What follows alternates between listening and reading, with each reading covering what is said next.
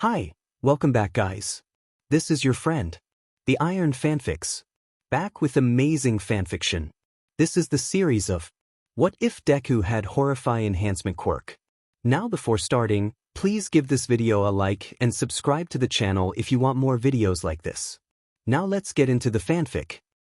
A rude awakening would be a gentle way to describe what Izuku was faced with upon opening his eyes. With a kick drum in his head, a sticky film covering his skin, and a dull, powerful pain in his gut, he felt as though he was ready to keel over and die not even 3 seconds after he half opened his foggy eyes. Add the putrid smell overpowering his nose to the list of tragedies inflicted on his body. What on earth is that smell? Thought Izuku as he shot to sit up, bones creaking under him, and he thought, befuddled. I'm in a dumpster. Sirens wailed in the distance as he sat upright, looking around while he sunk into sticky, damp, black garbage bags. Rats scurried along the alleyway the dumpster was crudely hidden in, ducking in and out of cardboard boxes lining the side which were discarded and stained with the strange liquids that tend to cover alleyway grounds. The alley was narrow, encased between 2 towering buildings, and as Izuku looked up, he could only see a sliver of the night sky. Slowly, the cogs in his brain started turning as he sat there in a trance. Slowly he closed his gaping mouth and snapped into logical Izuku. Oh my gosh, oh my gosh, oh my gosh. What am I doing in a dumpster? It's the middle of the night. Where am I? Oh my mom. She must be worried sick. Was I attacked and dumped? I should call the police? Yeah, they'd know what to do. Okay, Izuku. Breathe. The young teen scrambled for his phone, still sitting in the dumpster as he patted down his body, then around him, checking restlessly in the deep dark of the night. After scrambling for a while, hyperventilating, and checking again, Izuku realized his phone was nowhere to be found. In fact, he wasn't even in his own clothes. Now not wearing his middle school's uniform he would usually be in, but in a tattered old cream shirt and cargo shorts he definitely didn't own. He could panic about the prospects of that later, but for now he had to find a way to inform the police about this. He needed to call someone, anyone, and let them know he was alive. Well, I can't do much sitting in here. I guess any phone would do? Thought Izuku as he tried to dull his panic. He stood up on the trash, wobbling a tad, and leaped over the side of the stained, dirty dumpster, transitioning into a roll before he stood up tactfully. That was new. I guess getting mugged refines your reflexes? He reasoned.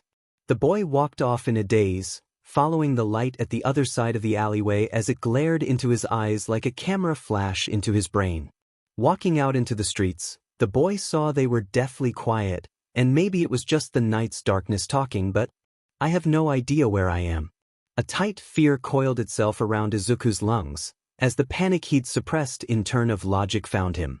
The roads and buildings around were dilapidated, with paint peeling and brick crumbling everywhere Izuku looked. Graffiti lined the walls like a sick, colorful mockery in an attempt to cover the spoiled buildings. Lights were on in every few windows, some from flickering TVs, some from warm lamps he imagined in run-down little apartments, but they all hurt Izuku's eyes in the dark.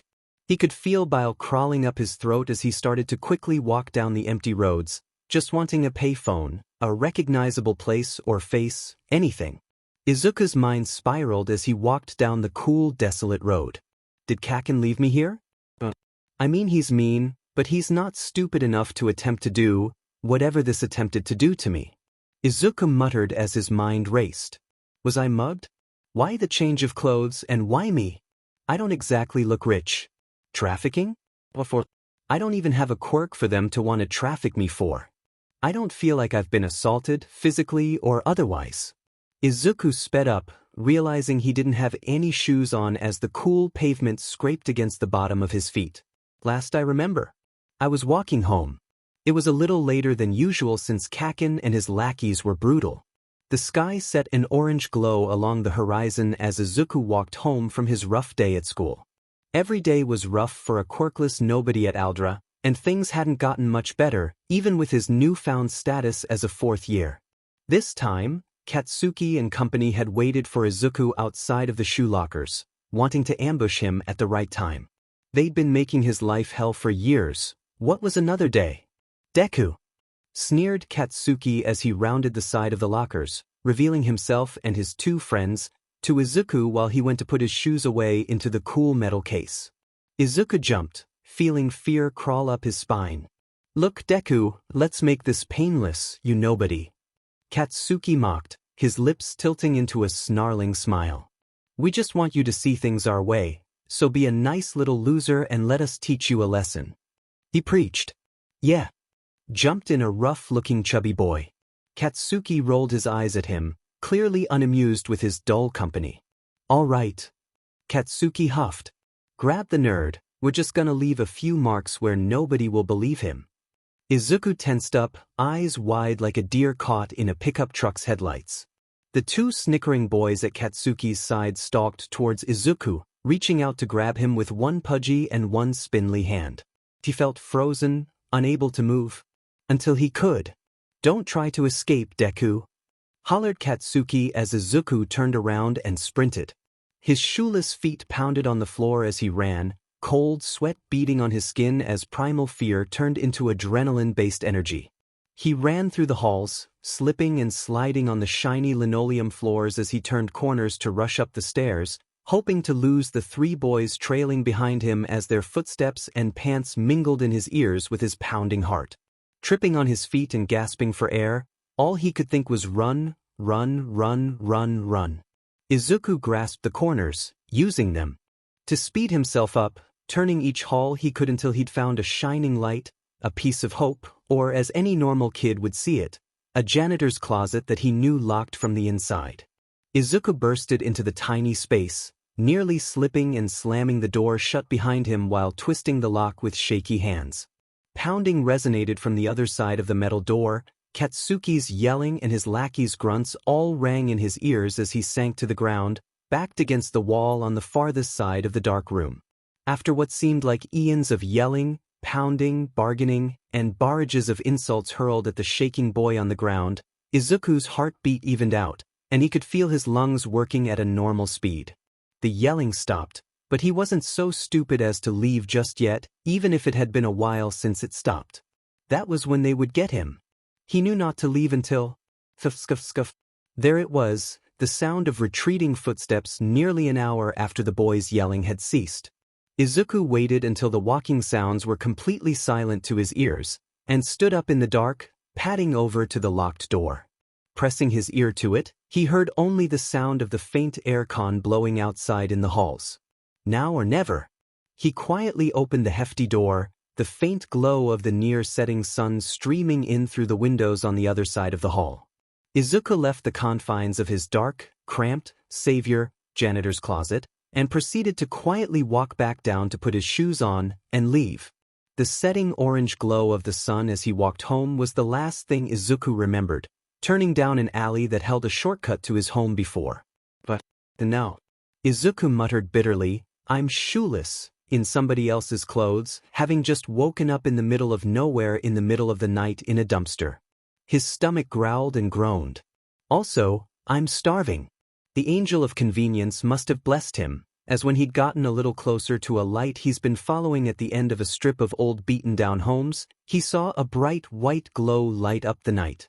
After walking aimlessly in an attempt to find, really anything, there sat a perfectly preserved and open 7. The store's stark contrast to the awful area it was in left it completely empty at this time, save for the cashier at the checkout who was on her phone. Thought Izuku, squinting at the light as he stood outside. She has a phone. He practically sprinted into the store, excited to finally connect with anything he knew. Ding. The door beeped as Izuku entered in a flurry. Excuse me, miss. Izuku yelled, startling the girl and causing her to jump. She puffed up like a cat, eyebrows scrunched and eyes wide. I'm super lost, would you mind lending me phone?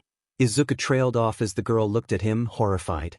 She narrowed her smoky eyes, still wary with her shoulders high in fear. Could just stay right here. She pointed in front of her. Izuku padded up as she handed him her phone, eyeing him warily while he looked down at it in relief. What is she so nervous for? Bad area, I guess? He wondered. I'm fine, so Would the police really care? I'm just some quirkless kid who woke up in a dumpster after a few hours unharmed. Really, I should call Mom. He stared at the keypad. Yeah, she's probably already got the police looking for me anyways. He punched in her number, the phone beeping at each button. The phone barely rang before it spoke out. The number you are trying to call is currently out of service. Please check that you have the right number, or, the message continued on, but Izuku hung up quickly. Must have mistyped. The cashier looked at him in suspicion. Izuku reread the number he's punched in and, no, that's definitely right. A dull drop in his stomach made him feel as though something was terribly wrong. A chill spread throughout his body. Had his mother changed her number in a day? Had he forgotten it? No way. He knows that number like the back of his hand. He looked up to the girl, meeting her scared gaze with an even more horrified one. It couldn't be. Miss, Izuku spoke slowly, deliberately. What's the date? The woman looked confused, carefully taking her phone back out of Izuku's shocked and unsteady hands. Are you okay? She asked, taking a step back and holding her phone to her chest. Izuku must have looked as horrified as he felt, not responding, just staring blankly. Oh boy, it's the 5th, I think, she said, looking away nervously. Izuku's last day of memory had been closer to the end of March. Had he been missing for days? The woman looked down at her phone's lock screen. Yeah, okay, it's the 5th of October. Izuku burst into the 7-Eleven's bathroom. 5th of October, 5th of October, 5th of October. It swirled around in his head, taunting him. 6 months. Izuku had been missing with zero memory for 6 months. His mother had turned off her phone and he had no idea where he was. He swiftly crashed onto his knees, hugging the toilet bowl, and began to dry heave into the clear liquid. His knees touched the dingy ground, and his stomach reeled as his panic swallowed him. Curling up, Izuku was huffing, feeling his vision close in around him while his thoughts reeled. He was sweating, yet he was cold and clammy. His clothes all hung off of him in the worst ways and scraped against his skin like small knives. He felt his heart hammer throughout his body, pushing blood too quickly in and out of all of his organs. His head beat like he was being punched repeatedly, and he was muttering nonsense as his hands shook and pulled his knees into him. He found himself thinking, not for the first time that night, just what on earth had happened to me. He couldn't calm down, he wouldn't. He just didn't know what to do, and in an ache to see a familiar face, he shakily stood, gripping onto the walls like. His sweaty hands would adhere him to it if he were to fall, and tripped over to the sink, gasping. He splashed his face with cold water, practically vibrating out of his skin with pure unease. Tears streaked down his face, searing into his skin and mingling with the smelly bathroom water. Finally, Izuku dared to look into his eyes in the stained mirror. His heart stopped. The pounding stopped, the aching stopped, he even stopped breathing as he looked into his eyes. His cold, dead eyes stared back. A poor imitation of the vibrant green they once were, clouded over and dull. His pupils shined red like an animal, and his face was worse. His freckles were almost gone against his skin, paler than he's ever seen it. He had eye bags that would lead anyone to believe he hadn't slept in years, blacking bruised purples that hung greasily under his dead eyes. He looked older, if that was even possible. Like he'd lost all of his face's baby fat, and adopted the structured look of a young man. His hair crowded his face, longer than his mother had ever let it get, and even it was dulled from its normal dark viridian, now a sickly swamp grayish green. He dared to look down at his body, well more so his chest in the sickly bright lighting of the gross bathroom. His shoulders had broadened, and his arms were lined with tightly packed muscle that was definitely not there before. His arms were scarred with cuts and lines that he's never seen before, and his hands were broad and calloused, clearly having been utilized in ways he hadn't before he'd gone missing. The growl of his stomach snapped him violently back out of his stupor as he examined his face slowly. There was no point stressing now, he could figure this all out when he actually got home, or to a police station. He just needed to stay calm. Freaking out wouldn't help. Izuku forced himself into a false sense of security, tucking all of his bad thoughts to the back of his head like he always did. He couldn't bear to think of just what had happened to him yet. He needed to get out of this bathroom. Out of this town. Back to his mother, to his life. That all started with tucking this away to the recesses of his brain until he found help. Izuku walked back out to the main area of the 7-Eleven, greeting the lady at the front with a nod. No wonder she was scared of me. I look undead. He had to admit he looked like sheet, sweat staining through his tattered clothes, making his gray washed-out hair stick to his pale forehead. He walked up to her again, watching him, she tensed. What town am I in? He asked innocently, not breaking eye contact though she was looking away. Naroki, she responded, voice wavering a bit as the scary young man looked at her intently. Oh, thank God. I'm still in the same prefecture. Izuku sighed in relief. If I could just get to a train station, I could make my way home, and this nightmare will be over. Mom must be worried anyways, but I really need food. His stomach growled on cue. He looked away shyly, then back to the confused lady. Wu dio let me work her for a few hours until I can afford to buy food dash? The deathly-looking boy sputtered out, wincing. The cashier panned at him, slight surprise reading on her features as she stared at this nervous weirdo.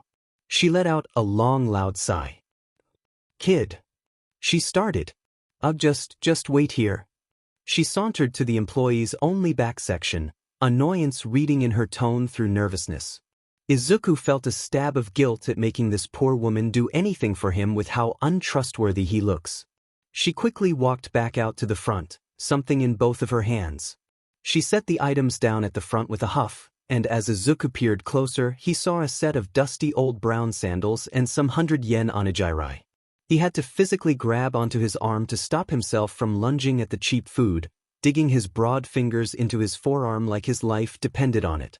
If I give you these, will you just leave as soon as possible? Her eyebrows tilted up and she ped her head forward and to the side. Oh, and I won't call the cops. I don't know what you're on, but I don't want to deal with it. She assured. Oh, she thinks I'm on drags. Izuku took the sandals and slid them on his feet. A little small, but will have to do. I would think the same, honestly. He took the onigiri and practically swallowed it whole, shoving the whole thing in his mouth like he meant it right in front of the woman, who looked half horrified and half amused. One more thing. Izuku spoke, liking some rice off of the side of his face. How do I get to the train station? His eyebrows tilted up in embarrassment at his lost demeanor. I just need to get back to Mizudafu, he stated shyly. The woman's tense and horrified facial expression drained off her face, looking at this lost kid who was clearly in, well, for lack of better words, deep shit. She worried her lip for a moment, sighing. Walk down this road to the left, take your first left, keep walking, take a right by the high school, and walk straight until you see it. She crossed her arms. Be safe. She stared at Izuku. This was clearly her telling him to get out as soon as possible. With all of the courage she could muster. Thank you so much, miss. Have a nice morning? Was it morning? Izuku had to have been in that dingy bathroom for at least an hour in a panic, and the dawn was breaking outside. Morning. He smiled shyly, cheeks bunching up his sickly eye bags. And with that, Izuku left the safety of the bright beacon of a 7-Eleven with a door ding, and out into the world that had just left him with a 6-month gap in his brain and a new body. Grr. He was starving. The train ride home in the dark of the morning wasn't fun, nor was it easy with the countless stares of the locals, pitying or annoyed, all trained on Izuku. Of course, he looked half dead, homeless, diseased, and probably smelled it too, but that didn't make it any less humiliating. Feeling like vermin wasn't a great way to start your already awful morning. Stepping onto the familiar roads of Mizudafu was a welcome rush of familiarity that seeped into Izuku's bones like warm honey into a sponge. Gone was the scenery of 7-Eleven lights glowing off of broken brick buildings, long cracked roads, and alleyway dumpster gunk. He was back to his element, quickly weaving in and out of the morning crowds and down roads he once knew to his local police station. He could just imagine the uproar they would be in upon seeing his face. A young boy returned after months missing, now strange and different. It might make headlines, or not. I mean, really, who was he kidding? A quirkless kid going missing wouldn't even make a few pages deep, but it might mean something to some police officer who was unlucky enough to be placed on his case. With how long he was gone, he wondered if they had even tried. What, a week of looking? A few days? His brain supplied, unhelpfully. I just want to go home. His heart ached at the thought of today being over. Curling up in the warmth of his all-might-covered room, having his mother caress his hair like she always did, whispering sweet hymns to her brave boy. Finally eating something that filled his stomach. As if it knew it was being thought of, his stomach gurgled again. Izuku walked up to the large Mizudafu Police Department building, his feet aching in the gross sandals he wore. The building stood gray and menacingly, tucked a bit away from the hustle and bustle of the city. Izuku uttered in a breath, gulping it down into his lungs, and forced his wobbling legs to walk inside. Places of government had never been too kind to the quirkless. Izuku knew that. He just hoped, prayed that they would at least let him go home. Stepping inside the police building, Izuku was greeted with the gray-blue walls that stretched up to the tiled ceiling, with a black wooden counter sitting in front of him. A man who looked like a cat sat in wait at the front, dressed like a simple detective. A pristine button-up shirt sat on his furry body, which Izuku could only see the top of from his angle with the high desk. He looked to be doing boring paperwork, shuffling, reshuffling, and glancing over occasionally to his computer screen with his green eyes.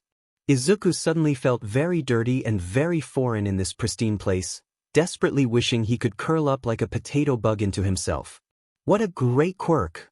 Watch out for Potato Bug Boy. Excuse me, sir, he said, voice pitching up at the end of his greeting. I need to speak with someone. Really, any police officer. He put his dirty hands up on the desk. The cat officer turned his head slowly, not wanting to pry his eyes away from the screen he was looking at. Name? He asked, unceremoniously. Izuku. Izuku Midoriya. Izuku picked at his nails, waiting for the uproar. Waiting for the greeting, the urgent calls, the excited welcome. Maybe he was just waiting for the recognition. Instead, the officer looked him up and down, distrust written on his furry face. Sir, have you been on any substances in the past 24 hours? The man asked in a monotone voice of disregard. Izuku was stumped, confusion bounced off of his deathly features. He knew he looked rough, but being asked if he was on drags based on appearance alone in the past 2 hours stung a tad. Would you just listen? I think something's wrong, maybe a misunderstanding. I've been missing, for a while. He pointed at himself, still waiting for the surprise to set into the cop's face. I mean at least 6 months, I've been gone, and I just woke up in a dumpster an hour or so from my house a few hours ago, Izuku rambled without pause. I mean I just want to go home, but I felt like I should report this? I know quirkless cases seem pretty unimportant, I mean I know you might not care, but somebody must know about me. He was frantically and loudly rambling at this point. The cat cop simply reached slowly over to his phone, picking it up and dialing a few numbers while it beeped. He kept his eyes trained on Izuku, and Izuku kept his eyes trained on him. Yeah, we have a 7,787 on our hands. Yeah, just at the front. No, he's not violent. Just yappy. Izuku recoiled slightly. Yeah, just might want to sit him down. The man on the other end spoke in an amused tone. The cat cracked a smile. Yeah, the kid thinks he's Izuku Midoriya? I know, yeah that's the one. Izuku looked around to make sure that anybody else was seeing this. Nobody in the lobby moved or cared. Was he going insane? Alright, see you in a sec. The phone was set down with a light clang.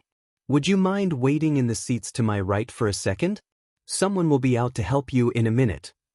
The cat man said as he folded his hands in front of him and sat back in his chair. He was unimpressed with Izuku, and Izuku felt as though he might throw up. Is he acting like this? Walking over to sit down, his thoughts ran wild, yet stayed painfully stagnant, stuck in his head like a traffic jam. They were all there just not moving. He felt like he was floating, but not in a fun light way, more like he was falling to his death but at that perfect point where he could only feel wind rushing by him and had no concept of how close the ground was. He plopped down quietly in one of the ugly black waiting chairs in the lobby. All he could hear was blood gushing through his body, the occasional grumble of his upset stomach, and the methodical typing of the cat cop at the front. Am I really that useless? That forgettable? To have no reaction, I mean. Just what happened while I was gone. Izuku put his head in his hands, wringing his fingers through his long, unkempt, swampish hair.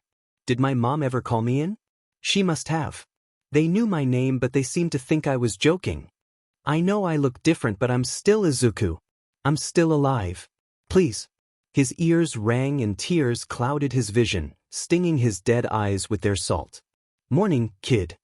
A low voice spoke up in front of him. Through his panic, Izuku failed to realize anybody had walked up to him at all. Why don't you come with me? We can get this mess all sorted out. Izuku looked up suddenly, hope washing through his features as large salty tears ran down his pale cheeks. The man was older than him, much older, with gray running through his hair and bushy mustache. He would look in place in an old Western film, the kind Izuku would watch when he tired of the same 6 all-might DVDs his mother had bought him from the bargain bin. Izuku shot up to follow the man, who silently turned away and started walking to the area of lined desks behind the cat officer's desk. Izuku wiped his eyes, which continued to sting from the bright white light from the ceiling. Each desk looked more or less the same, a bulky computer, some paperwork and files on it, maybe a small succulent or a photo of the person's family. Everyone was on hushed calls, or typing something in a spreadsheet with a sort of dead fish look in their eyes. Izuku knew it, everyone knew it, police stations were where almost but not quite heroes came to do the best they could. Almost obsolete in the hero society, but useful for petty crime nonetheless. Izuku huffed. Petty crime, that's exactly what his missing persons case would feel like to most. After passing the rows and rows of desks, Izuku was eventually brought to the very back of the station through 2 or 3 doors, and sat down at the other side of a desk in a small, cramped office. Large shelves lined the walls completely stacked in papers, and each wall had to have 2 or 3 filing cabinets. He imagined those would be packed too. "Good morning, Izuku, was it?" greeted the man, his mustache moving up and down as he talked. "I'm Detective Yoshida, and I was hoping to speak to you about your issue." He sat back in his seat sighing. "So, tell me what brings you here today?" Izuku stared at his nonchalance wide-eyed, a dryness creeping down his throat as he prepared to speak. "I told the guy at the front already. I'm Izuku Midoriya, you said it yourself." He took a deep breath. "Look, I don't know what happened to me, or if you even know what's going on, but I've been missing for months." He paused. "Last day I remember was March of this year, late March. I'm 15 years old now, I was. Actually, I should still be in my last year of middle school. I woke up around 4 or 5 hours ago in a dumpster, in clothes that aren't mine, over an hour outside of Mizudafu. I look totally different. I have no memory of the past 6 months and Izuku's eyes welled up with tears from stress, his skin prickling and begging to be anywhere but on his body. I just want to go home. But everyone I speak to, they all look at me like I'm crazy. Won't anyone help? Please." Izuku folded over in his seat, shaking and caving in on himself. "I should have just gone home. Look at the crazy quirkless kid. They won't believe me. They aren't listening. Was my case discarded the minute it was brought up?" Detective Yoshida got up from his desk and casually walked over to Izuku. Izuku listened as he wrapped something around him. Peeking between his fingers he saw a shock blanket? Does he think I'm hysterical? Izuku looked over at the man returning to his seat. "Son, I wish I could help, but the Midoriya case has been closed for months." He sighed. "I don't know who you are or what's happening, but I can't do much for you right now, so why don't you tell me what's really wrong? If you're running from something, I can help. There's youth support programs across the city and dash." Is he joking?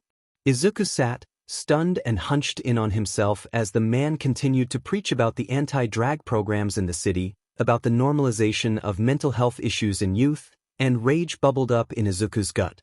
Ever so quietly, the hot fury creeped up from his stomach, to his chest, to his head. Standing abruptly, Izuku was desperate. "I have been telling you, sir, I don't know why my case is closed, but I am Izuku Midoriya. Do you want fingerprints? DNA testing? I don't know what to do, just please, I'll go home if you let me. I just dash. The detective interrupted. Son, we can't send you anywhere. You come in here claiming a false identity and clearly need help dash. Why won't you believe me? Please refrain from yelling in this office, we can help dash. I can't call my mom, please just let her know I'm okay. Please, please. Sir, we dash. Why is my case closed? Why won't you help me? Why? The Izuku Midoriya case is closed. Now sit down and we will not have to restrain you. I don't want to call security on you, kid, just cooperate and nobody will get hurt dash. Well, if the case is unsolved, reopen it. I'm right here, I'm dash. Izuku Midoriya was pronounced dead in late March. The detective slammed his hands down on the desk, shouting in a low tone over Izuku's childish pleas. His body was found after committing suicide by jumping off of a building. Sir, you are delusional and we cannot let you go out without proper assessments to your physical and mental health. Now if you dash, his words fizzled out, silence collapsed onto Izuku's mind as he tuned out the officer, staring blankly ahead at the detective's angry moving mustache as he yelled. I died? Izuku felt as though he was falling again, right before his body felt as though he was dipped in cool water, a chill spreading throughout each tendon, each bone, each cell of his body. His hands and feet were numb, his vision was blurred, and his ears were unresponsive. He was now dipped in the icy cool fear of mortality, and his heart stuttered and leaped in his chest, pulsing the cool blood that now filled him through his entire being. How had he died when he was right here? Just whose body was claimed to be him? He could vaguely sense the man in front of him becoming exasperated as Izuku gawked at him like a fish trying to understand physics, a blank, unmoving stare and slightly parted lips adorning his face for much longer than they should have. He vaguely knew when the detective dialed numbers on his phone, he vaguely knew when he started lightly shaking Izuku as he stood there, and he vaguely knew when two men entered the room, decked out in proper police gear behind him. Slowly as he was led out of the room, back through the 2 or 3 doors leading to the back, and out through another door to a hall filled with interrogation rooms, all metal and no familiarity of the office, he started regaining his senses. First, his eyes unblurred, next his blood warmed, and finally, his ears ceased their silent mark on the world. Hello? Hello? Sir? Izuku shot up straight, now realizing he was sitting in a cool and hard metal chair in the cool and hard metal room. Huh? He looked around in shock, unable to form any proper words. Sir, we just want to ask you a few questions, stated the man in front of him. He was in full police uniform, unlike the casual office wear of the detectives in the lobby. Is that okay? Izuku was still stunned enough to continue staring at the man attempting to talk to him like he had a second head. Confusion ran straight through his bones. We would just like a few answers on your well-being and whatnot. So, how's life at home? The man sat down across from him. Izuku attempted to stand, but quickly found his hands bound together tightly in cuffs behind his back, the metal pulling deep into his skin. He winced, still unable to talk or blink. The cop waited patiently for Izuku to answer, but the longer he was in this way too bright room with these strange men, the less he wanted to answer, even if he knew deep down that the police wouldn't hurt him, right? Still reeling in shock, the animal part of his brain was taking the reins while his trauma response muted every logical thought he had. The animal in Izuku screamed one word, and one word only. Izuku bolted upright, his leg muscles tensing as he lifted his cuffed hands over the back of the chair he was sitting on. The cop in front of him immediately pounced into action, diving towards Izuku to settle him, but it was too late. Autopilot took over Izuku's scared brain, and he leaped up onto the metal table crouching, before diving at the cop, his outstretched foot rocketing into the officer's face, knocking him to the ground. He swiftly crouched down onto his knees on top of him and headbutt him, standing back up as he felt the cop go limp beneath him. With his hands still tucked behind his back, he sensed 2 or 3 cops run in the room in an attempt to subdue him, batons in hand. He bent forwards, crouching low again as he felt a baton swipe at where his head was, The other two cops circling to the other side to get in front of him and corner him.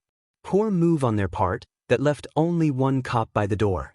Izuku's blank mind suddenly kicked into overdrive as he swerved sideways on his foot, using his legs to spring him upright, launching a powerful kick right into the doorway cop's head. He then used his same kicking leg to immediately jab him in the side, knocking him off balance and causing him to fall. He tread carefully over the unconscious headbutt cop and immediately kicked the second cop charging at him in the groin as he wound up his baton to hit him. The cuffs burned into his skin, and the final cop ran after him. As he approached Izuku, Izuku didn't have enough room or time to kick, his animalistic instincts making him feel trapped. He needed his hands, and he needed them quickly.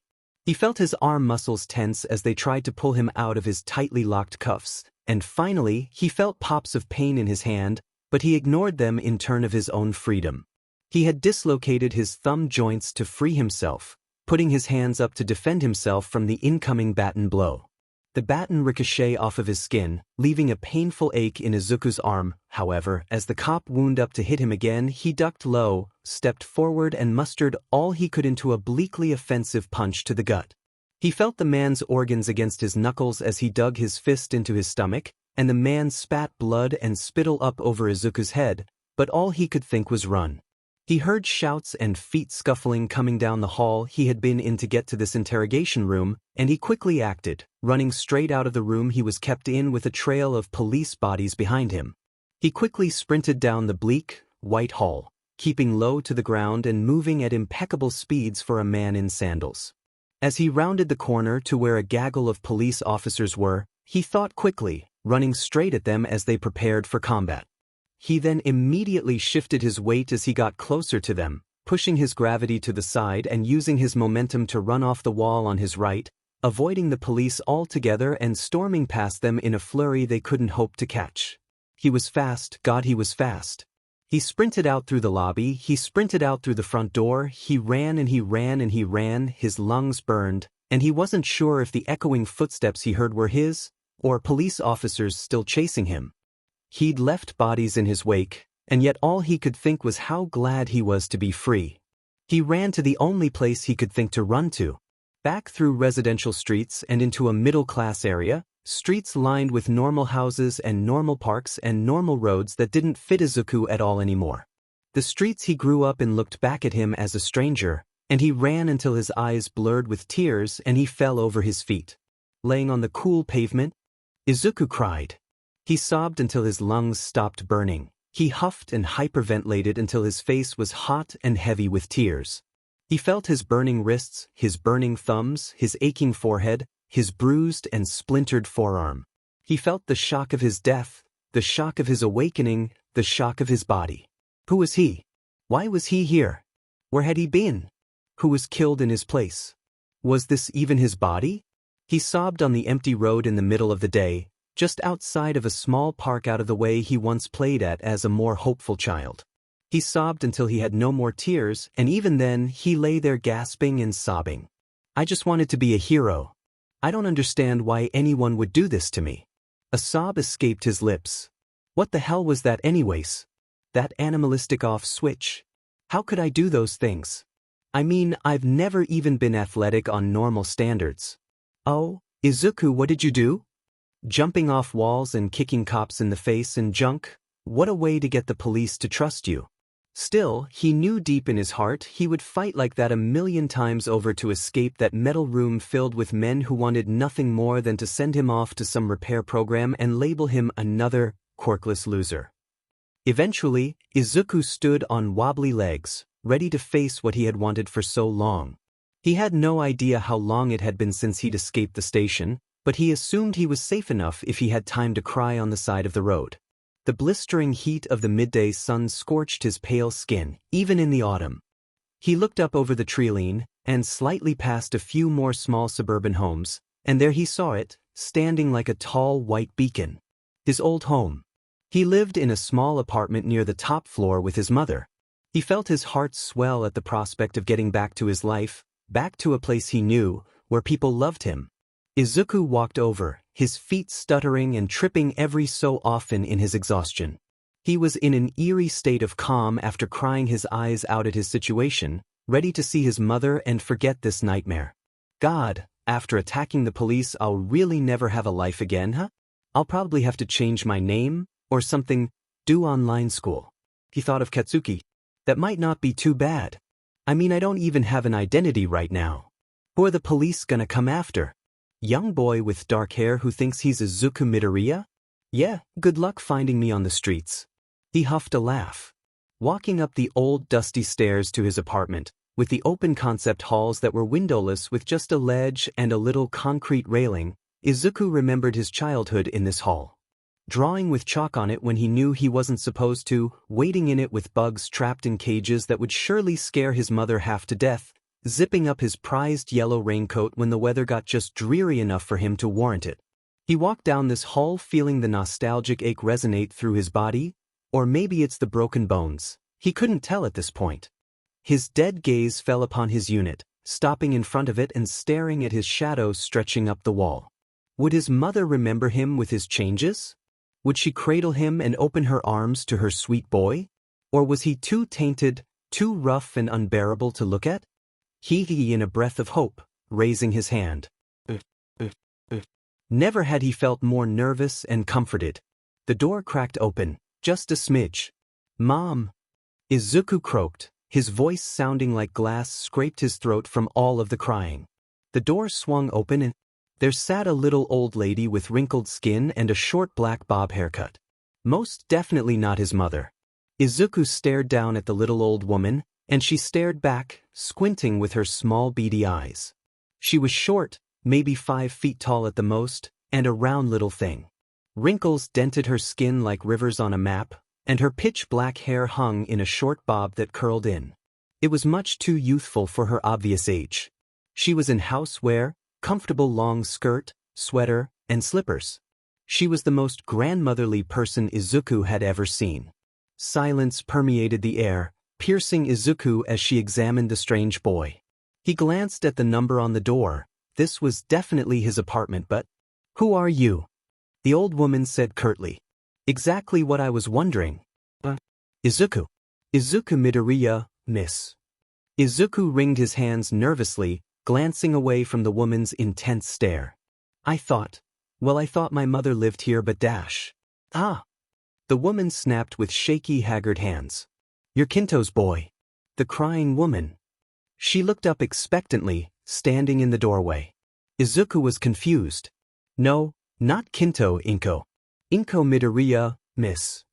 The woman paused. Green hair. Green eyes. Small.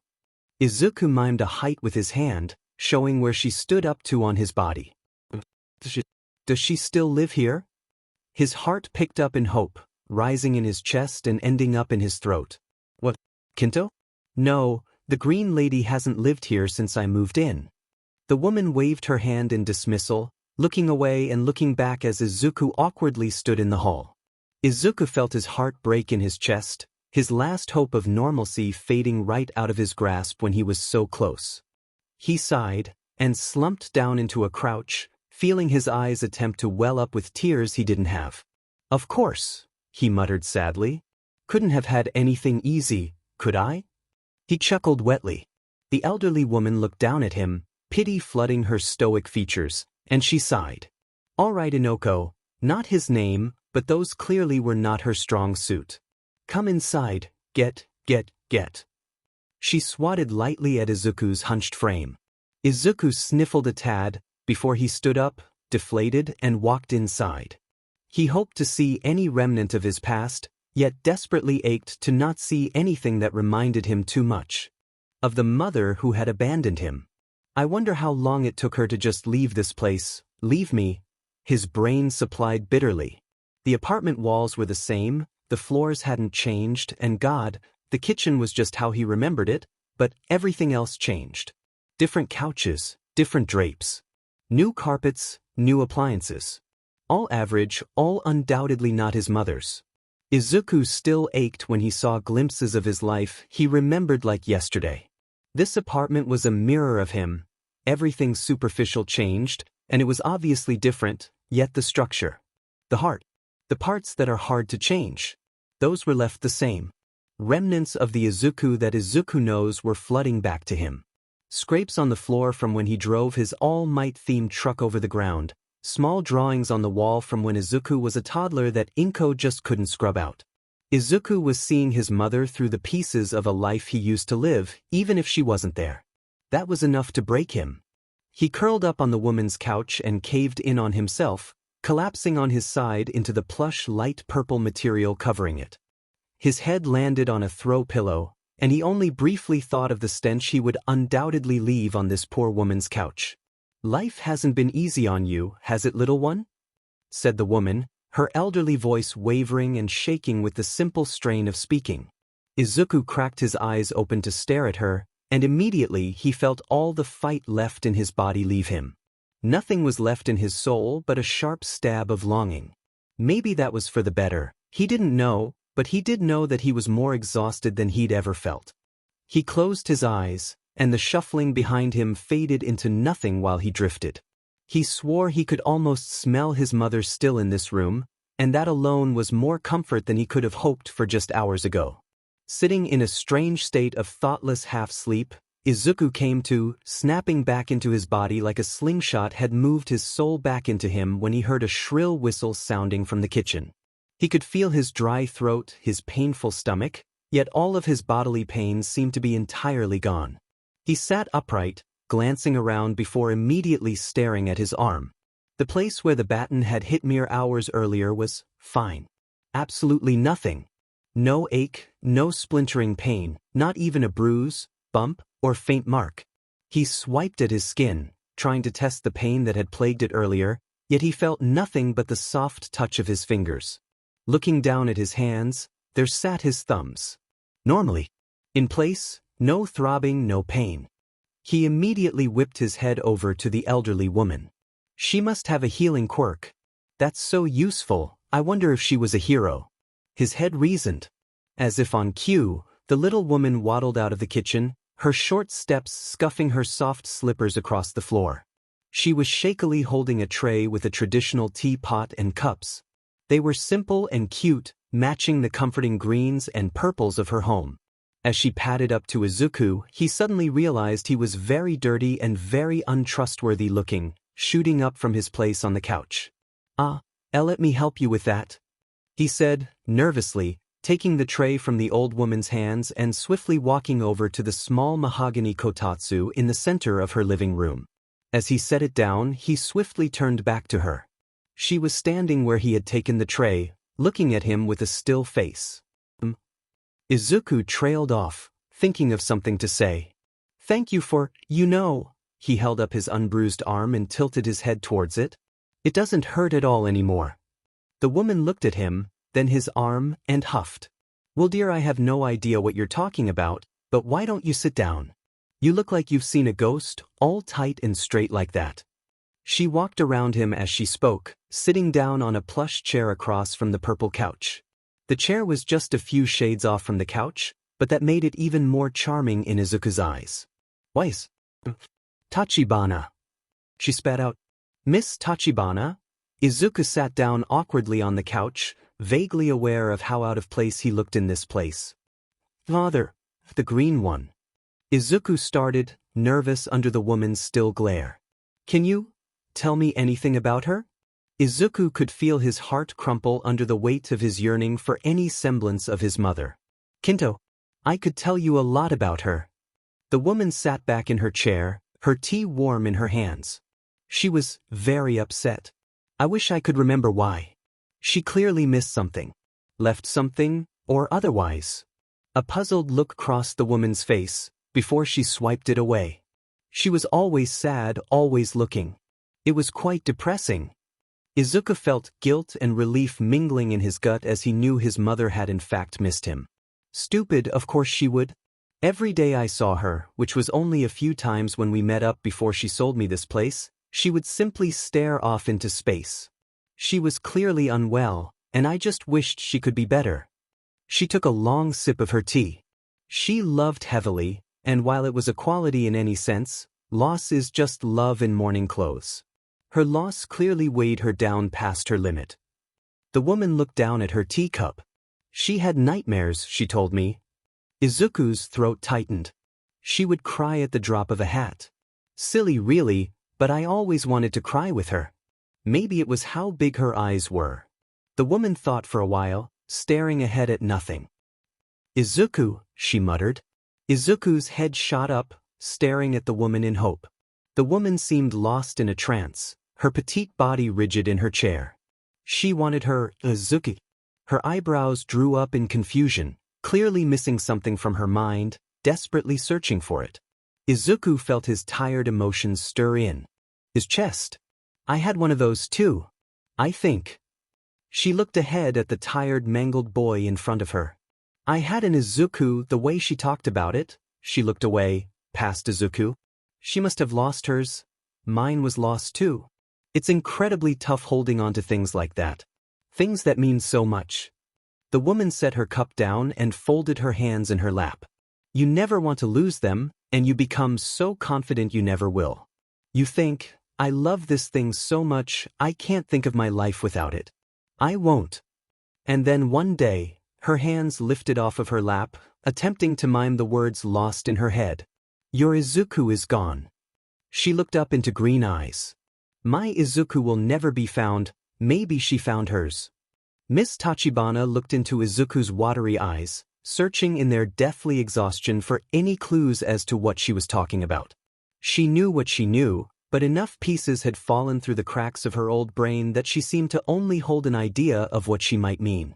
Izuku knew what she was feeling. Izuku had slipped through the cracks for himself too. The life that was Izuku Midoriya was gone. As he realized that, he looked down at his broad and calloused hands, seeing a stranger's body attached to his brain. I hope she did, he stated solemnly, unmoving as his tea got cold. Minutes passed by, interrupted only by Miss Tachibana's occasional sipping, until she finally spoke. She wanted me to wait for something, you know. Izuku looked up. Kinto asked me to watch over this apartment.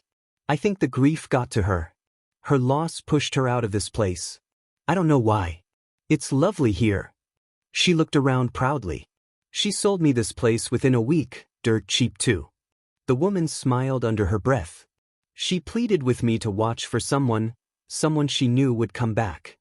She fiddled with the rim of the cup, eventually looking back at Izuku's tired frame. Inoko, are you all she was waiting for? Izuku shot up, looking the small wrinkled woman in the eyes. His mom, no? She knew he would be okay? She was always smarter than anyone gave her credit for. Izuku felt a wide smile creep up on his exhausted face, the feeling foreign to his tired eyes and shaking lips. I hope so. Miss Tachibana smiled. She sipped her tea. I know loss when I see it. That smile, you really are her son. She closed her eyes, clearly lost in nostalgia for the green woman. You lost everything as she did, didn't you? Izuku nodded, smiling bitterly while sadness creeped up on his features. His gray hair bobbed into his vision. I have a feeling, now this might just be the crazy old woman in me talking. Izuku huffed a dry laugh. But your Izuku still lies out there. She pointed at his chest. You are much, much too young for this loss. You have so much time yet. She set her hand down again. Your mother and I, making a new story takes time. We both know that. She left to make hers, I may have left to make mine a long time ago, but you? She smiled sadly. You are back in the same spot that chewed you up. You aren't turning the first page of your story. Her face became deathly serious. Inoko, look at me. Izuku locked eyes with her once again, not wanting to face the truth he knew she would sear into his skin. You must move forward. Izuku knew that. He knew he couldn't keep hanging around in the remnants of his old life like a ghost trapped in a home. Maybe he didn't want to admit it, he ached to just forget everything that happened to him, not that he even remembered it, and go back to his old life like nothing had happened. But something had happened. His Izuku was still in him. He'd never left. But if the current Izuku didn't adapt to the world he was placed in, he would surely fade away with his old self. He nodded stiffly, new inspiration burning in his gut from this wise woman's words. I understand. Izuku would adapt. He had to. Izuku and Miss Tachibana talked for a while longer, drifting between conversation and silent tea sipping. Izuku stayed for hours, eventually quenching his dry throat and worried thoughts with soothing herbal tea and light conversation with a woman much wiser than him. Miss Tachibana's thoughts were scattered at best, incomprehensible at worst. She was clearly quite old, and her age was getting to her brain. Izuku could see through that though. He knew Miss Tachibana had a youthful soul behind all of her wrinkled skin and fading memory. It showed in her affinity for cute pastels, her absolute love for dramatic soap operas. Izuku could go a while without ever needing to watch an episode of a doctor show she liked so much. She recited it like it was her own life, and her smile that, while rare, folded all of her skin tightly across her face, showing the rosy glow of her cheeks and the childlike twinkle in her eyes. Izuku knew she may be the first step into his new chapter, and maybe selfishly he thought he could just sense his mother through this woman. She was just as caring, maybe in a harsher way than his mother's fluffy hugs and crying sessions, but she had the same golden hope shine through her that his mother always seemed to radiate. As the door clicked shut to his Miss Tachibana's apartment, Izuku walked out into the setting sun, vowing himself to remember this woman, and to visit when he could. She seemed to live alone, and she didn't have the strongest mind he'd seen. He could really use the company. Who else did he have to lean on? Izuku's stomach felt like it was folding in on itself. He had managed to ignore his hunger at Miss Tachibana's, not wanting to seem rude or like a beggar, but he needed food. With no money, the options were limited. I can sleep it off, I guess? I mean, I don't even know where I would sleep without money, unless I sleep on the streets. Yeah, no. Then I really will be dead. Izuku felt a vague sense of dread creep up on him the second he latched onto that train of thought. I would need to research where I could go. I think I might need a computer for that. Nobody exactly gets anything out there by newspaper. I haven't even seen a newspaper in forever. Do they still make those things? I mean, it's kind of... Hey kid! A calm voice yelled out. Izuku turned in the direction of the voice, only seeing the shadows cast by the alleyway he was in. He had decided to take a shortcut out to the main city in hopes of finding anything he could eat, his feet following his gut before his head. The voice piped up again. What's with all the muttering? You a spaz? Izuku looked over, silent and confused at the man. He sighed. Not much of a talker? That's smart, I get it.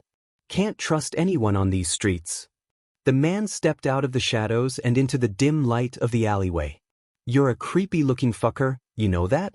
You look half dead. The man was probably a half a foot taller than Izuku with dark red hair and eyes. He had a long scar that stretched across his face, and a menacing look in his eyes. Izuku took a step back, dropping slightly lower. Whoa, but don't get all feisty with me. I just need a favor. Izuku didn't trust the man a bit. Narrowing his eyes, he was prepared to fight back at any sudden movements. The man spread his hands out, walking towards Izuku in the empty alley. God, why is it always alleys? Just a bit of cash will do. The man shot a knife up through the skin of his hand. That must be his quirk. Nobody has to get hurt. He smiled, showing off 2 or 3 golden teeth on his top row. Izuku slowly backed away, preparing to run. Just stay. The man got closer, ever so slowly creeping in on Izuku like a caged animal, holding up his hands to signal peace. Izuku wouldn't bite. When the man lunged at Izuku, knife-quirked hand moving towards him, Izuku barely batted an eye. He quickly shifted to his right, dodging the attack. The man retaliated, swiping his hand he shoved sideways. Izuku dropped to the ground, effectively dodging that attempt on his life. He ran up behind the man, bolting around him as he tried to follow him with his eyes. Izuku tried to kick the man in the back, but the man caught his kick, turning around in time to hold his ankle tightly. Izuku ripped his leg back out of the man's grasp, ducking under another attack from his knife palms. The man slashed at his crouched form. Izuku swayed, ducked, and avoided each move, sweep, and slice. He was being backed up against the alley wall, so he quickly shifted his entire weight sideways, leading the man in a circle as he dodged. The man's grunts filled his ears as he couldn't quite move fast enough to catch the slippery boy. Stand still, you brat. It'll only hurt a bit. The man smiled wildly as he slashed at Izuku's face. Izuku bent in half like a contortionist, back arching halfway to his knees before he stood back up to counter a knife blow aimed at his torso, pushing away the man's knifed hand with his palm to the man's wrist, redirecting the blow away from him. How am I doing this? Izuku felt like a fish in water. He was in an element he didn't know he had.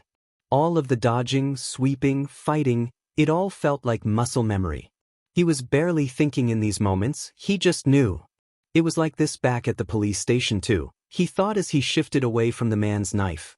The minute I feel cornered, my brain shuts off and my body's response is to attack. Though this time, since Izuku felt less imminent danger, he hadn't harmed the man. He knew he needed to so he could eventually escape, but he really didn't want to. He didn't want to flip off that switch of conscious thought in his brain, but he could feel his body aching to do so, his limbs needing release from the knowledge of what to do, yet not being able to do it. He took as deep a breath as he could while the man slowed down, and flipped that switch. Suddenly, his senses heightened, he could feel the air around him, hear the whiz of the knife, feel each muscle fiber under his skin. No panic dulled his senses, and his eyes clouded over. True autopilot had taken the wheel. The man recoiled at the look on Izuku's face, a blank sheet. Intimidated, he stuttered in his movement. That was all Izuku needed. He wound his arm back, feeling energy burn through his skin.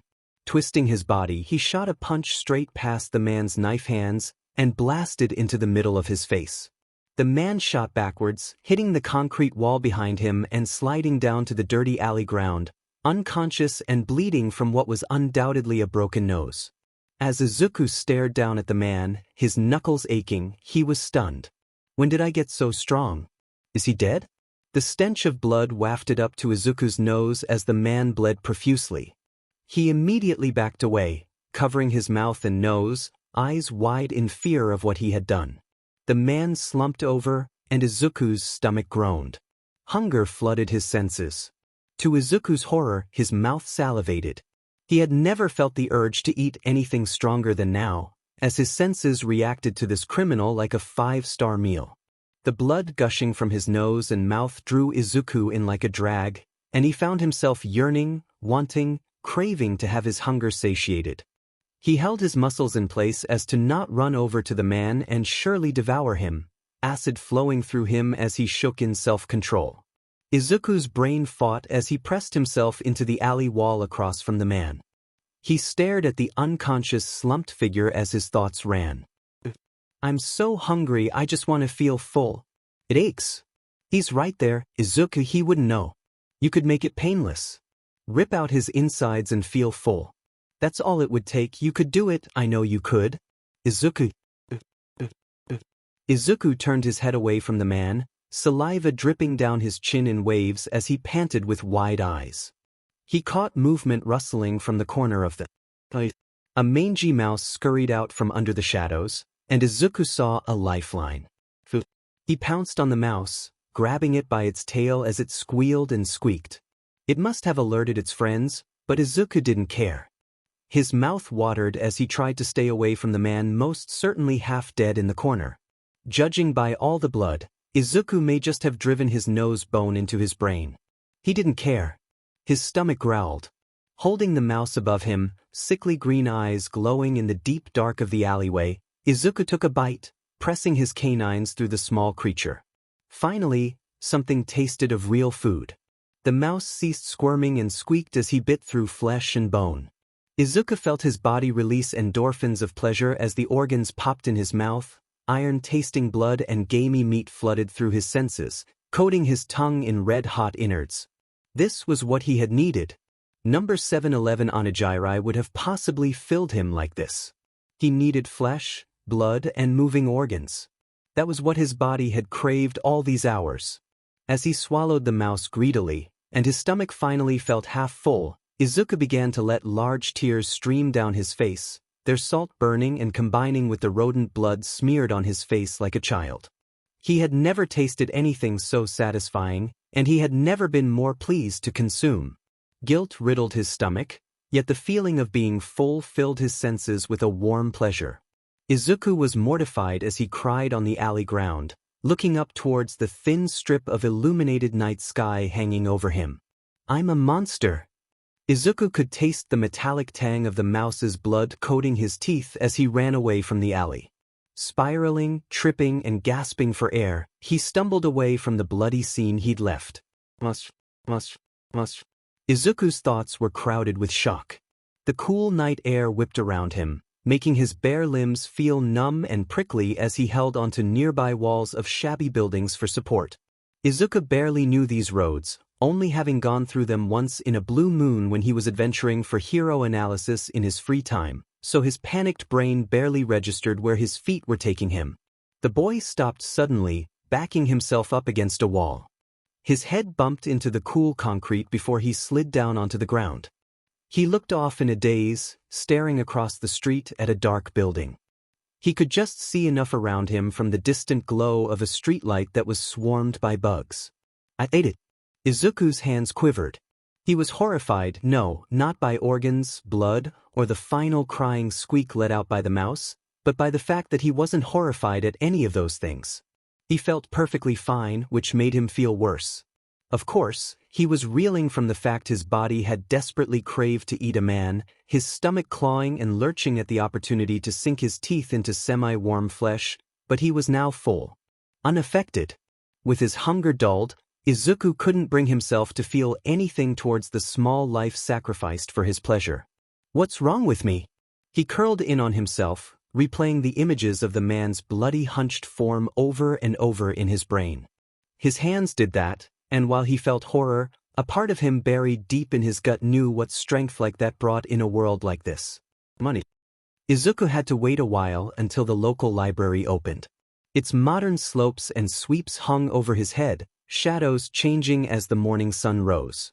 The minute he saw the grand doors unlock from the inside and the lights turn on, he was sweeping past the morning staff and speed walking straight over to their public access computers. The good thing about publicly funded places like the library was that they weren't too up to date on what places on the internet to block. Maybe they could censor out buzzwords, but Izuku knew the underground didn't work like that anymore. Most illegal advice was obtained from the most legal of places, simply placed under encryption for the right audiences. Izuku was undoubtedly a child of the internet, spending most of his time as a reclusive tween on his computer, scrolling through forums, even ones that didn't have the best sources of information. Hero forums were his shtick, but he couldn't say he didn't dive a little deeper sometimes. The seedy underbelly of the internet didn't lie in websites coding secret codes with locked message boards. It was usually out in the open, like one of his old favorite message boards to peruse for some less than legal information on heroes. This website let him know things like heroes' entire scouting schedules months in advance, highly private information, or even weak spots known from personal experience fighting smaller-time heroes in the Mizudafu area. The people on this site were clearly shady at best, but man was the information useful. Sitting down at the clunky cream computer, Izuku loaded up the highly popular messaging board website, heroesinformatics.com, and scrolled down to the very bottom of the homepage to find the small link that led to the seemingly innocent chat board called Meet and Greets. This was where his moneymaker was.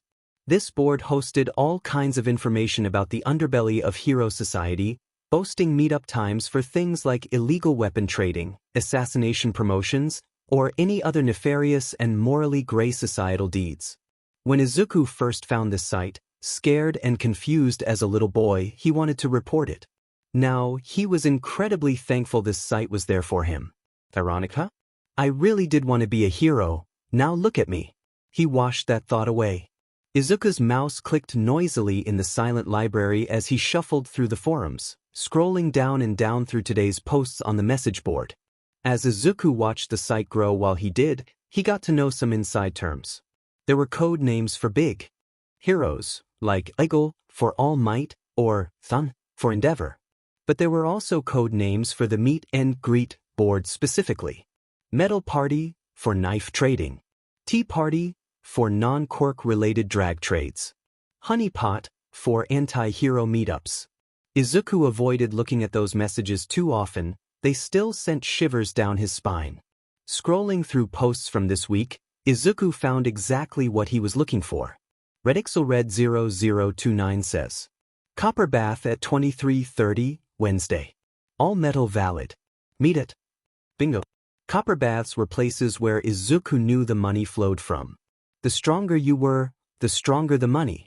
He'd seen the boasted success of others who had joined the copper way of life, sending in forum updates about the next meetup and how they would pummel this and that. All he had to do was follow the path. Copper baths were a simple concept. The strongest enter the ring, the weakest come out. The longer you last and the more bets you gain, the more money you make. All you have to do is stay strong. And boy was Izuku strong. He swallowed a nervous lump in his throat. I'm really gonna head to an underground fighting ring for some cash, huh? He snickered dryly at the turn his life had taken. It wasn't funny. Izuku had spent the rest of his day in the deep recesses of the library, sitting among the books. He thought about everything that had happened in the past 48 hours. He'd lost his life, went through hell, ran from the police, and was about to enter the lion's den of the underground.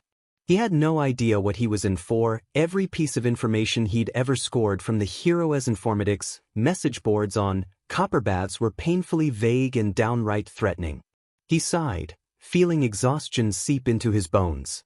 Actually, how long has it been since I've slept? Izuku wrestled through his unpleasant memories of the time since he'd woken up. I guess I kind of slept at Miss Tachibana's, but, he wondered, was the last time I slept really in that dumpster? Izuku had been continuously feeling like he was in some horrific dream, a waking nightmare that had taken over his life. He almost couldn't believe he was awake, let alone that he needed sleep. He slumped down sideways, sliding along the bookshelf in the silent library. He landed on the ground with a thwump, curling up into a fetal position on the scratchy carpeted floor under him. Sleep wouldn't be too bad. That was Izuku's last thought before he was snapped awake. Ir. Sir. A nasally voice yelled out towards him. Opening his eyes, he blearily saw a woman standing in front of him, hands on her hips. Sir, I'm going to have to ask you to leave. The woman said, her stern face pulling her eyebrows down and scrunching up her nose. She looked like an angry hamster to Izuku. Huh. Izuku sat up and rubbed his eye, yawning. He immediately tensed up at the realization he was still in the library. On the ground. Having passed out in a public space. Geez, so much for a good rest. I must have been out for a few minutes.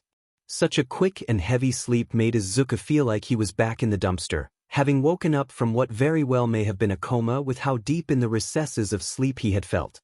He looked around the library, the wooden bookcases cradling him in their knowledge. Wait, why is it so dim? The sunlight that streamed in through the windows lining the library was gone, leaving black voids that looked out onto well-lit streets. Izuku was stunned. He had wondered how he had slept that long in what felt like the blink of an eye. Sir? Izuku stood up, practically jumping out of his skin as he realized the intrusion he had placed on the poor workers of this place. He must have seemed like he was ignoring this woman's requests. Say something, idiot. I'm so sorry, miss. I had no idea that I was, for that long, I'm sorry, I'll go now. Izuku squeaked by the end of his embarrassing half-sentence. He bowed and quickly sped off through the aisles of books. The librarian simply huffed a sigh at the quick exchange, unimpressed but glad she didn't have to deal with a hooligan who refused to leave.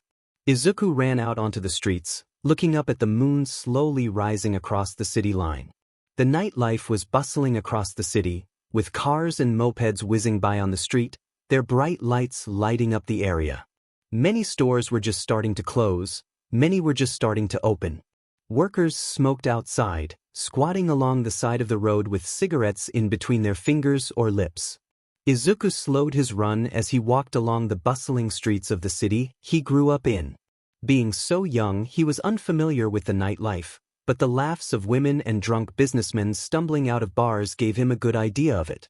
He saw neon signs light up that he had never seen before as he walked. XXX party this way. Girls, girls, girls. Blue Rose Host Club. He tried to feel wonder at the life he saw blooming around him, now immersed in crowds of people and culture, but he still felt so unbearably alone.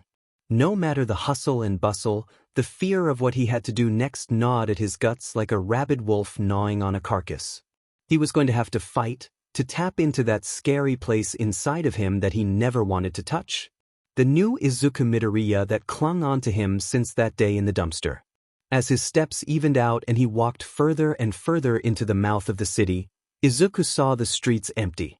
The glow of the signs dimmed, and the bars became less lively, more aggressive. Red hues lit up the district, and the buildings became lined with graffiti and littered with half-dressed women hanging out of windows, waving at Izuku as he passed. This was the area of Muzutafu that even heroes couldn't tame. He tucked his hands in his pockets and stayed light on his feet. His hairs all stood on end across his body, keeping his head hunched and swerving. Around the swarms of shady-looking people, Izuku kept walking until he saw it. On the left side of the bustling street, an eerily lively staircase was lit up in dim warm lights. Men and women of all quirks sat and stood along the stairs, some smoking, some laughing and chatting, many glancing around. They all wore tough clothes, from all black studded outfits to what looked to be full fighting get-ups. All had one thing in common. An unmistakable air of excitement floated around them. Lively music pounded from around the stairs' corner. Izuku ducked his head and trotted down the stairs, getting weird looks under the LEDs. Everyone there must have been at least 5 years older than him, and many had much more muscle than him. Almost all looked like they had experienced more than him. They scoffed and rolled their eyes at Izuku's passing, causing his guts to squirm uncomfortably in his body while his heart leapt. Am I making a mistake? Probably. Do I care? Izuku thought for a second. Screw it. He needed that money, and maybe selfishly, he needed to test his strength. He had held back each time until now. He just hoped he could push past the fear that controlled his fighting and control it himself. Izuku pressed his hands against the cool, rusted metal of the large entry door at the very bottom of the stairs. It was lined with posters, some half-torn, some old enough to have been his mother's age. He pushed. Loud thumping music blasted into his eardrums, filling up his head with a rhythmic noise. If there was one word he would use to describe the space, it was crowded. At least 500 people had to be there, and the room clearly wasn't meant to house that many. The walls were a deep red, and the floors were sticky with unknown liquids. It was pure black, and with the poor lighting, Izuku felt like his feet might melt into it. The only source of light came from an obnoxiously bright center light that hung over a massive stage which was lined with a cage. Nobody stood in the cage just yet, but Izuku knew they would soon. He would soon. The ceilings were high, and the noise of the loud laughter, shouting, cheering, and taunting filled the room along with smoke. Izuku's lungs shuddered and wheezed at the thick air. He'd never smelled smoke like that before. People shoved into him and pushed around him, but before he could knock over, he was moved into a tall man. As he looked up at the Goliath, he saw he was less of a man and more of a lobster. The lobster-headed man began talking to him, his little mouthpieces moving as he yelled over the music. Why are you here? His voice was deep and gravelly. Izuku cleared his throat, desperate to not show any weakness in front of this suspicious crowd. He yelled louder, with his chest this time. I'm here to fight. You know, the listing? He looked up into the lobster's soulless black eyes. The lobster man broke out into a loud laugh. Why didn't you say so? Izuku could hear a grin in his voice, but had absolutely no idea where it could possibly be coming from. Here, come with me. Fighters go to the back before the show. As he followed the broad back of the tall lobster man, shoving through the crowd of onlookers, he felt his heart pick up in his chest. This was his opportunity. He could actually see what he could do now. Excitement mixed with his dread at the thought of getting in that bright ring and letting himself go without guilt. Izuku was led in through another large metal door. This one swung open to reveal a large area filled with what looked like martial arts equipment. Men and women with all varieties of quirks were scattered across the room, all sticking to their same quadrant. Some were throwing knives, the lights glinting off of them in a flash before they hit their mark with a thud. Others were throwing punches at punching bags, rocking the bags back and forth with intensity Izuku had never seen before. Some were sitting around the room simply chatting to each other. He even saw a man with a snake head wrestling a man with spiked black hair to the ground in the corner. Izuku gulped. All of these people looked to be experienced fighters, rippling muscles lining their bodies. Tension filled the air, and conversation and grunts almost drowned out the loud thumping music from outside. "Ladies and gentlemen," the lobster started, a grin filtering his words once again. "We have a newbie." All eyes immediately snapped over to Izuku. Grunting and chatter stopped, as did the movement that flooded the room. "This little one has never been to a copper bath before." The lobster man chuckled. Izuku was very certain he never told him that. He could feel jitters running through his entire body with all of the attention. Every set of eyes were trained on him like a slab of steak being lowered into a piranha bath. Nobody dared move, especially not him. "Everyone please be nice to him." The lobster man fake pleaded. "Don't rookie crush too hard." He swerved on his feet, turning around and leaving, ruffling Izuku's pale hair on the way out. "Rookie how it now?" Everyone's eyes stayed trained on Izuku. He stood like a statue. "So," a woman with purple hair piped up. "What's your quirk?" Izuku's heart stopped in his chest, sinking to his feet. "Up strong," he mumbled out. An uproar of laughter came from the fighters. "They all say that." A man piped up from somewhere in the gym, extracting more laughter from the group. Izuku burned in shame. This feeling of helplessness, the sourness that lay coating his stomach, he was all too familiar with it. He felt bile burn in his throat. "Well, kid, can't wait to see what you've got." The purple woman spoke. Izuku looked down, clenching his fists. He couldn't wait to either. Suddenly, a shrill ring sounded out across the gym. Izuku's head lurched up in preparation, his nerves tingling at the sound of an escape from this situation. "Ah, the first round starting." Somebody excitedly piped up. All heads turned to a screen that was hung up on the wall of the gym. The screen flickered on and showed everybody's pairings. Up first was two people named Calico and Maroon. A woman and a man both hooped, excited to head out to the ring. Izuku read down the list. At the very bottom of the starting fights, he saw a name that clearly stood out. "Noob." "Yeah, that's gotta be me." He breathed in through his nose, mentally preparing himself for the upcoming trials. His body trembled with sealed energy. He hadn't felt more alive in a long time. Grunts, shouts, cheers and panic could all be heard through the thick metal doors to the gym. Every few minutes or so, the shrill ring would sound and applause and shouts could be heard shaking the building before the two fighters would hobble back into the gym, one in clearly worse shape than the other. This happened 5 times before Izuku knew it was his turn. He was quickly ushered out of the comforting dulled confines of the bench in the corner of the gym and into the blinding lights and loud cheers of the main area. His blood pumped under his skin as he walked up to the ring, the announcer's voice echoing in his ears. "Everybody put your hands together for our final fight of the first round." Applause rocketed up across the room, loud vulgar shouting and cries of, "Yeah," echoed off the tall ceiling. "Next up in the cage, we have a little treat for you all." Izuku paused at the base of the cage, waiting for the large guard in front of it to open up the door on his cue. "We have a sweet little newbie on our hands." The crowd burst out into whoops and laughs. "Let's show this guy how accommodating we are at these copper baths." A roar overtook the crowd. "Up against our little noob, we have a repeat champ in the housey.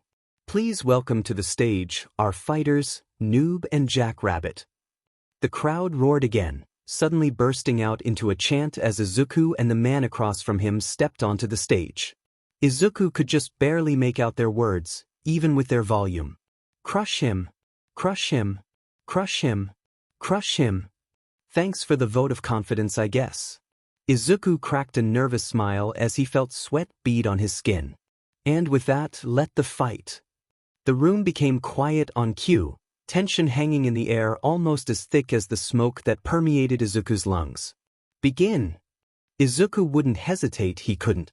He sprinted up to the man, holding himself close to the ground. He felt the muscles in his legs constrict and push off of the ground at impeccable speeds. His mind fought to put him in a dulled-out trance to fight, but Izuku wanted to feel every second of this. He wanted to learn, And to learn he had to be in his body while he threw punches. The man, Jackrabbit as the announcer called him, swerved away from Izuku, shock forming on his face at the young one's bold move. Izuku made a beeline to knock the man out, pulling a punch back with everything that he had, and bursting it out away from his body. Jackrabbit narrowly dodged, swerving his head sideways as the air pressure from the punch cut open a slit on the side of his face. He fearfully looked into Izuku's eyes as he evaded. "You really are something," he murmured to Izuku. "Too bad I'm something too." He pushed back with mock confidence, leaping off the ground feet above Izuku into the air, clinging onto the top of the cage. "What's this?" the announcer gasped out in a theatrical voice. "Jackrabbit is using his final move so soon?" He jumps. Izuku thought dully. "Explains the name, I guess." Jackrabbit tensed his legs beneath him as his fingers wrapped around the wires of the cage. Izuku could read his movements before he could get around to them. The man's red eyes were open wildly, ready to pounce on Izuku and end things. Jackrabbit pushed himself off of the top of the cage, arm wound back in preparation for a punch, soaring like a bullet towards Izuku's face. With his mind not clouded by panic, it was almost too easy for Izuku, seeing the man moving in slow motion as he rocketed toward him. Izuku shifted his foot back while the man came at him from the air, shifting his weight backwards before spinning and ducking, shooting his leg up into a roundhouse kick. Izuku's face read of no emotion, and even as the crowd cheered in slow motion as he launched his leg out, he felt nothing and showed nothing. His weight shifted and spun him around, giving incredible momentum to the kick. It landed directly against Jackrabbit's head with a loud crack, sending him flying to the other side of the cage as he ricocheted off of Izuku's leg like a pinball machine. His punch never landed, his final move failing in his panic to defeat Izuku. Jackrabbit slammed into the metal cage, denting the side outwards with the sheer force of the kick that had sent him there. His face was bleeding and bruised, turning purple and red under the harsh lights overhead. He laid there like a rag doll. Izuku stood with his legs still hovering in a follow-through stance from his kick. The fight had lasted under 30 seconds. The crowd was deathly silent, as was the obnoxious announcer. Was that it? The shrill ring sounded as staff walked on stage to drag off Jackrabbit's unconscious limp body. The crowd roared louder than Izuku had ever heard it. Bottles smashed off of walls. People let their quirks go in the space. "People must have bet against me. That sounds like a lot of angry patrons." The announcer sounded out over the chaos. "Ladies and gentlemen, I don't know what just happened, but it appears our round 1 winner is Noob." Izuku smiled slightly as he walked off stage, weaving through the angry swarm with ease. "If all of my fights are that easy, making money will be a breeze." When Izuku walked back into the gym alone, no injuries whatsoever as the chaos sounded outside, to say all eyes were on him would be an understatement. Izuku's next round was mere minutes away as he waded in. The gym backroom. Half of the original people in the gym remained, many scuffed up and nursing wounds. They all swapped weary glances over to Izuku as he sat, unmoving, in his corner. Jackrabbit wasn't weak. He wasn't the strongest fighter they had that returned to local copper baths, but to lose in the first round to a new child, that was something none of the fighters in the copper bath business had seen. All minds in the room wondered how that match truly went, and though none would admit it, they all feared being placed against the unmarked boy.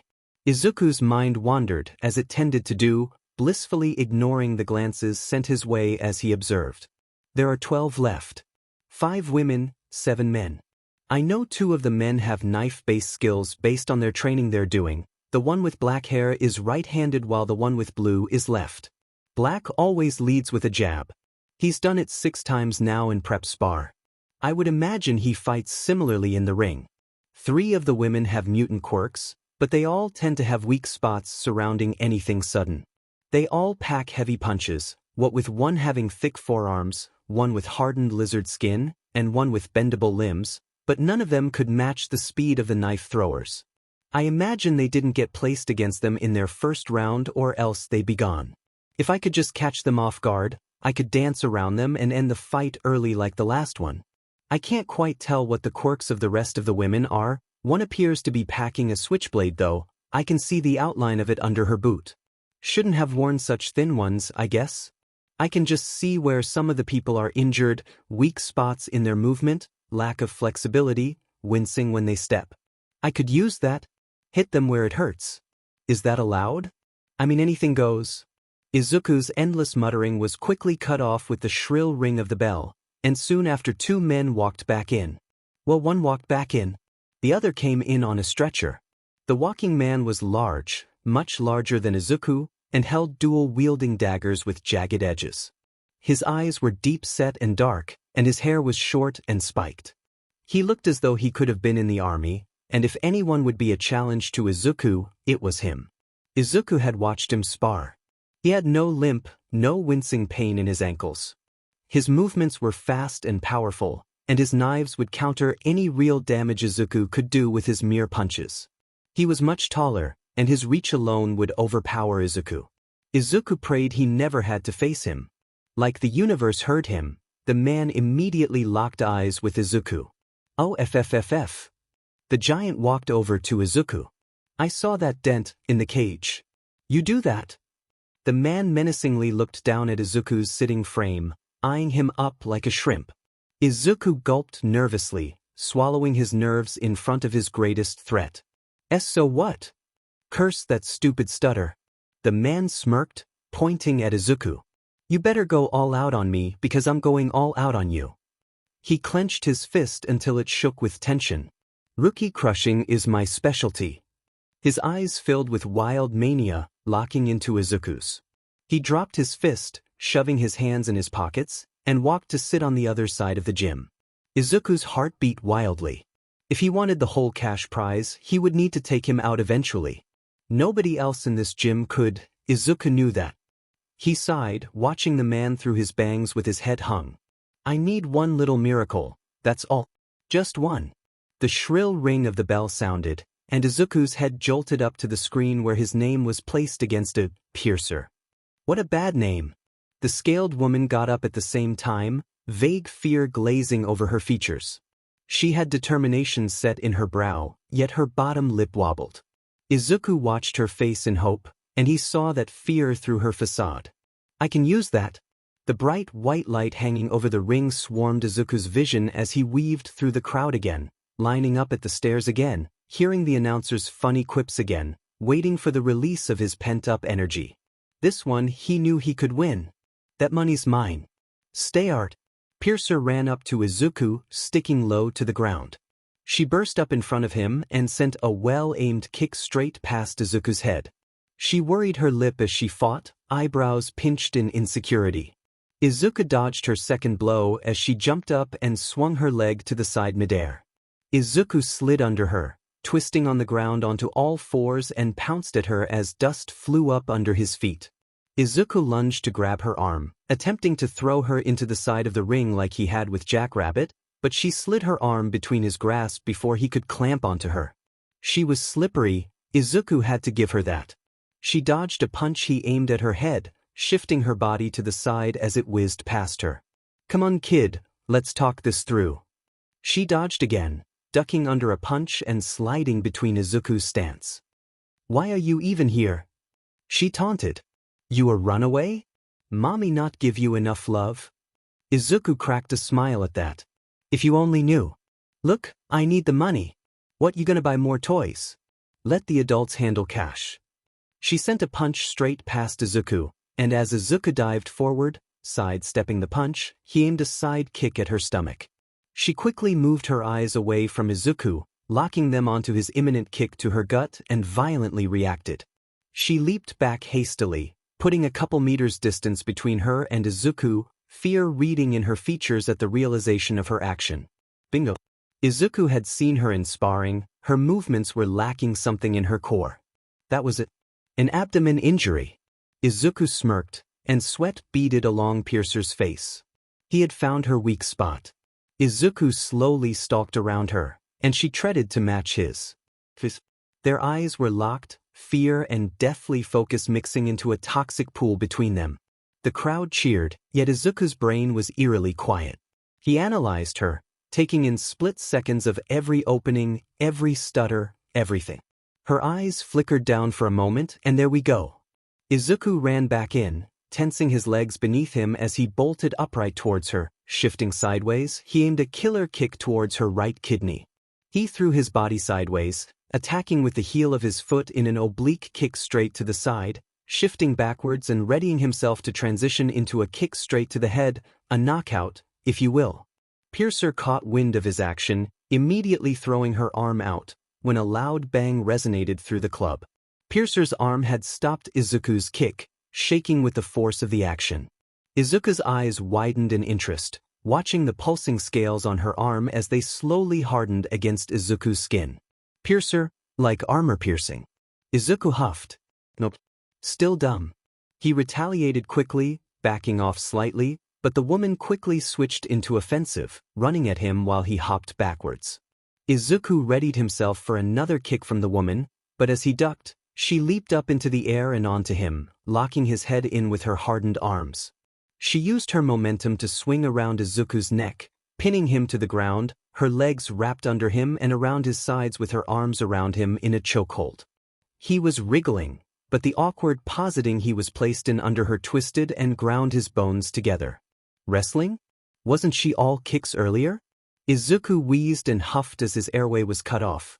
His heart pounded in his ears and his vision went black in the corners. He was stuck, with her arm around his neck. He may have passed out before the match could end. No, he can't end like this. He wheezed as the crowd roared. Oh, let it. He pushed his head backwards against her arm, getting just enough room to push his mouth down into her scaled arm. He could feel the scale's hard surface against his lips as he breathed heavily through his nose, sweat trailing down his face. He opened his jaw as wide as he could and clamped his teeth down onto her skin. Piercer couldn't react in time to harden her scales, focusing on keeping the wriggling boy down for the count, and as she struggled, Izuku bit with all of the force he could muster, jaw tensing and burning under the pressure. His teeth pushed back into his gums, and as a yelp of pain erupted from Piercer, Izuku bit until he felt his teeth meet each other, the woman pouncing off of him and screeching in pain. Izuku felt blood fill his mouth, pleasant and warm as he had hoped it would be. "You little beach! What the F dash?" Piercer screamed out in agony, clutching her arm. "You just F bit him e." Izuku coughed and wheezed on the ground, regaining his vision and centering himself. He slowly and shakily stood as the crowd roared. Blood ran down the woman's arm in waves, dripping onto the white stage. It coated Izuku's teeth and mouth as he eerily looked into Piercer's eyes, face red and streaked with tears. He swallowed the woman's flesh caught in his mouth as he locked eyes with her, unblinking, chest wheezing heavily. The announcer was too stunned to speak, and the crowd roared at the bloodbath. Piercer clutched her arm in disbelief and horror. "Are we not fighting anymore?" Izuku rasped out. His voice sounded like death. Was his trachea broken? Why did it hurt so bad? Blood continued to drip onto the stage in waves, and Izuku dropped down into his fighting stance. Piercer's eyes widened, her eyebrows pulling up in shock, wrinkling her forehead in stress. Izuku's eyes glowed red like an animal, his body tensing in preparation to end this fight. "I'm Dash," before she could yell out, Izuku practically teleported up to her, after images being left behind him as he ran up. He spun his leg sideways, pulling his knee inwards before he launched a kick. Straight into her right side. Piercer immediately coughed up blood, a painful grunt leaving her as she fell to the ground. Her head hit the floor of the ring with a loud bang, and she seemed to twitch a few times before she was still, silently bleeding out on the ground. Izuku stood above her, his face neutral and his wheezing in control. Blood stayed smeared across his face, and he looked down at her in pity. "I'm sorry, miss, but I really need that money. And your winner, for the second round in a row, is Noob." There was a pause for cheering. Although, that doesn't quite sound as badass as this little guy is. The crowd cheered in delight. "Little man, I dub thee." The crowd fell into a hushed quiet, awaiting the dramatic reveal of the bizarre boy's new name. "Biter." Cheers erupted around the room. Quirks went off in excitement and rage at the money lost. Izuku awkwardly smiled at the praise, bloody teeth showing through his lips. "Well, maybe I don't feel too bad." Izuku stared off into space, trying to ignore the deep, unsettling feeling in his stomach as he waited for the final round to start. The other contestants were slowly obliterated one by one, the screech of the bell buzzing through Izuku's nervous system like a call to action. Izuku could only see one person come back each time from that bell, spiked hair and heavy combat boots, sauntering back to the gym each time to sit across from Izuku and stare straight at him. What? I must still have blood on my face, damn it. He swiped the back of his hand along his mouth, watching a deep red streak across his knuckles. That lit a strange, excited fire in his stomach, but his guilt quickly smothered that flame.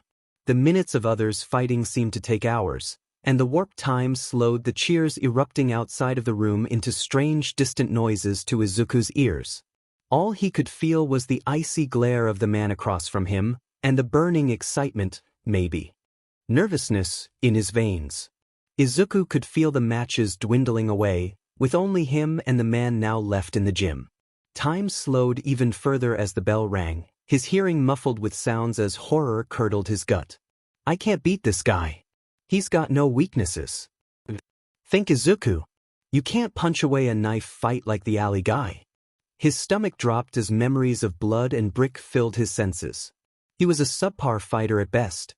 This guy's got hero-level skills. Izuku looked up through his bangs at the man, locking eyes and immediately being caught in a stare-off. Izuku's eyebrows creased in worry. The man simply tilted the corners of his mouth up into a smile, sick satisfaction playing his features. He couldn't wait to pummel Izuku into the ground, and Izuku knew he could. See you out there, biter. The bell rang for the final time. The crowd cheered, but all Izuku could hear was the toll of the bells of the underworld. He may just die here tonight. As he walked out into the crowd and up to the stage, Izuku felt hands ruffling his hair, slick with sweat. He couldn't react if he tried, stuck in a state of analysis and dread, his thoughts cycling through his head like tickets being funneled into the machines that counted them. A million thoughts a second, all being essayed into a void. His stance is wide, he must have been professionally trained. Could I? No, that wouldn't work.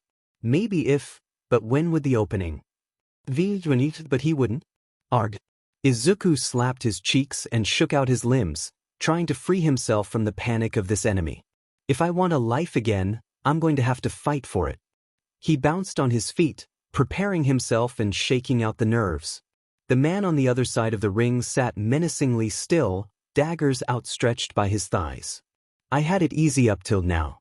I'll have to figure things out on my own from now on. He looked at the man's spiked hair and crazed eyes, and suddenly, just for a moment he was back in Aldra, looking forward at the boy who was once his greatest personal hero. Izuku felt the flicker of dormant betrayal light up in his heart, before he was violently moved back to the present. The announcer was yelling something or other, cracking jokes and making a big deal over the big final match. And whatnot. Are you ready? The crowd cheered louder than Izuku had ever heard it, shaking the walls and making his eardrums feel as though they would pop. He lowered his stance, and spread his weight out evenly for movement. In this fight, he would have to be fast before he was dead. Fighters, get ready. Izuku's heart beat. What? Stay ardit. Izuku ran up to Pyobium, as the announcer had called him, and the man sprinted straight at Izuku, his arms flying behind him in a wind-up to jab at the boy. As he swung the knife out from the side towards Izuku, his long arms covering a great distance, Izuku hopped up into the air, dodging the knife as it swiped below his tucked feet. Izuku landed low to the ground, quickly dropping flat to the ground and swiping his leg outwards to knock the large man over at his ankles. Pyobium leaped backwards, saving his ankles from the blow, before quickly regaining his place near Izuku. The spiky man swiveled his knife around in his hand, placing the blade downwards to stab down onto Izuku's crouched form. Izuku jumped off of his feet backwards as the knife barreled down towards him. He arched his back, landing on his hands, and used his arm strength to boost him upwards back onto his feet. Nice moves, Twinkle Toes. The man flipped his dagger around in his hand again. But when are you going to come at me? He laughed, stalking towards Izuku. With every step he took forward, Izuku took one back. They never broke eye contact, and Izuku broke out into a vicious cold sweat. He was being cornered like prey. Run, run, run, run. The man pointed one of his daggers at the dent in the cage Izuku caused. I want you to do that to me. A malicious smile creeped up onto the man's face, curling his eyes into creases. He stalked mere inches away from Izuku while Izuku's back was against the cage. The crowd roared. This guy's really weird. Izuku moved in a blur of action, quickly latching his fingers between the cage links above his head, using his arm's strength to lift himself up, and pulling his knees into his chest before bucking outward. His feet blasted away from him and straight into Pyobium's gut. The man spat out and coughed as he creased slightly from Izuku's attack.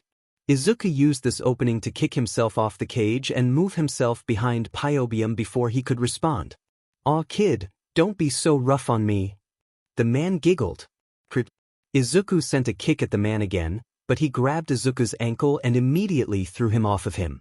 Pyobium's overwhelming strength had Izuku flying away and tumbling down onto the ring ground. He transitioned into a somersault and rolled himself back into a standing position, recoiling slightly backwards from the momentum of his roll. Why don't you talk?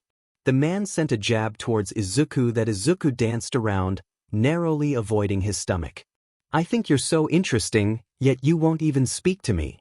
Izuku bit his lip in concentration as he dodged. Izuku took steps backwards as he dodged the quick swipes. Seize me off. Pyobium's eyes darkened, and his face suddenly took on a menacing tilt to it. His mouth arched downwards and his eyebrows drew in to reveal what looked like a predator tired of messing with its prey. Izuku stuttered at the man's face, slowing while Pyobium sped up. Izuku dodged slightly too slowly and felt a sting of pain erupt across his arm he had to block with. Blood spurted out from a small laceration on Izuku's forearm. It slowly beaded and dropped down his arm like a red waterfall as he continued to dodge. Pyobium's attacks increased and became more and more intense, leaning into Izuku and challenging his speed. Swipe, jab, cut, slice, swap, push backwards, lean in, don't stop. Izuku couldn't catch a break, and his reflexes may have been the only thing keeping him from being minced meat. This guy is too fast. Izuku's vision went dark in the corners, as he was running out of breath and stamina from the continuous dodging. I can't fight back, he'll cut my arm if I get too close. There's no way I can level the playing field. Izuku felt disparity creep up in his heart. I've come all this way. He let out a choked sob as he dodged another blow aimed at his head. His breathing sped up, and his heart desperately pumped blood to all of his overworked organs. He could feel panic seeping into his body, and his movements became slowly sloppier and sloppier. Izuku suddenly made a fatal mistake. Pyobium faked him out, shifting to stab right, and Izuku dodged left in his panic, not reading the man's movement enough. A sly smile creeped up on the man's face as mid-movement he switched sides, moving his weight behind one of his daggers as he stabbed right towards Izuku. Izuku felt a sharp stab of pain, and the room went silent. His heart slowed. His vision went back to normal. Pyobium took a few steps backwards, huffing and puffing after his attempts to catch Izuku. Izuku tried to speak, to ask what had happened, but he felt his voice unable to come. He looked down at the throbbing numbness and pain, and there he saw it. Pyobium's dagger was sticking straight out of Izuku's chest, deep red blooming through his tattered old shirt. He could feel the knife embedded deep in one of his lungs, and his sputtering wheezes and gasps prevented him from speaking. Otherwise, he surely would have screamed. He couldn't move, bright blood dripping down in splatters onto the floor from his wound, slowly running down his abdomen. The knife burned and serrated his insides, the notches on it grinding against bones in his chest. Izuku coughed up blood. You were fun to play with. Say good night, biter. The man had a wild look on his face, and as Izuku's silent and shocked eyes looked back up to meet Pyobium's, he felt immense terror. Do I do? Izuku's eyes glazed over. His face went slack. His brain shut off, and the sharp stabbing pain turned into a memory of a dull ache in his mind. He was back in that space of his brain reserved only for his panic. Autopilot. Pyobium's face quickly turned sour as he watched Izuku's non-reaction take over. What? He let out a quiet sound of confusion as Izuku's dull, deathly eyes stared straight into the man's. Izuku's hand drifted up towards his chest, his fighting stance dropping low again. Pyrobium chuckled, fear lacing his tone. You're insane.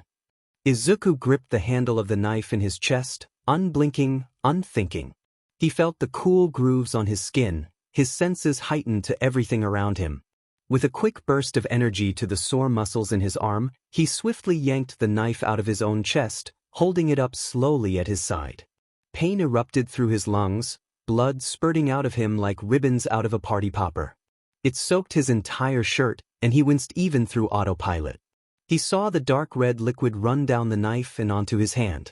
The ring floors looked like a blood bath, dark red gore staining everywhere, streaked along the ground from fighting with his arm cut.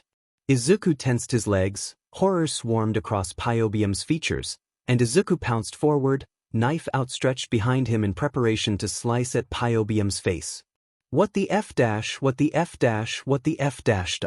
Pyrobium dodged his blows backwards as blood continued to fly out of Izuku with every movement, irritating his deep stab wound.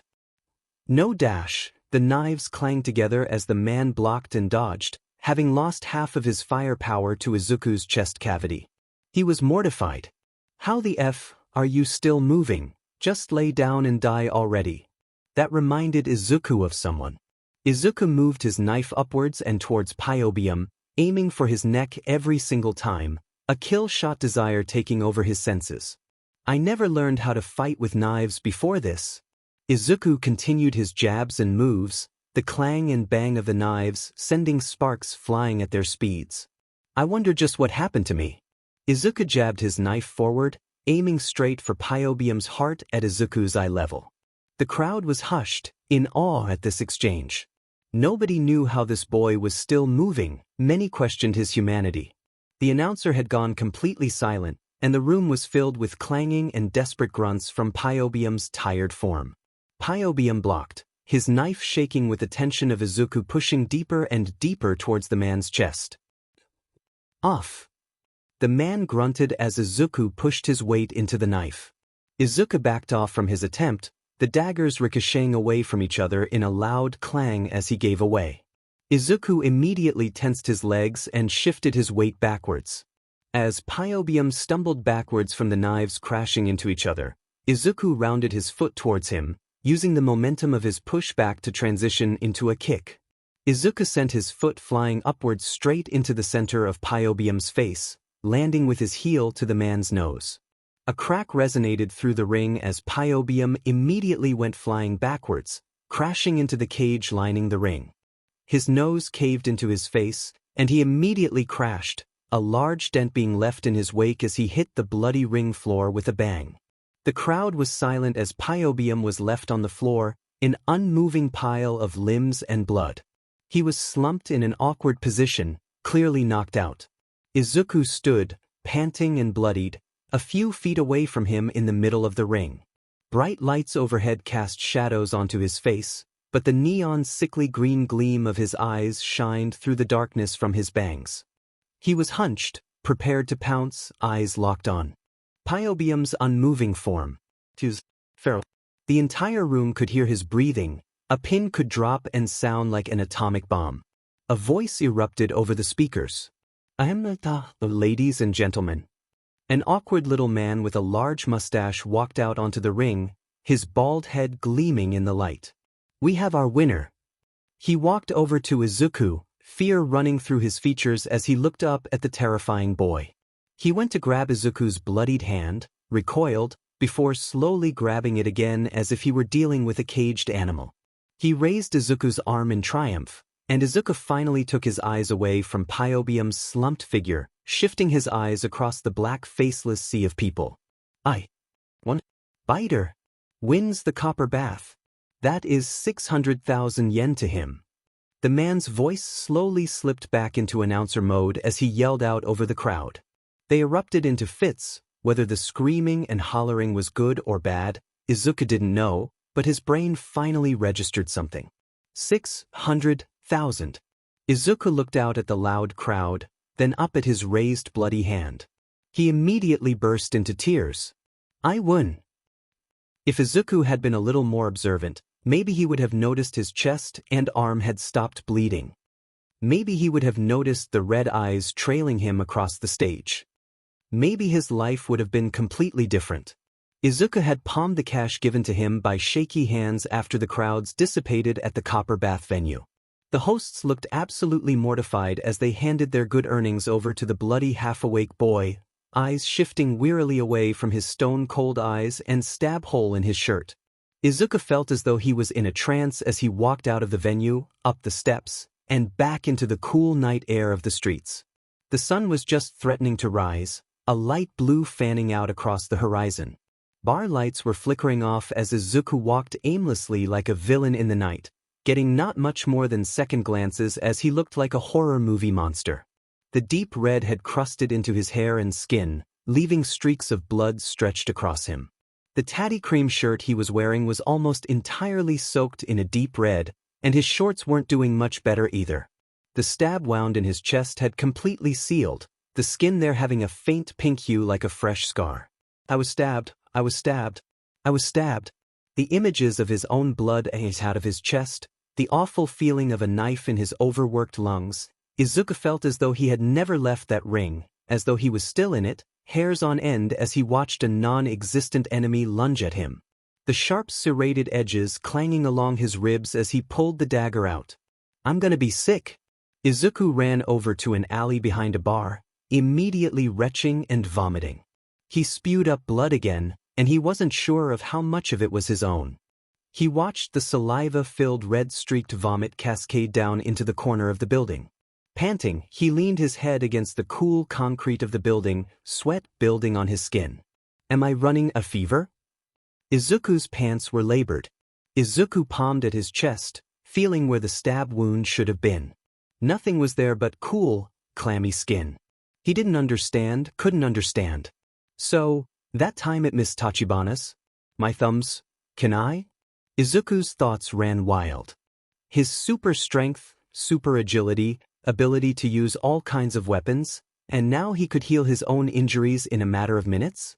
Izuku avoided the thought, dancing around it like he was playing tag with his own brain. But, have a quirk? Izuku retched again, spewing up more gore onto the building. There's just no way, that's impossible. There's absolutely no way I could have a quirk. I'm quirkless through and through. I have the toe joint and everything. I mean, there isn't even a quirk that can give quirks, it's entirely genetic. There's absolutely no way, so why? He looked down at his bloodied hands, smooth skin caked in the fluids of many. What am I? Izuku stared, bewildered, down at his hands. Down past his hands and to his feet. Down past his feet and to the trailing vomit. Izuku stared and stared as his brain searched for answers, hunched with his head against the building.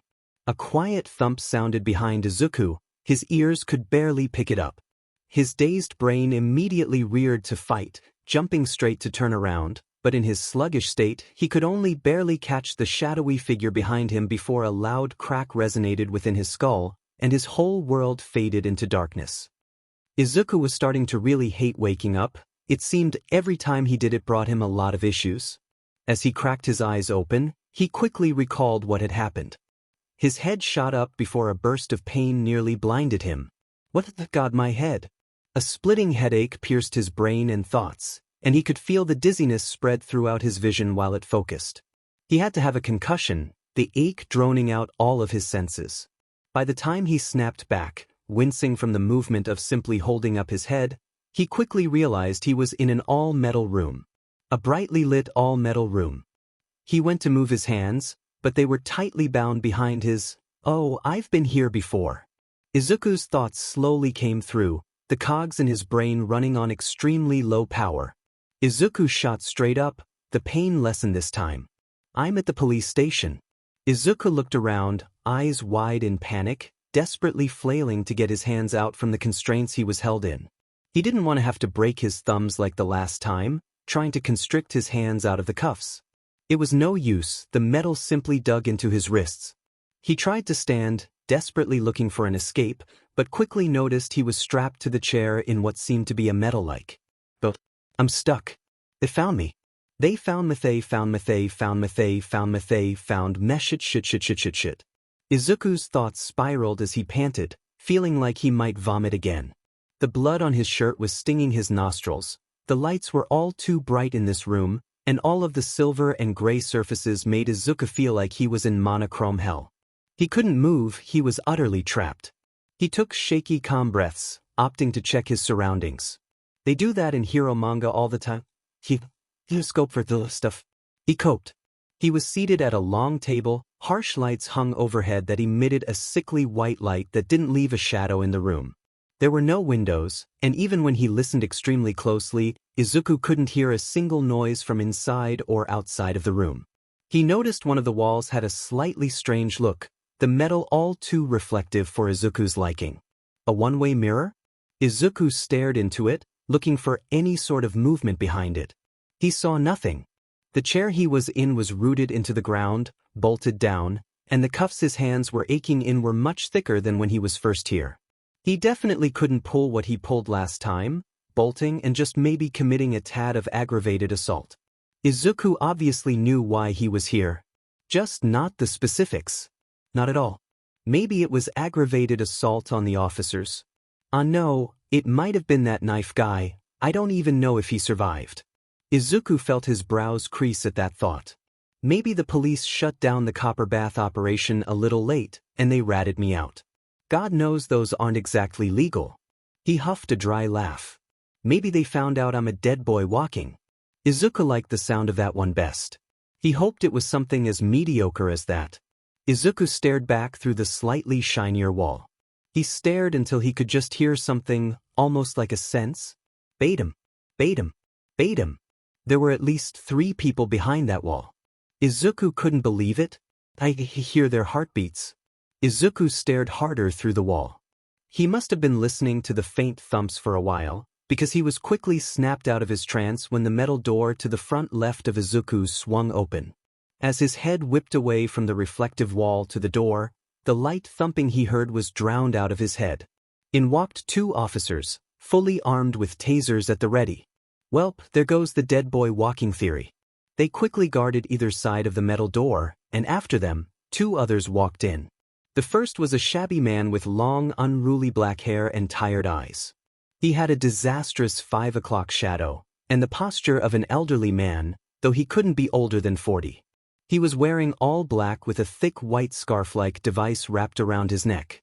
It clicked in Izuku's mind that this man was the figure that had unceremoniously knocked him out cold in the alley earlier. If he had the authority to take me in like that, he must be a pro-hero. Izuku felt sweat bead on his skin. This wasn't looking good for him. Behind the tired man, another slightly less disheveled man walked in behind him. That man was undoubtedly a detective, with a blue-collared shirt and a simple waistcoat, standing much taller than the hunched pro. He had short-cropped brown hair and calming brown eyes. Izuku wondered just what got such a nice man into the business of speaking with him.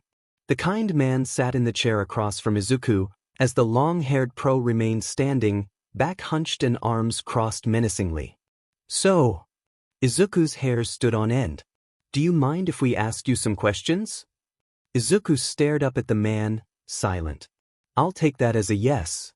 I'm Detective Nao Mesa. I head the investigation team here at the Mustatafu Police Headquarters. Izuku balled his fists in the cuffs behind him, not a sound leaving his mouth. His fingernails dug crescent moons into his bloodied palms. What's your name? Izuku stared blankly. The scruffy pro huffed. Kid, if you don't respond we could lock you up just for obstruction of justice. He droned tiredly.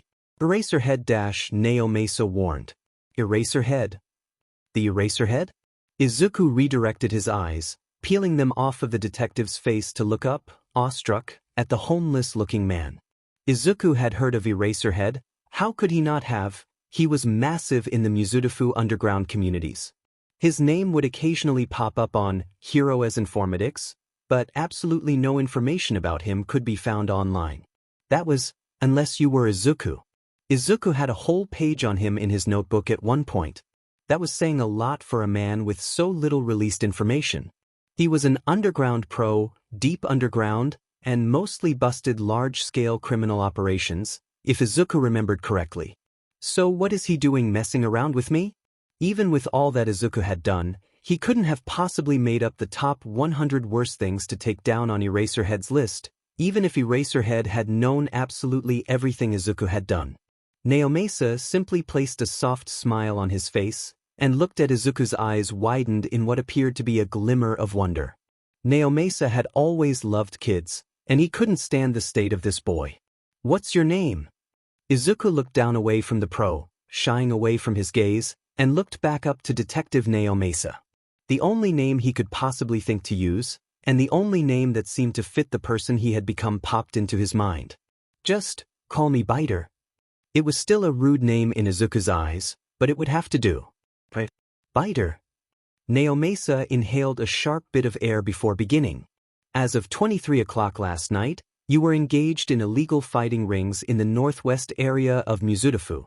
You went on to win the night after sustaining major injuries, all of which have seemed to disappear within the span of a couple hours. Izuku gulped, eyes burning with shame. At least he didn't mention the last time I was in this place. You should know that illegal fighting rings are, well, illegal. Izuku lowered his eyebrows at the thinly veiled sarcasm. People like Eraserhead have found them extremely useful within their lines of work, so we keep a few of them up and running under certain protocols. Izuku paled. Had he walked into a police-run fighting ring? We normally turn a, for lack of better words, blind eye to the non-threats within that system. They don't bother us, we leave them to their devices. Naomasa's eyes flickered with something Izuku couldn't read. "What's your quirk, Biter?" Izuku nearly bit his tongue in shock. He hated this question. Nobody looked at him the same after it. He looked down at his lap. "I'm quirkless." The words came out in nothing but a mutter. Naomasa looked confused as Izuku watched him through his bangs. Naomasa shifted his eyes to Eraserhead's with concern reading through them. Eraserhead met his eyes and the concern transferred into his. "All right." Izuku looked up, shocked the man had believed him. Didn't he just say they knew about my fight? "How old are you?" Izuku thought about it for a moment. It was October, so 15. The detective was staring at him with an unreadable expression. "Thank you." The detective let his soft smile seep out of his features, putting a hardened mask over his face. The shadows seemed to drag his eyes downwards, deathly seriousness reading. Izuku might have jumped at the change if his nerves weren't already as strung out as they could be. "Where were you on April 25th? Izuku paled. At that point he was gone, but that might seem suspicious for whatever case they were building for him. "School, probably." Izuku tried to sound casual, sweating through his blood-drenched clothes. "Please try not to lie." Izuku's eyes shot open. "How did he?" "I would have been at home." A lie again. The detective's face became even more serious. I don't know." Izuku rattled against the metal chair he was in with his outburst. He watched Eraserhead tense his hand around the scarf he was wearing, clearly preparing for the worst. "All right." The detective sat back in his chair. "June 2nd? I don't know." "Poor memory?" Izuku looked away, his stomach dropping to his feet. "Something like that? Let's do more recent then, October 3rd. Izuku looked up into the detective's eyes. That was only around 5 days ago, but it was 2 days before Izuku woke up in that dumpster. Izuku searched the eyes of the detective, glancing up to look at the pro-hero whose eyes were trained on him more intently than Izuku had seen him look until now. Izuku was frozen. "I don't know." Naomasa shot him another strange look, then met his eyes with Eraserhead's again. They seemed to communicate something dire within their glance, something Izuku was not privy to. "Where did you learn to fight like that?" asked Eraserhead in a bit of a frazzled voice. "I don't know." "Where did you learn to fight with knives?" His voice was more frantic. "I don't know." "Why don't you know?" Naomasa cut in. Izuku looked down. "I can't believe I'm doing this. I don't remember anything. Not for months." Naomasa and Eraserhead were shocked into silence, both staring at the hunched boy. "Which months?" Izuku looked at his thighs, stained with blood. And March until maybe 3 or 4 days ago. Izuku winced. The men both shared another concerned glance. Naomasa shifted uncomfortably in his seat, leaning forward with his hands linked on the cool metal table. Biter, Naomasa started. Izuku almost flinched at his tone. Have you heard of the Dusk Hunter? Izuku looked up in confusion, shaking his head from side to side. The name doesn't even sound familiar. I don't think I've seen any name like that on Hero Informatics either. Naomasa's brows creased his face as he stayed silent for a moment, mulling over something within his head. The Dusk Hunter is a villain we've been searching for. Izuku pet his head in confusion. A villain? What am I here for then?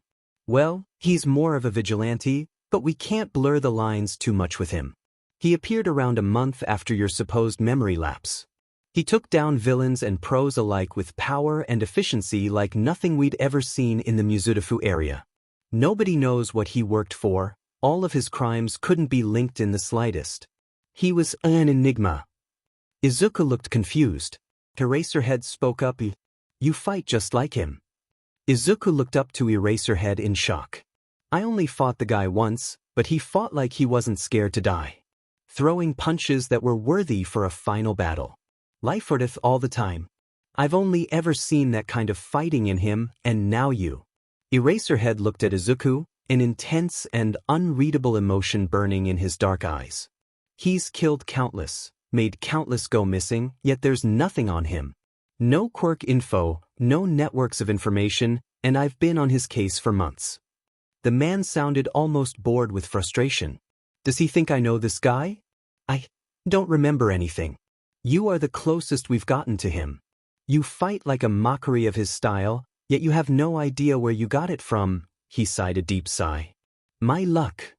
Izuku wringed his hands anxiously behind his back, trying to squeeze his bones inward to get out of the cuffs. I really don't like the sound of this. You fight. Naomasa sent a weary glance over to Izuku as Eraserhead spoke. Like you learned it from him. Izuku paled. Horror seeped into his skin, not at the words themselves, but at the undeniable truth in his mind that there is a chance, however slim, that that is entirely true. He couldn't rely on himself to say otherwise, so he pressed his teeth together in his mouth, feeling them grit against each other in discomfort, and looked down at the shiny table in front of him. Biter. Naomasa spoke up. The Dusk Hunter was active just a few days after you went missing for the first ever time. If Eraserhead is accurate in his analysis, which I'm sure he is, you very well may have been in contact with one of the most dangerous vigilantes to ever exist in the Muzudafu area. Naomasa inhaled. And we can't let a lead like you go, especially at your age and in your condition. We're going to have to hold you in custody for just a little while longer while we sort this out. Izuku paled, sweat starting down his bloodied skin. Hold me? Not send me to jail? Not court? Not a relief program? An active investigation? Guards, would you mind helping him out? The two large guards lumbered over to Izuku, unlocking and releasing the metal chair bar before taking his scrawny arms in their massive grips. Izuku wriggled half-heartedly, heart beating in his chest in a mix of relief and dread. He had no clue as to what the detective might want from him, but at least he wouldn't be thrown in a cell immediately. Izuku was brought through a heavy glass door to a short, bleak hall. The same nauseating bright lights hung overhead in this hall, but they were warmer, painting the cream walls in a glow. Izuku was suddenly jolted to a stop and turned to face one of the many doors in this room. The door was heavy-duty to say the least. Large, clunky, and only a small window into it left a pit forming in Izuku's stomach. One of the guards shifted away from Izuku to punch in a code to unlock the door. Izuku couldn't see the numbers, but his brain thought to supplement the information anyways. Straight up, right, down, far left, center. The door beeped open, the guard twisting the knob to reveal the drab secluded room. Izuku realized quickly that this was no normal holding cell. This had to be engineered for maximum security threats. No vents, no bars, no windows, just a sink, toilet, and bed. He really was being thrown into jail. His heartbeat picked up in his throat as he scanned the room looking for anything he could use to escape. Nothing jumped out, even the bed was bolted down. Izuku couldn't hide, and he couldn't run. Why on earth am I being placed in one of these? The guards unceremoniously threw him onto the bed, the springs bouncing under his body as he landed. Izuku looked up at the tall men in confusion, his eyebrows scrunching as he watched one uncuff his hands from behind his back, then both leave without a word. The heavy door made a loud metallic locking noise a few times as the men closed it, and there Izuku was, left in his silence. He immediately went to palm around the pockets of his cargo shorts, checking desperately for the money he had just made. There, miraculously, sat a thick wad of cash in his upper pocket. They didn't take it? Izuku tried not to look a gift horse in the mouth, placing it gently in his pocket to focus on the burning pain around his wrists. He rubbed his sore wrists, red lines forming where the cuffs had cut into his pale skin. Izuku looked around analytically, his cold eyes scanning the room for anything he could use to his advantage, bolting at the chance to escape.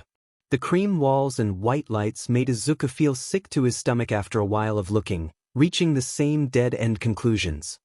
He huffed a sigh, eyes falling to his lap as he sat on the uncomfortable bed. Duskunderta? It was incredibly strange that this villain had been active around the time of Izuku's disappearance, that there was a chance Izuku had learned everything he knew from a villain. He shuddered at the thought. Izuku ached to know what had happened to him. An unease that remained in his gut from the last couple months plagued every emotion he had, curdling it and turning it sour and spoiled. He was being dragged back to his old life. Miss Tachibana's advice rang in his head that he needed to turn the next page in his life. Izuku knew he should turn to the next chapter, but finding context for this chapter of his life would be extremely hard, considering he had a massive chunk of his memory missing. Izuku was already active in some crime rings of Mizudafu, legally dead, had assaulted cops, and was being held in a local police station for the consideration that he had been mingling with a notorious villain in the area. Izuku let out a chuckle at the situation, the humor not reaching his heart. He had always had rotten luck, but boy do these past few days take the cake. Izuku had been lost in thought for a few minutes, staring down at his wrists now, he saw the marks were gone. He closed his eyes and thought back to the gentle heartbeats he heard through the walls of the interrogation room, the metallic walls failing to block the soft thumping of pulsing blood. I wonder if I could do that again. Izuku interlaced his fingers, closing his eyes and attempting to relax his face. He tried to forget where he was, tried to get lost in the trance the beats had put him in before. He could no longer feel the bed under him, the crusted blood on his skin, nor the vague ache in his temples.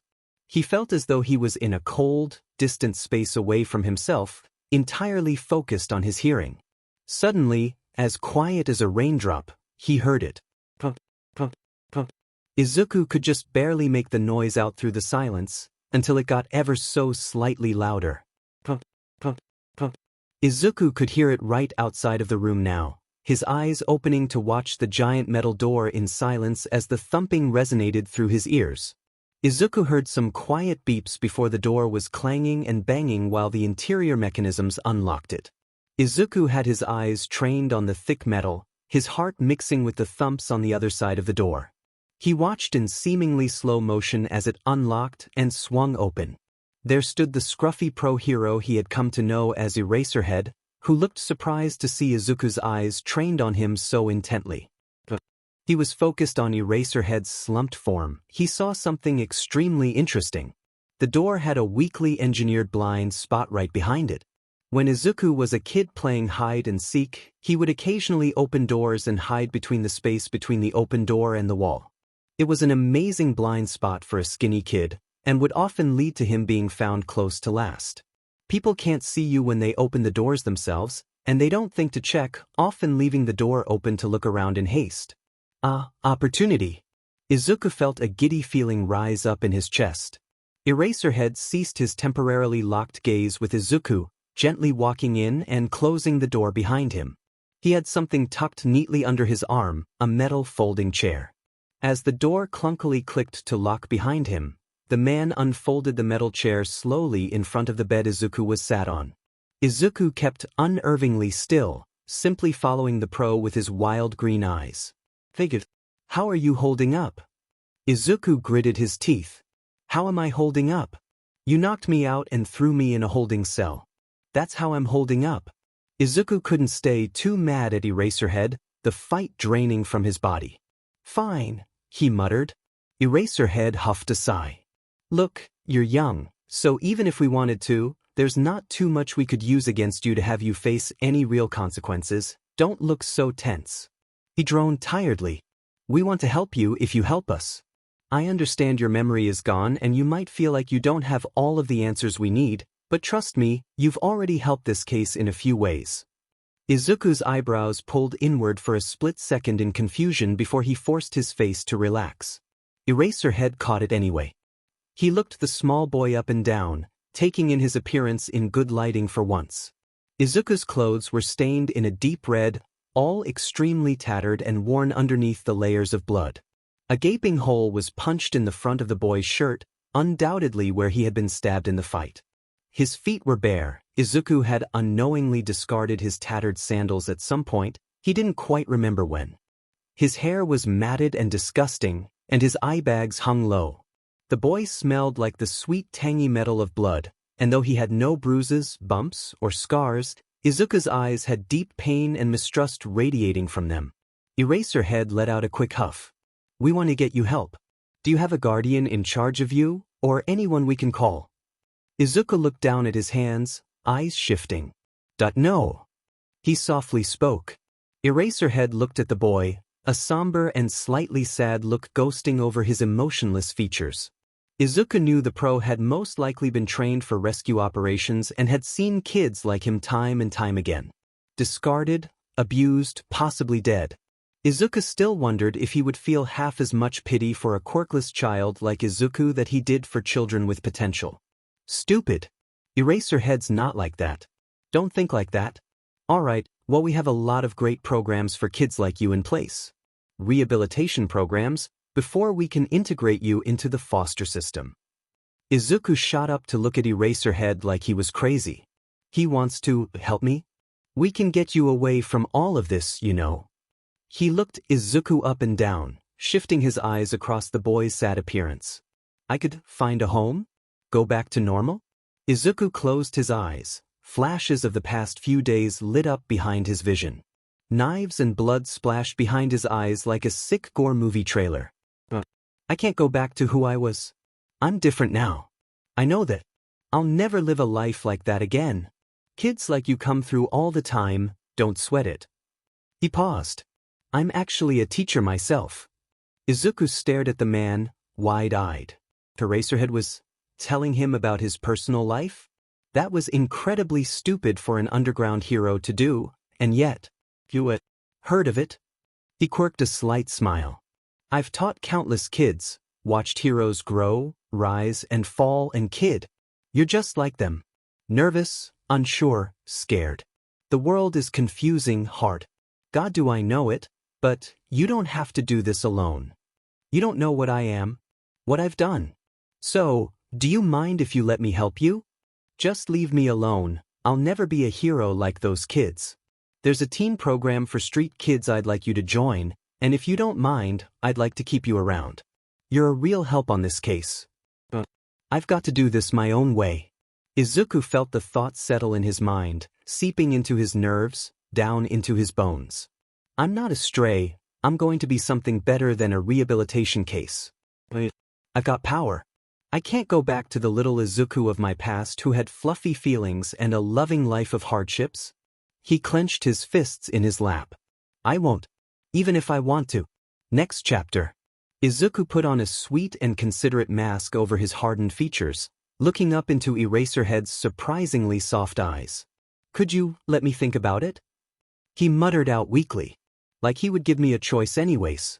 Eraserhead huffed a sigh. Sure. I'll be back in 20s. I want to help, Biter. Izuku flinched slightly at the use of his new name. You don't know me, he thought bitterly. That's all I am now. A fake name. The door clanked noisily behind Eraserhead as he left. Izuku watched the cold door until he couldn't hear the faint heartbeat anymore. Right, it's go time. Izuku felt a strange sense of being watched as he was speaking to the pro, so he quickly lifted his head and scanned the room. As he tracked his eyes along the walls and up to the ceiling, he saw a suspicious small circle peeking through the ceiling. Izuku knew a hidden camera when he saw one. The hidden camera didn't move, and was simply angled ever so slightly away from the toilet on the other side of the room, mainly facing the bed and supposedly capturing the rest of the room. Izuku assumed. That could be a problem for my hiding. Izuku had to cover the camera somehow, make him have radio silence for just a little while until he could effectively get out of this stuffy room. He casually stood up and walked over to the toilet area, wanting the people monitoring the camera to have him just out of view. He stood on top of the toilet rim, his back pressed against the wall to the side of it. He prayed he was right about that camera angle. He shuffled as close to the blind corner of the room as he could, and proceeded to slowly and awkwardly take off his tattered and bloodied shirt. Free show, Izuku giggled slightly. Not funny. He focused again. Izuku balled his shirt up, praying years of mandatory gym classes had at least taught him how to properly throw a ball-like piece of fabric onto a hanging camera. Izuku moved the material out of his hands and, bingo, it precariously hung off of the slight jutted-out part of the camera, effectively blocking the view. Izuku would have a minute or so until Eraserhead was back in the room, and likely just a little bit longer than that until someone noticed to fix the camera. Izuku closed his eyes and tapped into his hearing, heightening the search for the pro's specific heartbeat he had heard earlier. Izuku faded away from what was around him, before suddenly the thumping reared its head again. He's in the hall. Izuku quickly hopped off of the toilet, untangling his position from the corner of the room. He headed over to the corner across from him and squeezed himself in there, standing straight as a board. Adrenaline pumped through his limbs while he waited, tension building up in his stomach as he focused in on the nearing heartbeat. A few feet away, a few feet closer, right outside the door. The keypad beeping sounded, Izuku is in his breath and his gut. The door creaked open. "Hey kid dash," Eraserhead began, walking through the door slightly before looking around, quickly stopping in his tracks as he realized Izuku was entirely gone. Izuku quietly closed the door slightly in this moment to quickly jump out of his hidden spot. As Eraserhead stuttered in his movement for a split second, Izuku had already jumped around the door to the hall. Eraserhead quickly realized what had happened, turning around to restrain the boy, but just as he made eye contact, Izuku had already slammed the metal door shut in the pro's shocked face, the auto locks clanging and turning inside the heavy metal as pounding resonated from the inside. Sweat beaded down Izuku's face, his heart leaping in his chest. Now for the hard part. He was half naked, looked entirely too much like a criminal, and was stuck roaming around in a maximum security area in a police station. He may not have thought that far ahead. A loud, "Hey!" resonated from the end of the hall. A puny policeman was running up to Izuku, very different from the guards that took him to this area. The man had his taser pulled and at the ready, but Izuku acted faster than the man could, quickly leaping past the shot taser stickers, pouncing off of the wall and quickly kicking the young officer in the head. He had a sort of full-body gear on, with his face and hair mostly obscured. He must have been Izuku's height, if not a few inches shorter, and he quickly hit the other side of the wall with a loud bang. This makes things a lot easier, Izuku thought as the man quickly slumped to the ground. Izuku had to admit, after being in bloodied cargo shorts and an old tattered t-shirt for days, being in new clothes felt amazing even if they were heavy-duty police gear. The big blue hat covered his hair, and the cop had a sort of face shield on that obscured Izuku's recognizable features. He looked somewhat like a casual version of a riot police officer in the gear. The bulletproof vest was slightly heavy on his weary bones, but Izuku could live with it. The combat boots he wore were nice, and the whole getup made him a lot less suspicious. He looked very close to an actual cop working at the station, and if he kept his head low enough, he knew he could make it out of the station. Izuku's heart beat heavily in his chest while he walked out through the rows and rows of interrogation rooms that he had come from, and out past that he knew, from the last time he had busted out of there, that there was the general office area, which led out to the front. He could easily sneak through that, he hoped. He walked through the door to the office area. Some people in desks gave him a quick glance away from their computer, but never said anything. Izuku walked with false confidence in his step, as though he was supposed to be there. Please nobody stop me, please nobody stop me, please nobody stop me, please. Hey, what are you doing here? God damn it. Izuku was a wimpy few meters away from the front door, but a familiar voice spoke up. He turned around slowly to face the accusatory voice from the front desk. Oh DMN, it's the cat guy. The same furry feline was sat at the front desk as the first day Izuku had busted out of this place. His green eyes narrowed in on Izuku's obscured face. You're supposed to be guarding the back rooms, why are you up at the front? Izuku cleared his throat and attempted to drop his voice to sound a few years older. I was asked to go out for something. Who's covering the back rooms? Izuku blanked, thinking of the most bland name he could say. Satu. If there is a god, please let a Satu work here. Oh, it's not his shift yet though? Who sent you out anyways? Izuku had a quick name on file for this one, someone who was definitely the officer's superior. Neo Mesa. The cat man clicked his tongue. Gah, what's that guy got you doing this time? He's great, don't get me wrong, but if there was a Scatterbrain award. The cat trailed off into grumbles, looking away before locking his eyes back on Izuku's face. What's with your voice? Cold.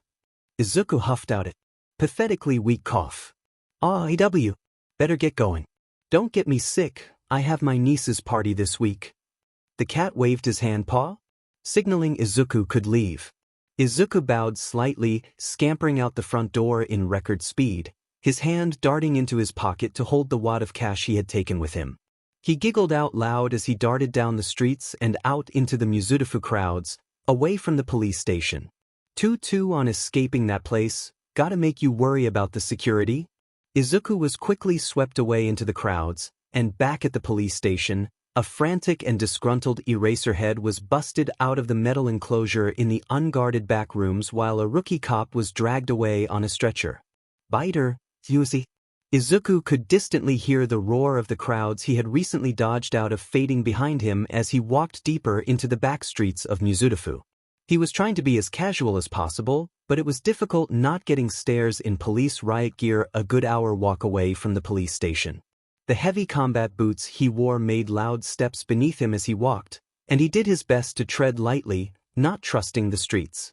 People hung out in this area, smoking out back the tall concrete buildings, some businessmen, some scruffy-looking line cooks escaping the sweltering heat of the kitchen out back their hole-in-the-wall restaurants. Izuku got strange stares as he walked in his gear, but he nimbly dodged any people he did run into. Izuku continued to walk, searching for a place he could reconvene and gather his plan. He stopped out front of an old Japanese-style building with a small wooden door out front. It seemed to pull Izuku in, ringing a bell he must have misplaced somewhere in his head. He was sure he'd never been in there before, had he? He calmly sauntered up to the door, swinging it open with a little chime sounding overhead. He looked around as the store was modeled after a dojo, with walls that appeared to be made of traditional paper and sliding doors. The room had mock tatami flooring, and the room was bathed in the warm glow of an overhead lamp with a paper appearance and floral design. The walls and floors were not barren by any means though, large swords of all kinds lined the walls, throwing stars, metal bats, even daggers of all shapes and sizes.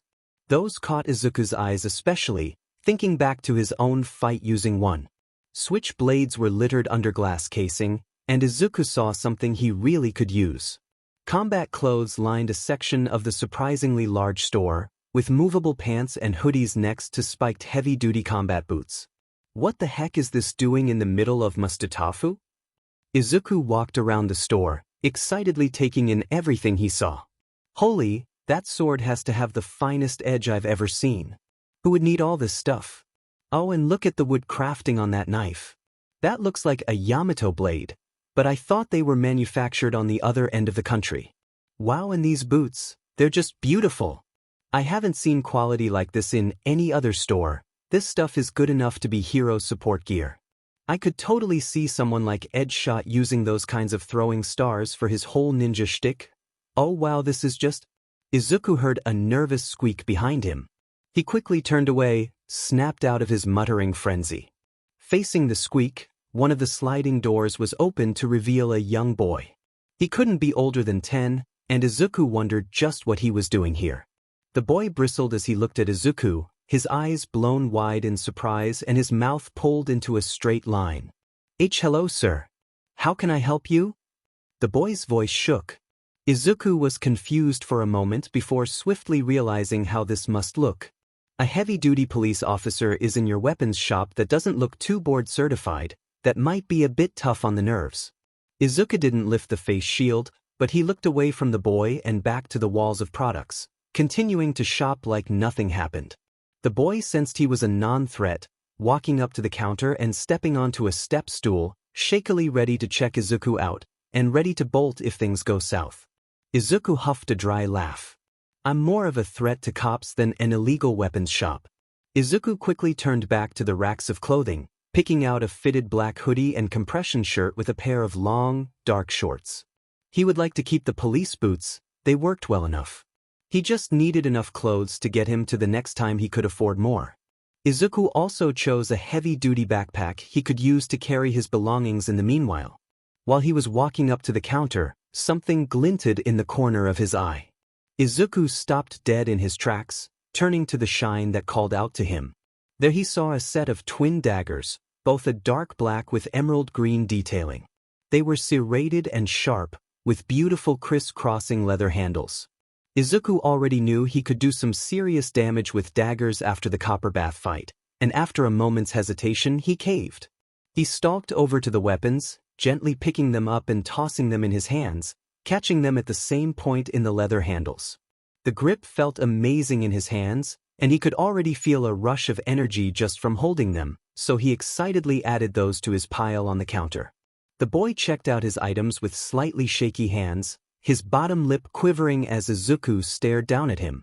The boy added up the total, reading the number out to Izuku. That'll be 17,430 yen.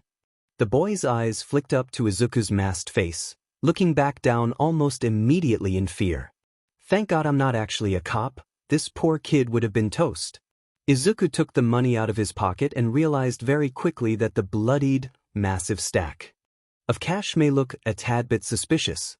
He flicked the bills back and forth in his gloved hands, pulling out the needed cash from the large stack and put the cash down on the counter, slightly caked with blood. The young cashier looked as though he may pass out as he grabbed the cash off of the counter. Izuku grabbed his new items, ready to walk out of the store, before he turned back to the boy for a final message. I'm not a cop, by the way. He spoke through the muffle of the mask he wore. Thanks for all your help. Izuku let a smile light up his words, and he watched the young boy physically relax, the tension dropping from his shoulders and eyebrows. Thank you, sir. Have a nice day. The door chimed behind Izuku as he walked out. He quickly stuffed his belongings into his backpack, keeping it tight on his back in these shady areas. I just need a home base. Izuku had an idea. A few blocks down from this area, there was a nasty part of town. Izuku had only been there once or twice in his feeble attempts to capture heroes in action for his notebook, chasing after their blinding displays of power against major criminals. The roads were usually littered with prostitutes and junkies, and it wasn't too far away from the copper ring he fought at just a few hours ago. There were many tall buildings and motels for rent in that area that Izuku could use to set up his own sort of agency. Izuku couldn't be too great of a hero without an agency, and it would be a great place to start his crime-stopping patrols with his newfound powers. A giddy feeling rose in his chest at the prospect of helping others. Cleaning up a neighborhood. He couldn't wait to lay his abilities down and prove to the world the good that would come out of his misfortune. He bounded down the streets, a newfound pep in his step at the prospect of having somewhere to sleep at night. 20,000 yen a night. The scruffy old man stated, his hunched eyebrows overshadowing his eyes in the sickly light of the motel lobby. You couldn't go any lower.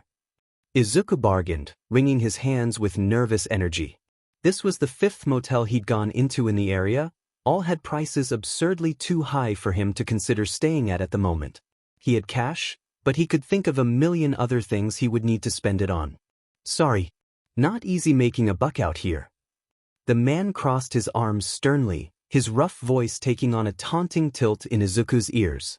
You won't find a place cheaper than this in the area. Swear on it. Izuku sighed deeply, The man was probably right, and the night was seeping into the corners of the sky. He had to find somewhere to reconvene before his first patrol. Walking out of the shabby building and into the cool evening, Izuku felt the breeze sweep across his face. He had long removed the stuffy police gear, shoving it into his backpack and changing into the dark fitted clothes he had bought in the weapons shop. He moved around the buildings in the area skillfully as neon signs began to slowly light up the night.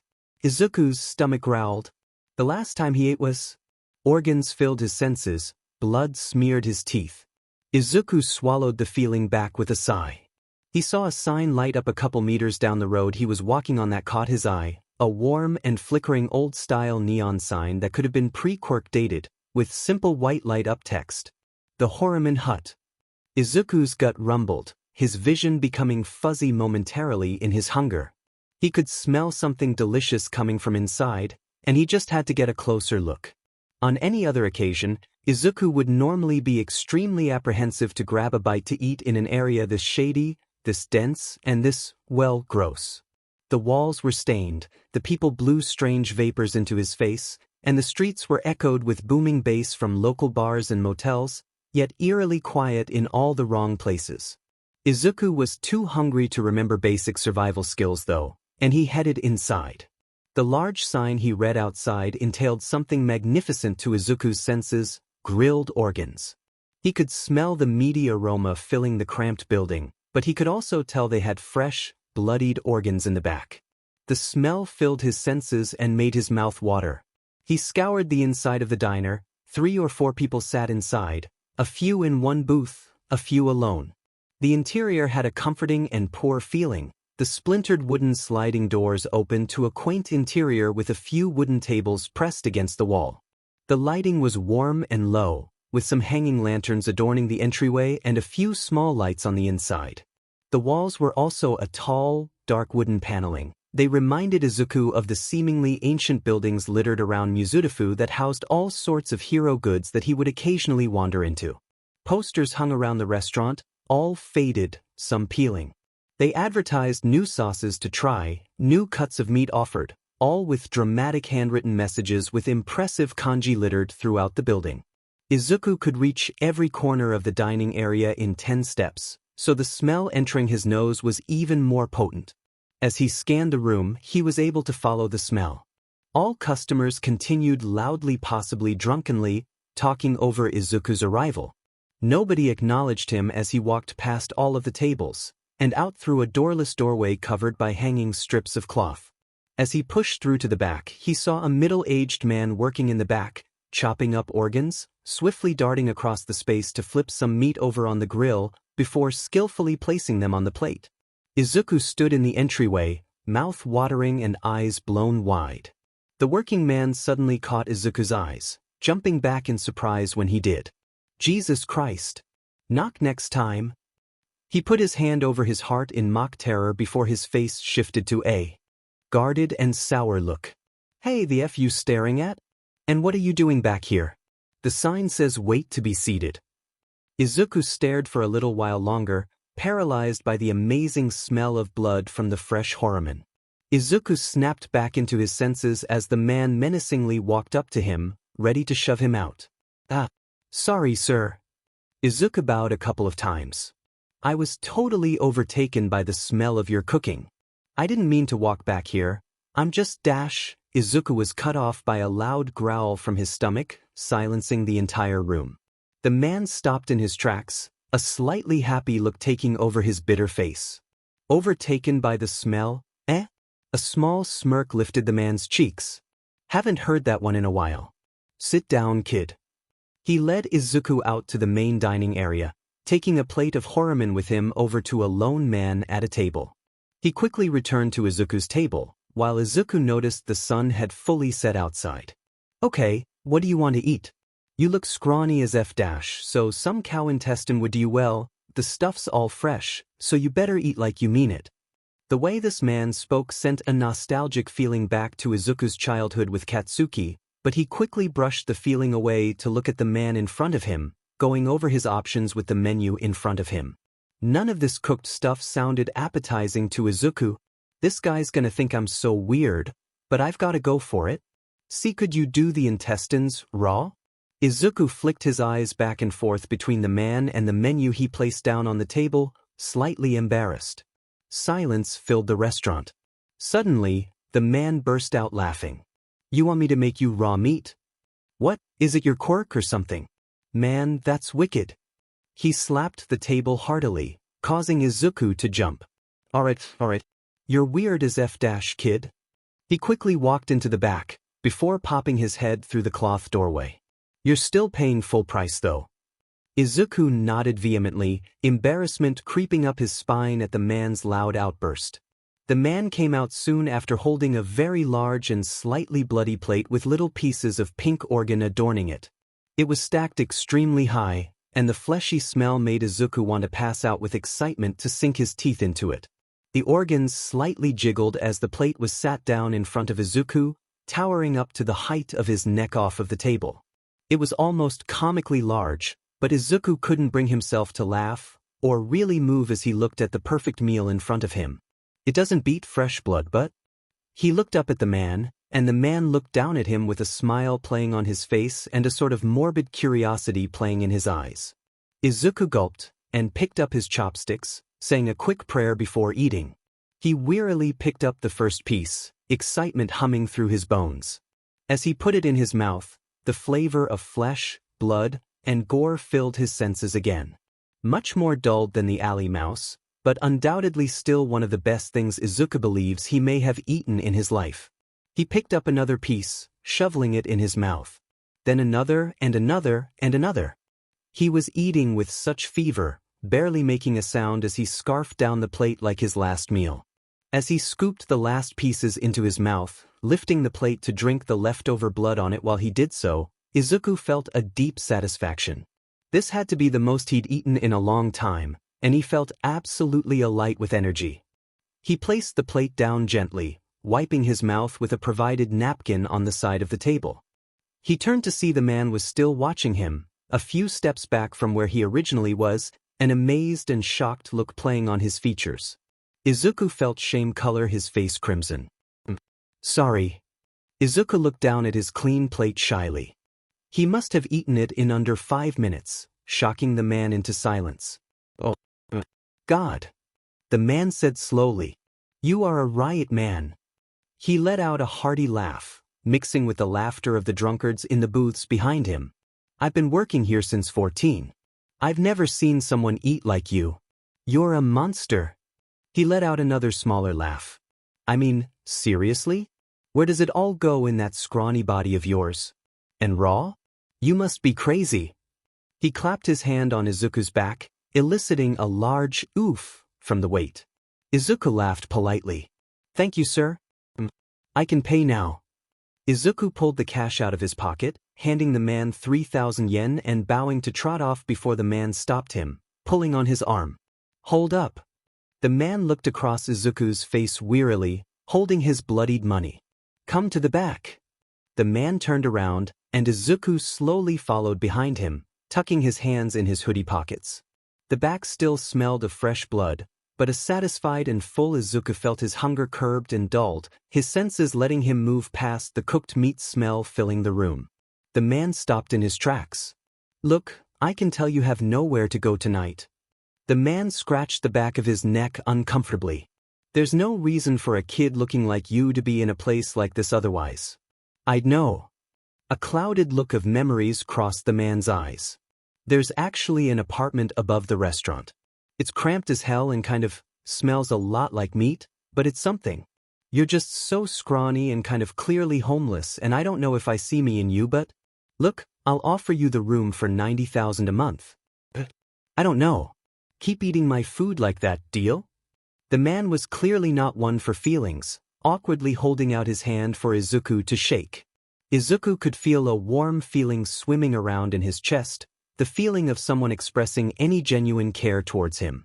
Izuku nodded shakily, a surprised yet joyous look smothering his features.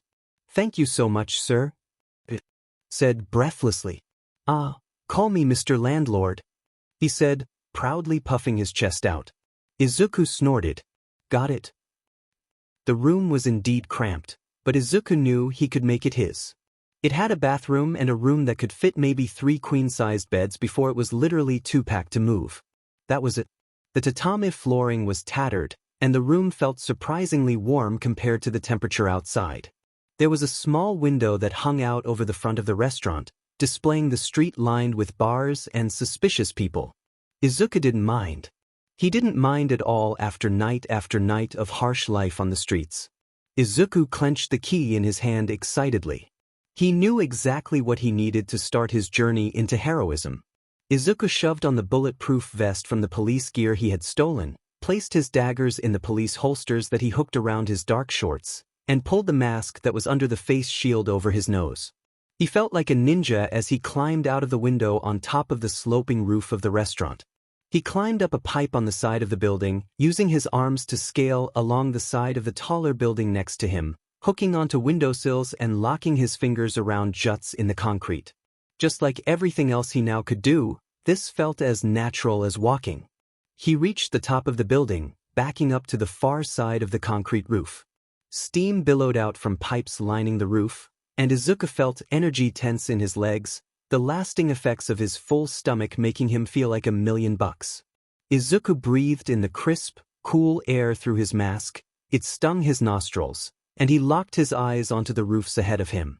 He took off in a start, running with all of the effort he could muster while dulling the sound of his boots against the concrete. As he reached the edge, he pushed all of his energy down into his legs, bursting off the side of the building. He soared through the air, wind whisking through his hair as he dove. He landed in a roll onto the next building, continuing running as soon as he sprung up from his action. His heart pounded in his chest with excitement as he darted across the roofs, climbing onto pipes lining the sides, leaping and bounding into the night of the city. He felt hot blood moving through his system. He could jump extremely high with all of the energy, and he had to be running much faster than the average man. I'm gonna be a hero. Izuku couldn't believe the lack of crime in the area. It was like criminals didn't do their work in shady alleys anymore. Where are the stabbing maniacs when you need them?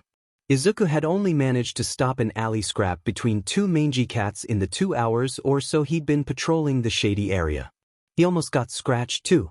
He huffed a sigh, wanting to simply find the action while his full stomach lasted. Suddenly, he heard a faint clatter in the alley below him. "Give me the money, you beach. I'll bite your head off." A man with a very large set of teeth spoke below as he cornered a small young woman. "As I said, no." The woman stood relaxed and stark still, speaking in a stern yet relaxed voice. Izuku immediately jumped into action, swinging his body off the roof he was sitting on and landing on a small awning overhead quietly. He scoped out the situation quickly. No weapons. Teeth enhancement quirk. Unknown abilities. Wants money. Small-time crook, I can deal with this. He yelled in her face again, before she cut him off, staring directly up where Izuku was hidden. "Oh, he's here." Izuku felt a shudder run down his spine as he jumped out from behind the awning, diving his feet straight into the criminal's head. "Oh, F-dash." The man cried as he collapsed to the ground. Izuku wound up a kick, and the man gnashed his teeth at Izuku. He swung his leg at the man's head, but he dodged, shifting under Izuku and going to bite his arm. Izuku dodged backwards, swiftly pulling out his dagger and slicing the man across the face as he lunged with his teeth. The man spurted blood out, screaming as the slice narrowly avoided his eyes. He almost immediately passed out as he hit the ground with a loud thud. "Thank you so much, biter." The woman piped up. Izuku looked at her, eyes blown wide at his identity being known. She covered her mouth in surprise, as though she wasn't supposed to say that. "Yeah, sorry. I already knew you were coming. I have a future vision quirk. I wasn't worried about the mugging, since I knew you'd get him in the end." She excitedly pumped her hand. "I was a big fan before I even met you, huh?" She beamed a smile at Izuku. Izuku couldn't help but smile back at the praise. "Oh, thank you, miss. You know, you have such a strange get-up for a hero, but I'll be looking for you in the underground scene." Izuku paled slightly. This woman's quirk was powerful, but she still mistook him for a real hero. Well, that was his goal, but he almost felt like a liar. "Oh, She quickly rummaged around in her large purse, items clanging together as she looked. My vision said I would give you this. She suddenly pulled out a screwdriver with the little yellow handle. It looked like nothing special, and Izuku felt confusion pull at his features under the mask. Why would I need this? My quirk can seem silly in the moment, but trust me, this will be super useful. She put it gently in Izuku's hand, excitedly huffing. That's where the vision ends, so I'll be out of your hair now. Thanks for everything. She quickly and excitedly strode off into the night, ducking behind an alley alight with lights and music. Izuku stood in the back street, poignantly confused, and now holding a screwdriver. He sighed, and tucked it into his hoodie pocket before swiveling on his toes to walk in the other direction. As he walked out of the alleyway, he heard a murmuring noise echoing loudly through the narrow street. Izuku ducked for cover at the voices, hiding swiftly in the cast shadows of the tall buildings in his dark clothing. The murmuring got louder, and as he approached, he could make out some words. Beep, heading 399 south, armed and threatening a code 72. Beep, possible code 19 at K south, over and out. If Izuku hadn't watched an absurd amount of hero television as a child, he may not have understood the sounds he heard. Being a full-fledged hero otaku, he recognized that background chatter anywhere. Oh my god, a police radio. Izuku peeked his head out to get a good look at the sleek police car sitting in the dark of the night. The interior was lit up, but there was nobody inside. There's probably a cop nearby that left their car idling. I could really use one of those radios, would help me find crime a whole lot faster. After looking around to check nobody would find him, Izuku snuck up to the car to look inside. The window was cracked slightly down, just enough to let the sounds escape the interior and ring out across the tiny street. As he examined the type of radio, he noticed it wasn't a part of the car, rather a wire-connected screwed-in add-on. Izuku looked at the screws. Izuku felt the screwdriver, heavy in his pocket. Oh, the police must hate me. He quickly smashed the window in, the shards of glass bouncing off of his well-adjusted combat hoodie. Swiftly climbing over the shattered glass and into the car, Izuku hastily unscrewed the radio. He heard the noise slowly stop as he unhooked the wire connections behind it, and felt the hefty weight of it in his arms. A maniacal grin played on his features. He cackled as he ran off into the night, having stolen highly classified police equipment, lugging it back into his room for another day. This patrol was a success, I'd say. If Mr. Landlord noticed Izuku now had a fully operational police radio hooked up to the wires he had strewn across his room in the morning, he didn't say anything about it. A week had passed since Izuku had started patrolling the neighborhood around the shabby Horrify restaurant he lived above, and he had started to set up some basic routines.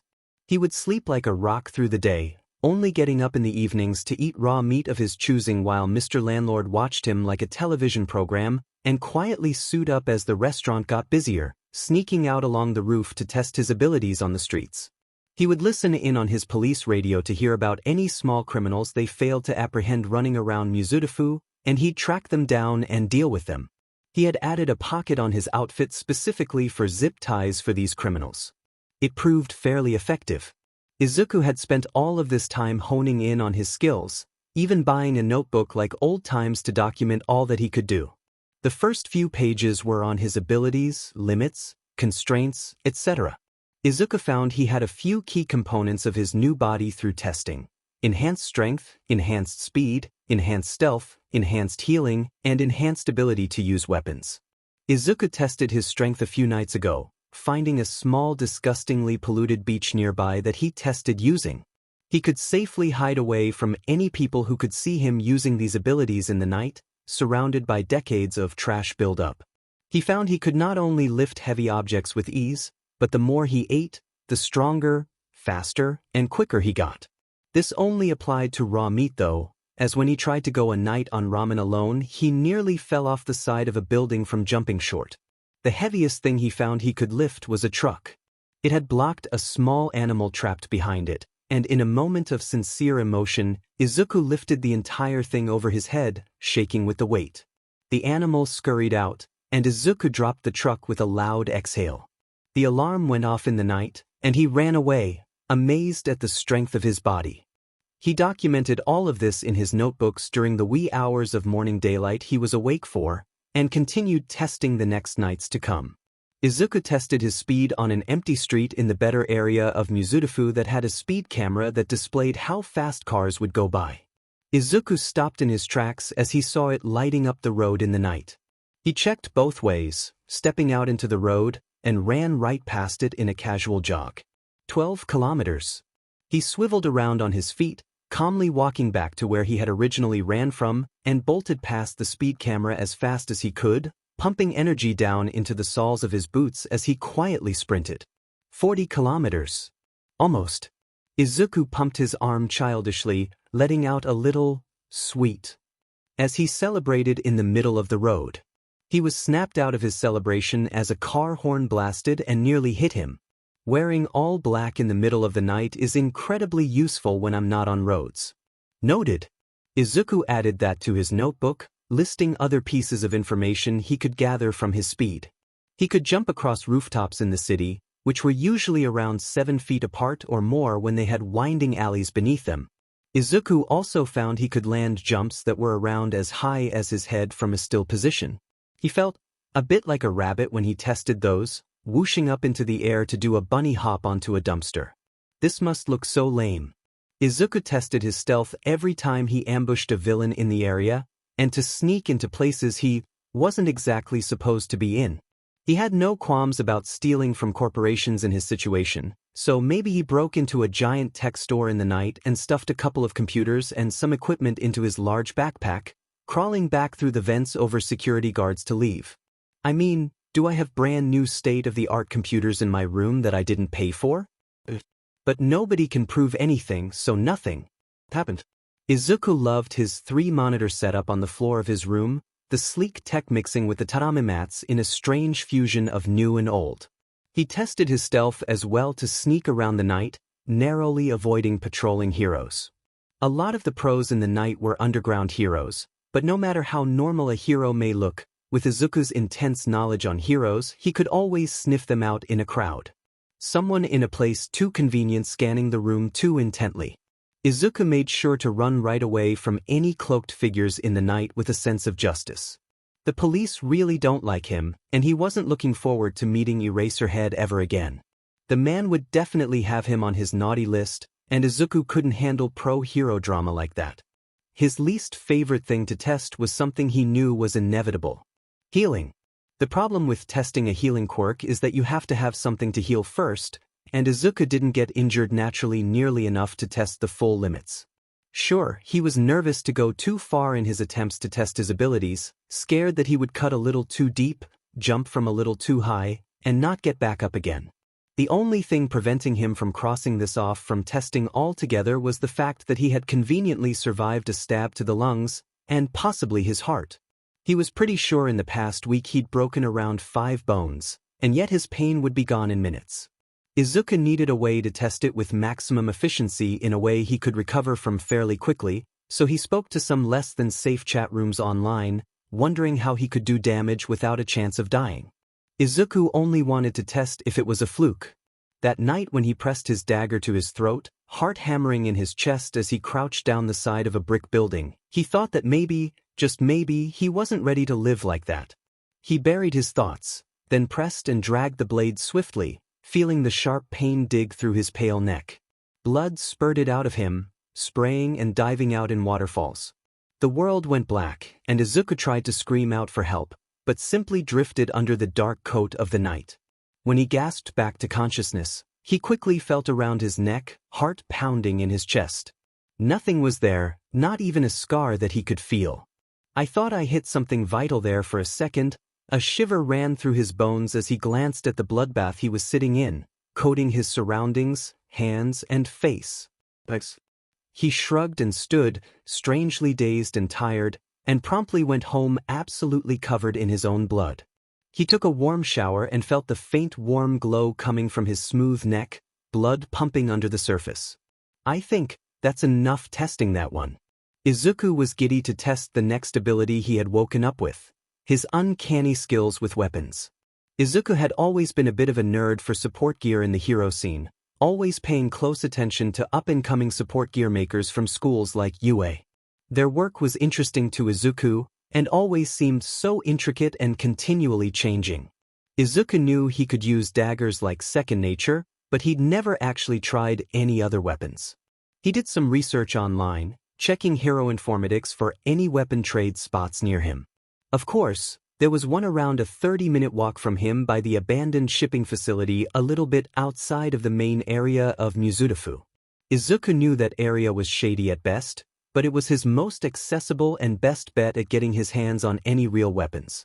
He looked over some of the weapons previous clients listed on the forum for the new meetup, boasting their bow staff collections, large swords, massive tech collections of things that made them float, blast, and explode anything in their way. Many of these people were simply collectors, but Izuku worried about what they could do with that firepower anyways. Izuku had stayed up the whole day, his body not getting any rest wearing on him as he researched. He had found out everything he needed to know about the meetup, and had his eyes set on a very specific girl who would be coming.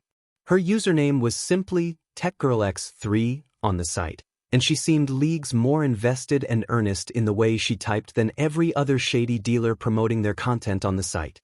Izuku guessed she was pretty new to the scene with the way the others interacted with her, sniffing out new meat to trade with. Izuku looked at some of her content, and it seemed she was making hero-grade stuff. Color me impressed. Izuku glanced over at the time in the bottom corner of his monitor, quickly seeing his research had led him hours behind, now almost an hour late to the meetup he had so desperately wanted to go to. Dang, it'll be totally picked through when I get there.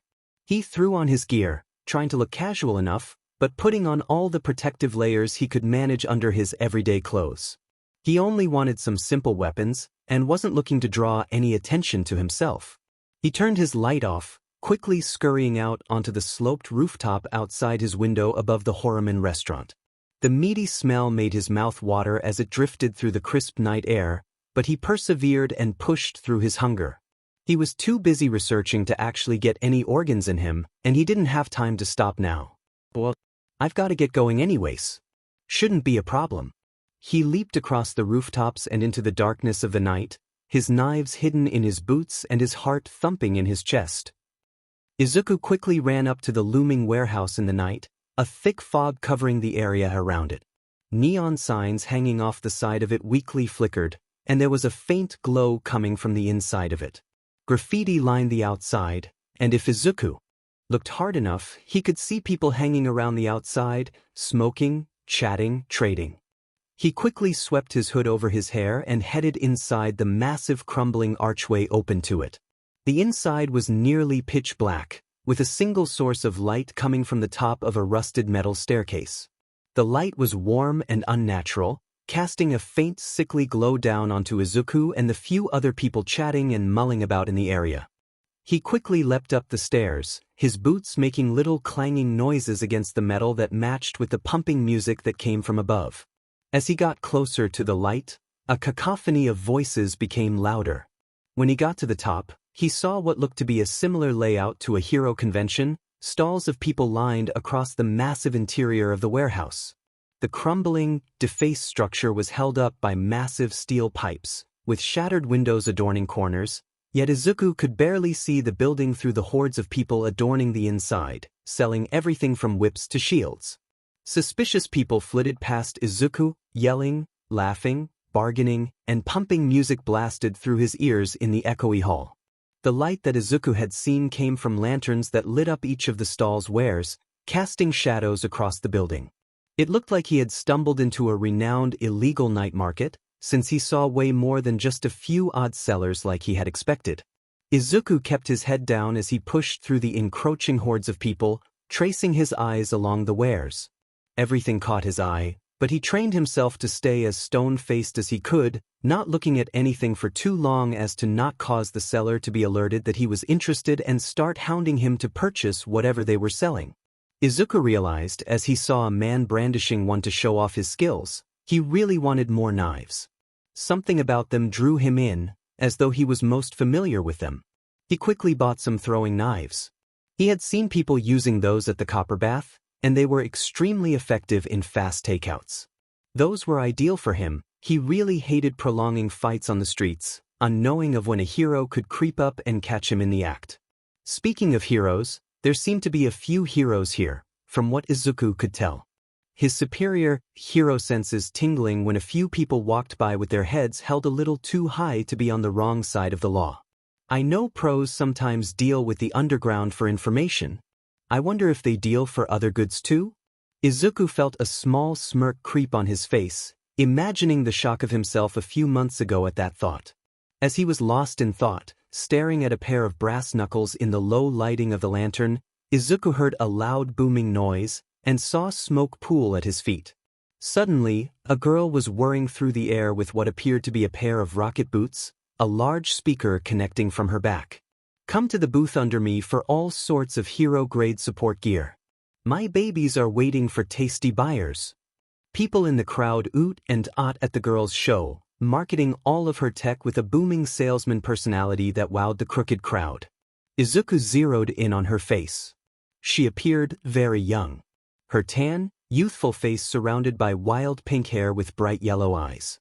She was smeared with grease, and clearly extremely into her craft, still promoting as Izuku and many other members of the crowd all made their way over to her booth. A few other kids were running the booth while the pink girl's voice boomed over the speaker, echoing through the hall. "That has to be Tech Girl X3. The people on cash looked panicked, as people shoved money in their face, demanding the next product. Shouts of, "Mine," and "Back off," erupted from the stand, and Izuku couldn't believe the chaos. "I just wanted a peek." He tucked his head lower, jumping up onto the sign above the stand, and staying crouched as he looked out over the crowd of people bargaining for the wares. People were about to start climbing over the stall in desperation to buy the impressive machines. Rocket boots sold like hot cakes, sticky wall climbing pads were being fought over like pieces of meat in a famine, and Izuku couldn't begin to fathom the mosh pit that started over the punchy gloves, which, unsurprisingly, made the wearer punch harder. Izuku watched as the chaos unfolded, simply perched up above the two cashiers. Few noticed him, nobody cared. Ever so slowly, the crowd started to dissipate, with more of the weapons and gear being sold over time, and more people feeling satisfied with their purchases. Barely anything was left by the time almost everyone had left, and even more stalls had entirely packed up. Izuku simply sat atop the stand sign, his legs swinging over the edge. When the place was nearly empty, the pink girl loftily drifted down with her rocket boots, landing with a small burst of smoke pooling out beneath her. "Well, gang, my babies sold pretty well, huh?" She still spoke in a loud tone, even without the speaker amplifying her. Izuku was pretty sure he heard some other stall vendor mutter a curse under his breath at her comment, but the pink girl didn't mind. "Why, we're gonna have enough to buy more parts for the club," a smaller boy said, even more excited. All of the kids shared high fives all around, before the pink-haired girl swiftly turned her head, her smile wavering on her face. She caught Izuku's eyes, and a smile lit up her face again. "Customer. Hello. What are you doing up there?" Izuku's eyes widened, surprised the girl could sense him above her. "I'm waiting on a good product. Thought I'd get out of the crowd." He spoke loudly down to her, the distance causing a bit of an echo. "Waiting on a good product? What? None of my babies interest you?" she said, an excited smile raging across her. "Features? No way. They were super cool. I noticed the cooling system you had in place for the tech system on the fire-breathing mask when I checked out the interior. It was genius. Oh, don't listen to me actually. Why, you probably already know you're good at what you do." Izuku felt his face flush slightly under his hood as the girl looked at him quizzically.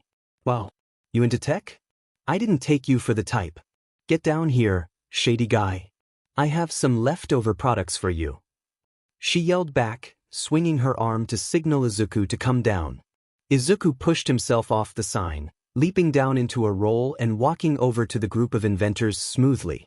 "The name is May. I'm hoping to go pro." She smiled up wildly at Izuku. "Biter. And you sure you want a deal here if you plan on going pro? There's a lot of bad people in this area, not the best for rep." Izuku asked with a playful tilt in his voice, as if he wasn't one of those bad people. He took the crazed girl's hand and lightly shook it. Weird name, and I'm sure I don't mind dealing my prototypes to these people. Half of them barely passed the safety test. They're almost definitely going to explode at some point, but that's not my problem. The good stuff hasn't sold yet, I was waiting for the right customer. I think you might be my candidate. She leaned into Izuku, her arms on her hips as she proudly inspected him. Izuku leaned backwards, inexperienced with all of this attention from a girl his age. Wow, you're young, she said brightly. You have an older aura. Have you ever been told that? Anyways, I know just what you need. She quickly turned on the ball of her feet, rummaging behind the counter in the dim lighting. Loud clangs and banging noises sounded as she threw stray wires and metal scraps out of a suspiciously large duffel bag. Ah! She yelled excitedly. These would be great for you. She hoisted an armful of mechanical things up onto the counter of the stand, pushing off some other bits and pieces hastily. Izuku looked at the laid-out tech, seeing what looked to be a few small bombs, a gas mask, and a pair of sleek gloves. Izuku looked quizzically up at Mei, extremely confused at these items. He tended to go for weapons, not expecting much more than interesting knives. He felt excitement pool in his guts as he looked at the cool black designs. She was right, her other stuff was child's play compared to these. What do they do? Izuku asked, thinly veiled awe peeking through his voice. Well, these babies, Mei held up the small bombs around the size of a plum and a deep red color, are harmless yet deadly. They release a super thick smoke that totally obscures the vision of any threats. They're high spec with a 370 ratio on high heat. Izuku nodded along, pretending he understood her lingo. All you need to do to start them is push this big silver button at the top, and toss them around 5 feet away. Otherwise the smoke explosion may possibly ever so slightly render you blind. She smiled toothily up at Izuku, before putting the little bombs to the side and picking up the sleek black gloves. These babies are some of my favorites. She took her own gloves off, putting the chunky black ones on. She contracted her fingers in the glove, and long, sharp, black talons shot out of the ends, curving into a point so fine it glimmered. Claws. Rah! She fake-slashed at Izuku's face as he chuckled at her antics. These can be used to scale walls, since they can hold body weight like a breeze. Made out of quirk-enhanced metals, the atoms are closer to each other, making them extremely hard to break. You can use it by triggering a muscle in your hand that the gloves sense, releasing and retracting the claws at will. I think those would totally fit your ultra-spooky vibe. Spooky? Izuku tilted his head, surprised. Oh, and this one dash. Mei moved on, disregarding Izuku altogether. Is obviously a gas mask, but she quickly fastened it onto her face, flipping a switch that lit up the sides slightly. It has a few more assets. A mechanical voice rang out, nothing like her own. Izuku's eyes widened at the impressive tech. He could most definitely use those smoke grenades to help in fights against crooks who can move faster than him. If he can ambush people with those, he could also use them to escape heroes in pursuit of him in the future. The gloves would be very useful for getting around the town, especially if he can climb walls with them like Mei said. The mask would help a lot with obscuring his identity and combat against any gas quirks that could be used against him. Izuku knew his voice was fairly recognizable with how young he sounded being a fighter on the streets, but with the voice tech he could just pass for short. He quickly pulled the cash out of his pocket. Alright, how much for it all? Mei looked up at Izuku, stars filling her eyes as she quickly unclipped the chunky mask. All of it? I knew my babies would catch your eye. She laughed heartily, the loud sound echoing around the place. We already have enough money for the club ×3, and I think you're a riot, so you get a biter discount. Special to you. We'll make a deal. She leaned into Izuku again, propping her hands on his shoulders, and began to shake him wildly, a mad smile on her face. 25,000 and you become my new equipment tester. She was still aggressively shaking Izuku back and forth like a ragdoll. I stooped the shaking. He yelled out, his voice wavering as his head was whipped back and forth. Be my friend. Mei shouted noisily. Deal. Izuku grabbed her arms and forced her to stop the wild assault on his body. Just quit the shaking. He cried dizzily. Okay. May smiled up at him. Cough up the cash. Oh dash. She rummaged around the pocket of her baggy pants for a moment, pulling out a slightly smudged card and shoving it in Izuku's hands. My business line. I'm gonna test. Stuff on you, be prepared, and call me this weekend. She cackled. I think this girl is genuinely insane. Izuku handed her the cash, taking his equipment in a smaller version of the large duffel bag May had in the back. She let Izuku borrow it for free, so Izuku didn't argue. As Izuku waved the girl and her associates goodbye, she shouted a very ominous, "If you don't call me I'll find you," and waved her arms over her head wildly. Izuku blushed under the cover of his hood. Izuku held onto his duffel bag tightly as he traversed the dark, shady nightlife of Mizudafu. He was thrumming with both excitement and hunger, his stomach growling as he ached to try his new tech. I can't wait for some leftover Horrorman. Suddenly, on a lit-up street, Izuku stopped dead in his tracks, nearly being knocked over by people passing by him. A stench wafted to his nose that was so deathly familiar, he could almost taste the tang in the back of his throat. Fresh blood. Izuku's stomach lurched and shuddered inside of him, aching and groaning with the force of his hunger multiplied. He felt his mind glaze over and his body started moving on its own.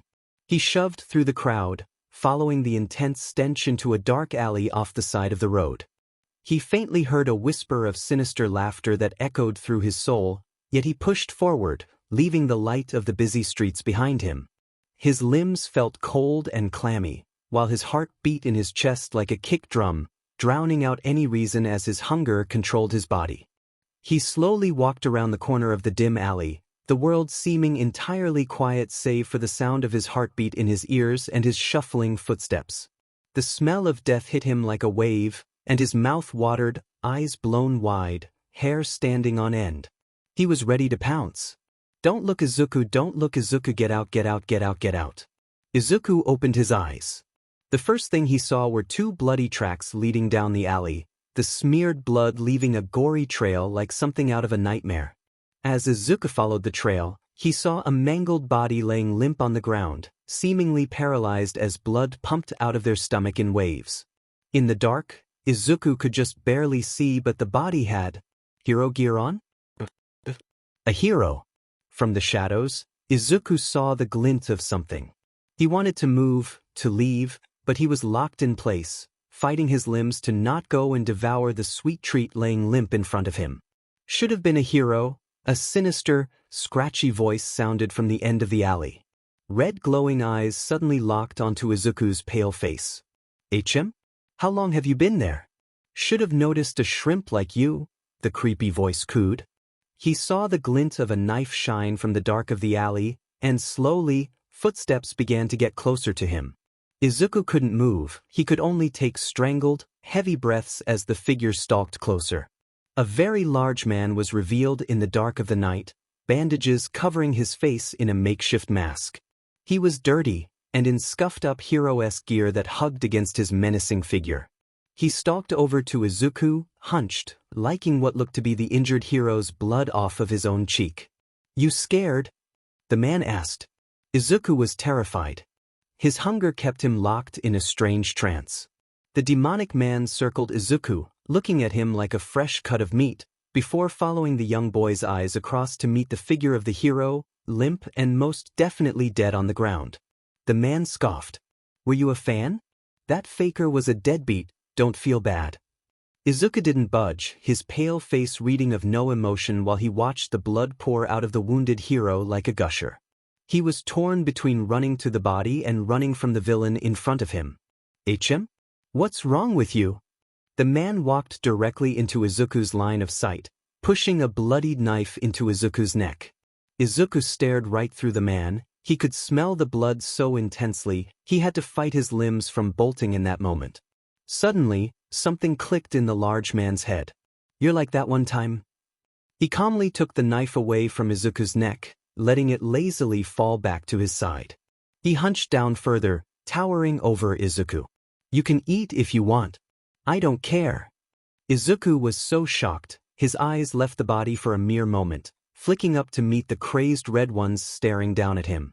Something inside of him bursted at that comment, all of the reason leaving his body.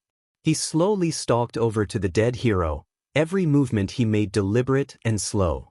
He desperately tried to hold himself back, pushing against his urges with all of his might. He dropped to his knees, hovering over the body with a crazed look in his eyes. He wasn't breathing, his vision tunneling in on itself as he stared down at the lifeless figure. Izuku leaned down to pick the hero up, aching for a taste, unhinging his jaw like a snake to finally feel release. All at once, he snapped back into himself so violently he jumped 5 feet backwards, stumbling away from the hero hastily.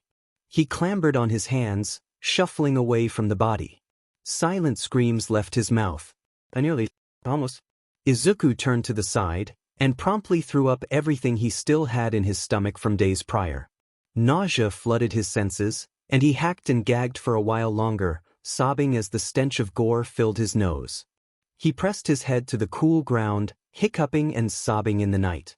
The villain was gone as far as Izuku knew, and he laid there, gasping for air for as long as he could. I almost ate him.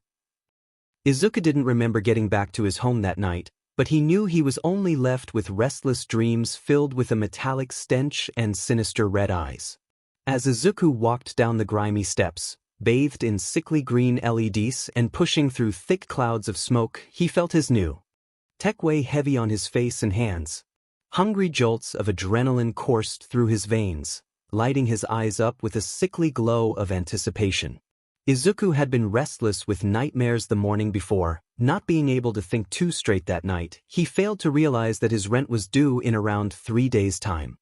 He would hate to disappoint the man who had so graciously given him a place to rest, yet he had spent a large portion of his money on all of his new tech and knives, as well as some extra horrormen to satiate his impeccable hunger. He felt a drop in his stomach by the time he had thought to check his cash supply after his fitful sleep, realizing he was a couple thousand yen short. Izuku knew money flew out of people's pockets like it had somewhere important to be, but the freckled boy truly didn't realize just how quickly he was going to lose all of his cash on setting up a home base. For God's sake, he didn't even have a pillow. Izuku knew he still needed to test his equipment, but didn't have time to mess around the city with no money left before rent was due, so he settled for a way he knew he could make money. A miscellaneous tip on a drag bust. Izuku couldn't test his weapons in just any place on the streets. He did have some morality left, after all. Using high-grade weapons like the ones he had bought so excitedly on some petty criminals wasn't exactly heroic, yet he had found a perfect way to get any money. After scouring his online sources, checking chats and blogs across the web for any sources on upcoming fighting rings, he found a golden opportunity on a frequently visited forum for miscellaneous tips on active crime in the area. BBBBBlock says, Pill Party, official meetup for trades at Angel Bites Club. And a few other bits of information listed. Izuku worried his lip in excitement. He finally had the chance to stop something big. The seedy underbelly of Hero Society was full of old and new age drags from both pre- and post-Quirk era, both having dramatically different effects around the world. Japan had an extreme epidemic of Quirk enhancement drags, similar mostly to steroids from pre-Quirk era trading. Izuku knew exactly how drag trades worked. They were all dirty blood money trades in cash. He had seen enough hero interviews after stopping those sorts of rings that were meant to inform the public on how to stay out of them. It was extremely ironic that Izuku was walking into the mouth of it all. Now, as he pushed through the crowds of people, he realized they were deep underground in what looked to be an abandoned subway station turned into a nightclub. Graffiti lined the walls, bright green lights lighting up everything around. Thick smoke hung in the air, and there was a similar cage in the center of the room as his last copper bath, but much, much bigger. If it was even possible, there seemed to be more people here than the last place he had fought at. A legitimate bar was open to the side, handing out shots of foul-smelling alcohol in gallons at a time, and very scantily dressed women curved their toned bodies in cages hanging from the ceiling. Izuku averted his eyes from those, blushing under his gas mask. The music playing was so loud Izuku felt it reverberate through his bones. People grinded up against each other around him to the beats, their sweat and cologne stinging his eyes while he pushed past them. He felt as though he was going to be swallowed whole by the room, the strobe lighting and smog not helping his journey through the crowd. I need a higher vantage point. I can't see anything down here. He walked over to the large concrete wall he saw, praying May hadn't lied about her tech, and unsheathed his claw gloves in one flexing motion. Their weight pressed into the ends of his fingers. Izuku pushed energy down into his arms, channeling all of the strength he could muster into his tensing muscles as he lifted his hands to the wall. Pressing deeply with his claws, slamming them into the wall, their black tips dug into the concrete, slicing through it like a saw to wood. Izuku's eyes widened. He didn't want to know how sharp they were. He hooked his other hand in, the claws leaving divots that held his weight impeccably well as he climbed. He scaled the graffitied wall, the music pumping and his heartbeat in his ears being the only things he could hear. As he neared the extremely tall ceiling, he looked backwards to see all of the crisscrossing support beams holding the building up. They were rusted, yet Izuku knew they could get him where he needed to go. He slowly unhooked one of his hands, his remaining arm shaking with the force of holding his entire body weight dug into the concrete, and shifted his body towards the beam. Leap of faith, Izuku. Leap of faith. He swallowed, tensing his legs beneath him, before bursting off of the concrete wall, unhooking his claws at the same time. As he leaped over the sea of sweaty people below, the smoke obscuring the world around him, he felt as though he was flying, his stomach in his throat from the thrill. Izuku's hair whipped around him, and his body outstretched, reaching for his landing position. If he didn't make it, he was sure he would die. He landed on the support beam with a small bang, rolling into a standing position as he balanced himself many meters above the cold, concrete ground. That could have gone so wrong. Izuku huffed an excited laugh, his body jittering from adrenaline under his skin. He traveled along the support beams, leaping from one to another with the grace of a butterfly flitting and floating around in a gentle wind. As he looked down from the middle of the room, standing above the brightly lit massive cage that nearly reached the ceiling, Izuku scanned to find where the most suspicious and richest-looking people were stationed. This was an underground official trading system he had found tips on, after all. Izuku suspected they had a mole. Izuku knew what he was looking for. He'd seen these types of people standing around at night, leaning on nice cars as they smoked, full suits and wildly offensive energy that would assault Izuku. They were always too relaxed, too keen, too dulled down and hyped up. Izuku knew these big league drag trades were trouble, that getting mixed up in these could be his death, but he couldn't bring himself to pull away at the thought of making his home streets any cleaner. He'd seen the people affected by these drags, too. Washed up, dumb with chemicals, hunched in alleyways, or hyped up and wreaking havoc in the streets. Each time, he'd intercept them, try to help, calm them down or put them in a safer place for when they woke up, wait for them to clear their systems for a while as he dodged their punches. It made him sick to his stomach to watch people live like that, and he wanted to put it to rest. Bingo. A very large spiral staircase led up to an upper area. Massive guards in suits lined the entryway, their faces obscured with what looked to be black bandanas and sunglasses. They all had their arms crossed as they guarded the main area, but from Izuku's spot above them, he could see a bird's eye view. Two men sat across from each other, beautiful women sitting at their sides as they idly chatted, smooth alcoholic drinks in their hand. One man was fat, middle-aged, and quite hairy. He had a round belly, and he smoked a cigar with one hand, occasionally huffing out thick puffs of smoke. Sitting across from him, a young, attractive man with a pretty face and long hair. They were both surrounded by guards, half of the guards in red suits, the other half in deep blue suits. There had to be at least 20 of them, excluding the ones blocking the only exit and entry point. Izuku gulped. The upper area looked to be an issue to fight in, its lounge setting placing multiple obstacles in Izuku's way, with plush, leather seats everywhere. The tables were laid out in a way that had towering dividers for privacy put between them. Running swiftly and unnoticed through that area would be a problem. Izuku hadn't expected that many guards either. He wasn't entirely confident he could take them all out before some form of concealed weapon was turned on him. Izuku watched as the men's casual conversation continued, conniving smiles lighting up their faces in the shadows. Izuku keened forward, desperately trying to catch their conversation over the echoes of the music blasting below him, but he couldn't hear anything. I need more information before I dive in. I really need to stop taking random forum information. This is seriously a sticky situation. Suddenly, the young man snapped his fingers, the women that were hanging off of them scurrying away. He leaned forward, resting his elbows on the table in front of him, putting his drink to the side. He said something slyly, and one of his smaller guards quickly pulled something out from behind them, a large briefcase Izuku hadn't caught.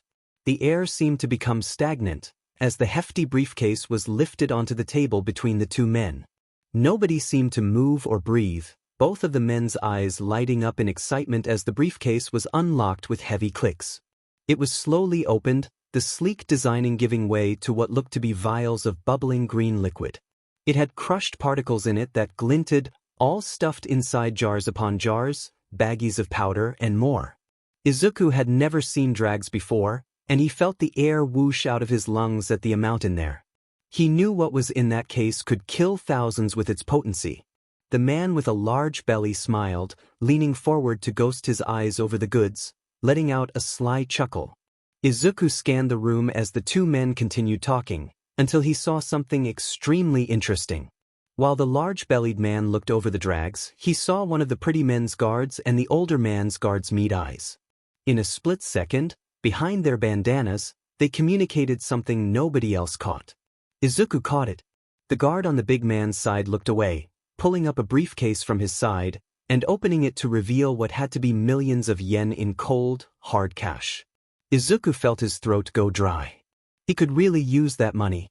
He watched as the deal was sealed, the large man laughing boisterously as the young one smiled thankfully. The two guards Izuku had seen act differently then took the drags and money briefcases in their hands as they walked out, each taking them in individual directions. Izuku followed them, swiftly crawling along the beam he had stood on above their swiftly traveling bodies, staying low in the darkness of the ceiling as to not be spotted.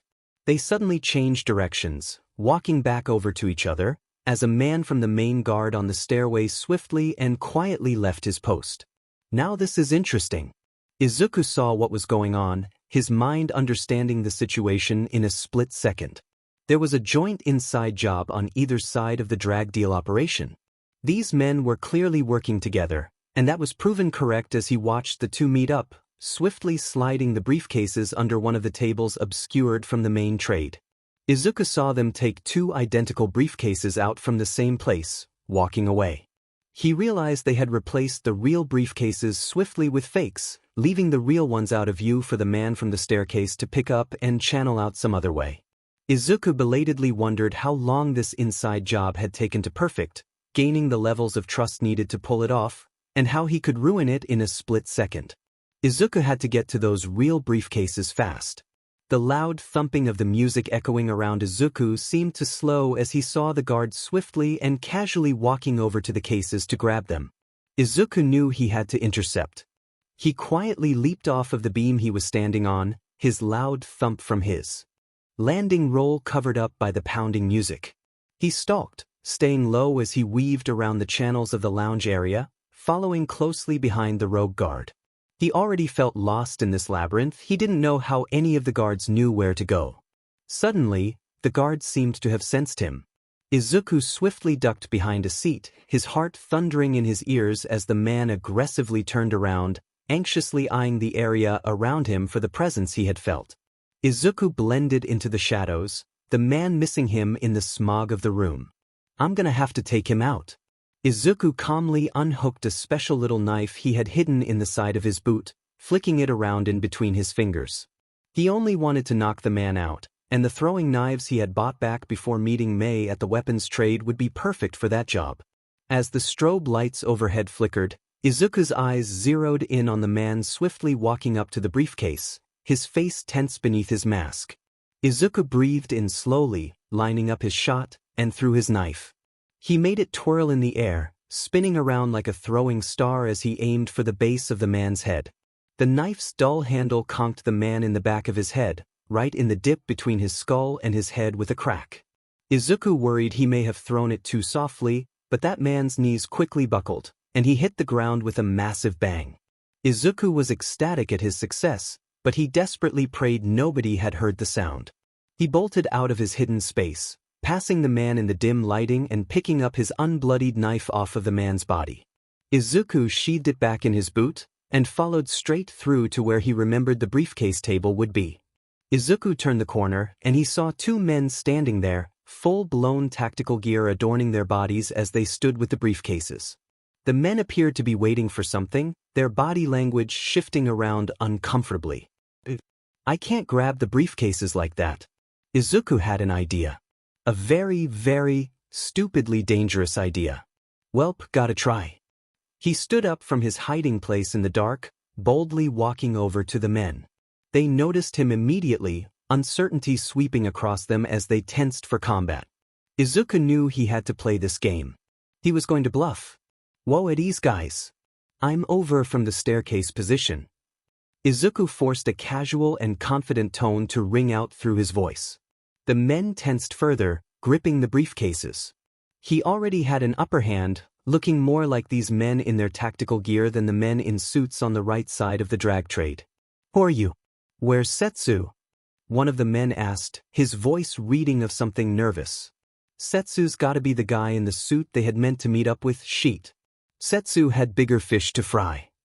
Izuku kept it vague, standing in a confident fashion all too unnatural on his body.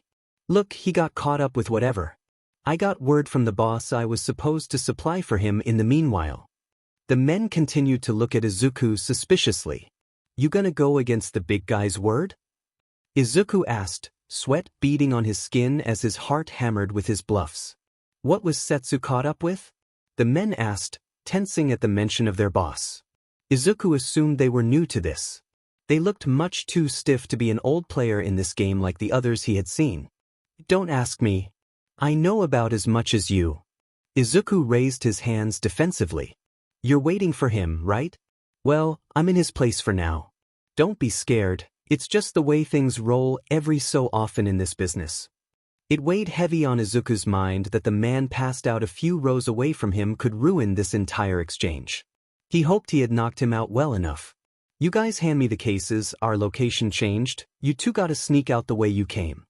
Izuku looked into their eyes, flicking back and forth as he held out his hands for the cases. The men eyed each other suspiciously. Come on, you trying to get us caught? Hand me the cases, we gotta go. Izuku snapped, trying to let his desperation seem calm and collected when it was anything but. The men looked between each other again. Ever so slowly, Izuku watched with bated breath as they lifted their arms to hand him the cases. Suddenly, it seemed as though the world crashed down. The men suddenly convulsed, hitting the ground with the briefcases. Izuku looked around swiftly, before a nerve-wracking shout completely foiled his plans altogether. Police! Get on the ground! The area was surrounded. Izuku knew the men had been tossed, yet nobody had tossed him. The smog in the room and the darkness must have hid him in his dark clothes. He darted over, picking up the briefcases and ducking behind the nearest booth, hiding under the table in the darkness. A cacophony of noise erupted around him, bullets began soaring across the room, tearing up the couches. Men fought heavily with their quirks, the upper floor being lit up by barrages of assault. The music of the club continued pumping in Izuku's ears as he fumbled with the briefcases. He only needed the money. If the police were there, he could hand over the drags easily. Men dropped down from the ceiling in police gear, shouted commands ringing out over the music. Izuku popped the first case open, wedging his knife in it to break the case locks open.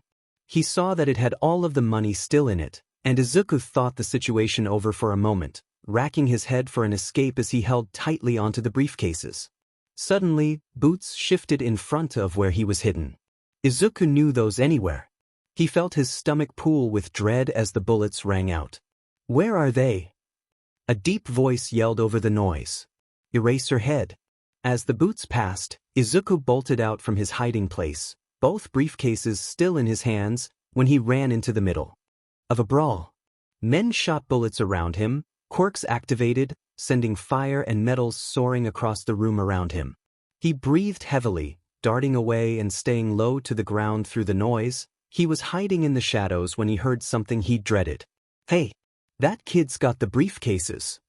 Izuku darted past everyone as their eyes, police and lackey alike, all shifted over to him while he ran. He was quickly cornered, the briefcases still in his hands as he panted. Police officers surrounded him, as many others fought off and detained the lackeys that were still struggling being handcuffed or beating the police down in groups. Izuku looked around for an escape, desperate to fight his way out of this, when he saw an opportunity. The very same support beams he had come from. Bullets flew past him as a police officer lunged to grab him and detain him, shooting off a taser. Izuku jumped over it, before winding his arm up, pushing all of the power he had left in his body into throwing the briefcases up into the air. They whooshed up past everyone, people's eyes tracking them as they flew in seemingly slow motion over the fight, both of them landing up on the beam. He let an excited huff leave his mouth at his aim, happy he didn't miss. Izuku quickly shifted his focus back to the swarm of police officers surrounding him. Well, I gotta go. Nice seeing you boys, he said excitedly, adrenaline rushing through his veins as the fight around him continued. Stop there immediately! Someone yelled, lunging towards him. They really want to fight, huh? Fight. He huffed. The men all braced guns as they came at him. Izuku swiftly moved, kicking the gun out of one of the men's hands and turning it over into his own. He then grabbed a knife out of his leg holsters, swiftly throwing it behind him at a cop running up towards him as he continued to hold the others at gunpoint. The men all stayed stagnant, before he fired off a shot in the air, causing many to recoil, before diving towards them. Izuku slashed at them with his new claw gloves, kicking them out of the way and disorienting them as the flashing strobe lights made his movement look like stop motion. He could feel each of their presences, kicking and slashing at their forms to escape. He hit a few in the stomach, cutting through their armor and down into flesh as blood flew around him. He really needed that money, but maybe he felt like a slightly guilty lawbreaker. Suddenly, as he was given a breather from many of the police officers being down due to the combat, Izuku quickly reached down to his belt, pulling out one of Mei's dark red smoke bombs. Sorry, gentlemen. Izuku giggled as he pressed the button on the top, throwing it down a few feet from his feet like Mei had informed him to. A heavy smoke burst forth from the little bomb, filling up the area in an instant, rendering it almost impossible to see through the thick waves of it rolling out. Izuku hiked up his other senses as he dove through the smoke, listening to every footstep around him to avoid the men fighting, running through the aisles of seating like his life depended on it.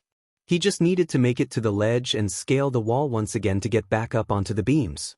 Sweat beaded on his skin as he pushed his body, the pumping music making it all too disorienting. I'm almost free. Suddenly, Izuku felt his organs slam into the walls of his body as he was stopped dead in his tracks, wound up by something restraining his arms and legs. He tried to wriggle his way out, falling to the floor in an instant. He was wound so tightly he could barely breathe, feeling like an animal caught in a trap.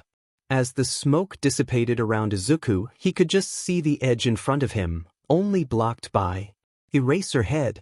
The man looked down at him, his eyes burning red.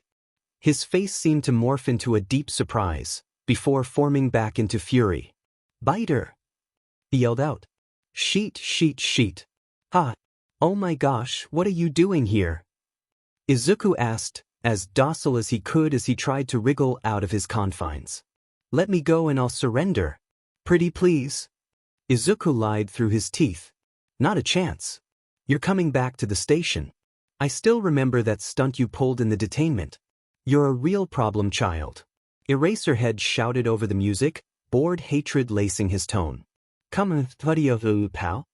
Izuku gritted his teeth. Let me go. I'll be good, I swear. Izuku screeched, feeling the scarf tighten around his body. Stop wriggling. My scarf won't break. Come on, kid. You'll be better off back at the station than here. What a lie. Izuku knew that he alone couldn't break Eraserhead's hero-level support gear, but maybe Mei's inventions could. He could just move his fingers ever so slightly, flexing his hands in anticipation. He needed the claws and he needed them fast. He tensed his fingers further, moving them ever so slightly with all of his might as he felt the claws unsheath. The option is still open for you to do better, kid. Be better. We can wipe your record, set you up with a life. Let us get you out of this. Eraserhead yelled as he picked Izuku, who was still fighting against his confines, off of the ground, holding him up to look at him. Izuku felt rage boiling in his gut. He cut his claws up against the fabric of the scarf, running it back and forth as the material splintered underneath his extremely sharp claws. Don't, Izuku huffed. Patronize me. The scarf suddenly split open around him, the material breaking to Eraserhead's great surprise. Izuku burst forward, taking advantage of the man's confusion, and punched Eraserhead straight in the face, running past him towards the edge of the lounge. Get back here, biter. Eraserhead whipped around, quickly activating his quirk to turn off Izuku's quirk, when Izuku leaped across the expanse to latch onto the wall. His claws dug in the defiled concrete on the other side, when he heard a bang and a deep pain bloomed through his side. He looked to the side of him at the wall, to see a bullet had been embedded into it, sprayed with his blood. Ack! He let out a groan of pain, having been shot through his abdomen. He felt his muscles spasm underneath him, slightly sliding down the wall before regaining his place, pushing through the pain as he used his claws to dig into the wall and travel up to the beams. Izuku kept pushing, jumping across onto the beam to where he saw the two briefcases had landed. He ran across the beam, holding his open bullet wound with one of his hands, and grabbed the briefcases in passing, continuing to run away from the sounds of gunfire and shouting behind him as his feet made loud noises on the metal beam. The intense burning in his side clouded his decisions, stumbling and tripping on the beams as he ran very high off of the ground. He put one of the briefcases between his teeth, the other in his hand, and scanned the area. People were screaming at the club below, running out of the doors at light speed as they trampled each other to get out of the chaos. Izuku suddenly zeroed in on something below him. A very, very large sewer cover with a ladder down into it. This must have been an entrance for city sewer repair. The building has to be surrounded by police. I can't exit with the mob. Izuku steeled himself. I'm gonna have to use the sewer system. Get back here. Izuku whipped around to see a bloody-nosed, infuriated Eraserhead charging at him from behind on the beams. I've gotta go. Izuku clamped his teeth down on the briefcase, holding the other one tightly in between his white-knuckled fingers. He ran from the furious shouts from Eraserhead behind him, diving forward off of the platform in a desperate attempt to reach the wall, his bullet wound sending searing pain through his outstretched body. He felt his hand roughly connect with the wall, tensing his hands to unsheath his claws as he was dragged down the wall with his momentum. The concrete cracked and crumbled under his hand as he was dragged down, pulling out of the wall. He grit his teeth with the pressure of holding himself using his nails on the wall, the pain from his wound making him want to pass out. As Izuku slowed from his descent, his claws still digging into the concrete, he leaped forward, bursting out and transitioning into a roll on the hard floor, blood spurting out from his wound while he rolled. Swiftly recovering, he immediately sprinted over to the channel into the sewers, kicking up the loose manhole cover to get under. Izuku hopped down the long ladder down to the underground systems, disgusting waste water flowing alongside the tunnel paths he was safely dry in. Imagining the layout of the club in his mind, he knew that if he took the right path, he would end up going along the tunnels for a while, whereas the left would lead him out into the streets filled with police. He figured he'd deal with them when he got to them. Izuku took off in a stumbling bolt to his left, running away from the clanging shouts of the police officers trailing him. The stench of the sewers coated the back of his throat and made his eyes sting, yet he kept running along the repaired sides, the pipes lining them spurting out gas in his face as he ran. The temperature in the sewers was much lower than the bustling club, and he felt the wind bite into his skin as he ran. The voices fell distant behind Izuku while he sprinted, none of the police officers being able to keep up with his speed in the straight halls. He felt his lungs burning alongside his abdomen. He had been running for a while, passing any manhole covers he heard noise above. Finally, Izuku pushed himself up a ladder to a new one. He must have ran a few kilometers away.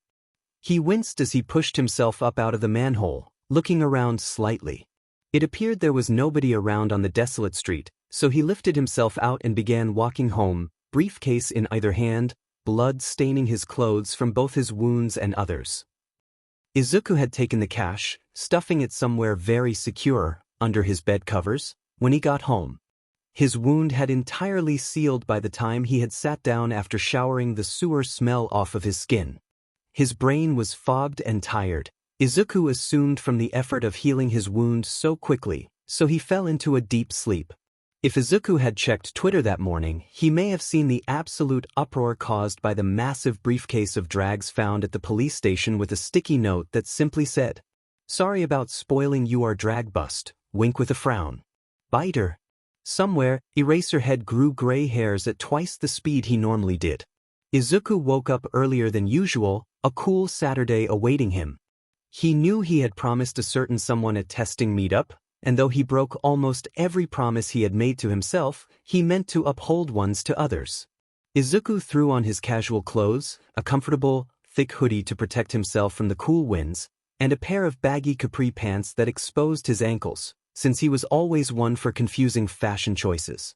He made sure to look presentable, washing his face and gargling an unhealthy amount of mouthwash to remove the taste of sleep, before leaping down the stairs to the main area of the Horrify restaurant. The restaurant was just opening, the early afternoon streets being less busy than the night. Izuku said a quick hello to Mr. Landlord, who shot him a fatherly remark about being up so early. Izuku playfully rolled his eyes at the sarcasm, leaving out the front door with a jingle. Izuku felt the cool air bite into his skin when he stepped out of the restaurant's warm glow and into the streets. It had been a long time since he had been outside in the light of daylight. Even though the skies were clouded over, the light burned his eyes as though he was staring into the sun. With his face scrunched, he swiftly walked down the dilapidated roads. The street he lived on was entirely different in the nighttime ambience he was used to, with neon signs and upbeat music ringing out through the streets, scantily dressed women hanging around telephone poles all lighting each other's cigarettes, men slurring their jokes as they stumble along the roads, people dolled up advertising whatever club they stood outside of. In the daytime, his street was simply a bleak ghost town with graffitied concrete walls and switched-off neon signs. People still hung around, but they were much less lively than the nighttime, many being clearly hung over while others were simply tending to their daily lives as people who lived nearby. For every place filled with nightlife, there had to be a matching dative, Izuku guessed. The deathly-looking boy jogged up to a relic of the past that remained in use in this area of Mizudafu, a payphone. Izuku had gone to the one a few blocks down from where he lived, the 100-yen rusted phone standing tall as it waited for Izuku outside of a run-down tattoo parlor. He shuffled some coins out of his pocket, picking up the phone and slotting in a few coins for around 5 minutes to talk. He punched in the numbers on the smudged business card he was given a few days prior, and prayed as the line rang on the other side that his coins weren't wasted. The phone rang for a few seconds before a cheery voice rang out over the other end. "Hello. This is the Support Gear Club manager, Hatsune speaking." Izuku could hear the girl's voice ringing out across the phone, a smile crowning her words. Izuku could also hear a multitude of horrid clanging noises in the background. "Sup, May?" Izuku spoke, a smile bleeding through from the simple fact he was calling a friend. Who's this? You looking to buy one of my babies?" May spoke out excitedly. "It's Biter. You asked me to call?" Izuku winced at his awkwardness. "Oh, you actually called. Biter, man, how you been?" she asked, a small curse being let out under her breath as a loud bang sounded like a jackhammer. "Fine. What's with the noise?" Izuku asked. "Oh, I'm in the club shop, working on some totally not explosive things. Speaking of which, you gotta test these." May laughed. "By the way, what's with your phone quality, man? I couldn't even tell who you were, and I never forget a face." May said proudly. "Except for like, a couple of times. Those don't count, those people were boring." A loud welding noise sounded. Izuku huffed a laugh. "I'm on a payphone. Mind giving me an address to meet you at?" Izuku spoke, weary of his time limit on the conversation. The welding noises stopped in the background. "Oh, totally. Got you."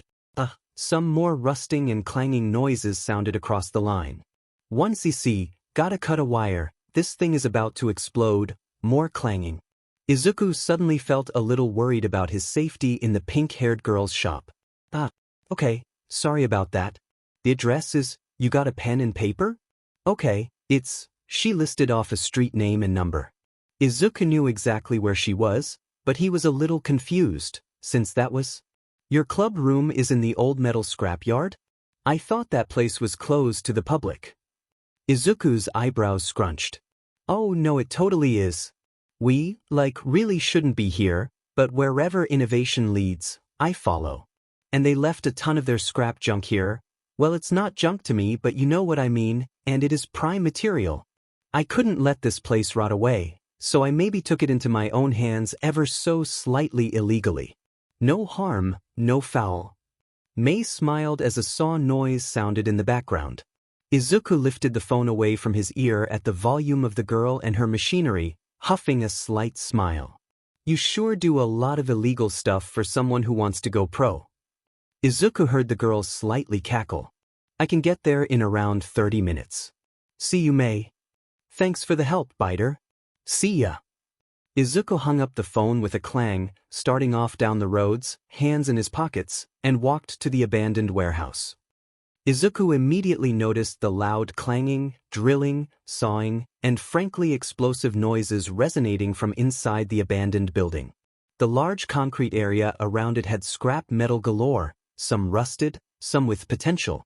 The large building stood towering, its windows shattered and boarded up, with its large doors half open to let out the noises. The building had lights coming from inside, and Izuku wondered how anybody hadn't found Mei's loud operation yet with all of the signs pointing to someone using the space. Izuku pushed open the heavy, black metal door, walking inside. Hello. Izuku looked around. The warehouse had massive machines everywhere, with inactive conveyor belts rusting over and piles of junk lying around. Izuku noticed many machines from fridges to motorbikes lining the path through the junk in the large space. He saw tech potential in everything, even noticing a wall filled with assorted daggers catching his eyes. Rock music rang out, drowned by the loud metallic noise grating on his ears. He saw robots hanging from the ceiling, some in pieces, some being fully finished, with janky designs of different mix-matched metals. The entire room was lit up by massive industrial lights on the ceiling, making Izuku's head hurt with how bright it was. The boy weaved through the seas of robots, pieces of unfinished projects, miscellaneous workbenches, and more as he got closer to the saw noises. As he turned around a car with what appeared to be tentacle arms sticking out of the trunk, Izuku laid his eyes upon a hunched Mei. She sat on the ground, welding mask and massive gloves in place as she welded metal together in what looked to be a massive pair of boots. Izuku watched her for a moment, before clearing his voice to speak up. Mei dash. Wah. The pink-haired girl jumped, nearly dropping her welding materials. She whipped around, turning to face Izuku menacingly as her mask conveyed no emotion. Biter. She rang out happily, standing and flicking her mask up onto her head. You scared me half to death. You're creepy in daylight. You sleeping all right? I have a robot for that. Anyways, dash, Izuku couldn't get a word out before she was lifting his arms, patting down his body. He felt himself flush at the attention. Yeah, your measurements work. She popped back up, shooting a smile at him. Let's get you geared up. She swiftly turned around, walking into the depths of her robotics labyrinth. Yeah. Okay. Izuku could only say dumbly, following her like a lost lamb. She weaved around all of the projects, before practically diving into a pile, rummaging through it like her life depended on it. She pulled out a small box. Izuku was confused as she walked out through the robots again. He stuttered for a moment, before Mei was yelling at him to keep up. She brought Izuku to an empty space in the middle of the chaos, a large ring created by the metallic projects lining it. Okay, Biter, I have a few babies to test on you. She crossed her arms, proudly standing in the center of the ring. Basically, I'm gonna gear you up in all of my safe-to-test-on-humans babies that won't melt your skin, and you're gonna fight with them. They're all made for heroics, so they should work best in combat situations. Mostly. If they feel particularly explodey, just give me a yell, and I'll get you out of them lickety-split. Izuku felt a little rushed at all of the information. What am I fighting? Izuku questioned. Oh, you'll be fighting Riri. She's my warbot. She spoke proudly. I made her back in first year to do some underground robot battling, so she's been through the ringer. Never lost a robot battle, ego. She won't decimate you like a robot though. I made sure of that. Mei shot Izuku a thumbs up. Okay. Izuku tried to be casual about the girl's strange robotics lifestyle, his face blank and confused all at once. Mei tossed Izuku a mask. Similar in design to his gas mask he had bought off of the pink girl at the weapons trading post, he put it on casually before he could think too much about what it could do, the click in place making him feel ready for battle. Alright, this one's a super nifty baby I started making a month ago. It should be mostly safe, but it has some K&KS. Mei hopped up onto a rusted washing machine with a missing door, sitting crisscrossed. See, the thing is, it's a mask that makes fire breathing more potent or possible at all, using the oxygen from the water vapor humans breathe out to jumpstart a combustion reaction. The only issue is ever so occasionally it causes a teensy-weensy itty-bitty incomplete combustion that kind of maybe suffocates the user, sometimes with carbon monoxide poisoning. No biggie, just a K&K. She shrugged playfully. So, I could get carbon monoxide poisoning from this thing? Izuku asked wearily, pointing at the mask now latched to his face unsurely. Hey, don't be a wimp. What's a little suffocation? Mei waved her hands in a dismissive fashion. I added a detector for the stuff, so whenever the mask starts beeping, it'll detach from your face. I just want to see the conditions it needs to be put through to start, kind of killing you. Mei smiled. Izuku felt he might have met his match in sanity levels. Click the button on the side to activate it, use heavy breaths to get it to light up, and mind your breathing control so you don't pass out before the testing's over. She shot Izuku a thumbs up, pulling out a pen and notepad. Izuku clicked the button, nervousness swelling in his stomach, and breathed out heartily, rasping like a dragon. Fire lit up in front of his face, bursting away from him in a glorious display of light. Excitement pooled in his gut, feeling power rush through his veins. Mei clicked a button on the side of the box she was carrying, and tossed it into the ring with Izuku. Izuku watched as the box unfolded, shifting metal moving seamlessly, expanding outwards from its impossibly condensed form into a figure. The robot stood at around Izuku's height, with what looked to be an old television for a head, a lanky pair of bendy limbs, and massive metallic hands and feet that looked posed for combat, claws at the ready. It's kinda cute. Get him, Riri, Mei yelled. All of a sudden, the robot was lunging at Izuku, its speed shocking him as he jumped backwards, rearing for combat. He reminded himself of the mask adorning his face, and swiftly jumped forward to meet the robot, letting out a roar of flames. Quickly regaining his breath, he sent more flames at the metallic body, Riri sweeping them to the side as she went in for a punch.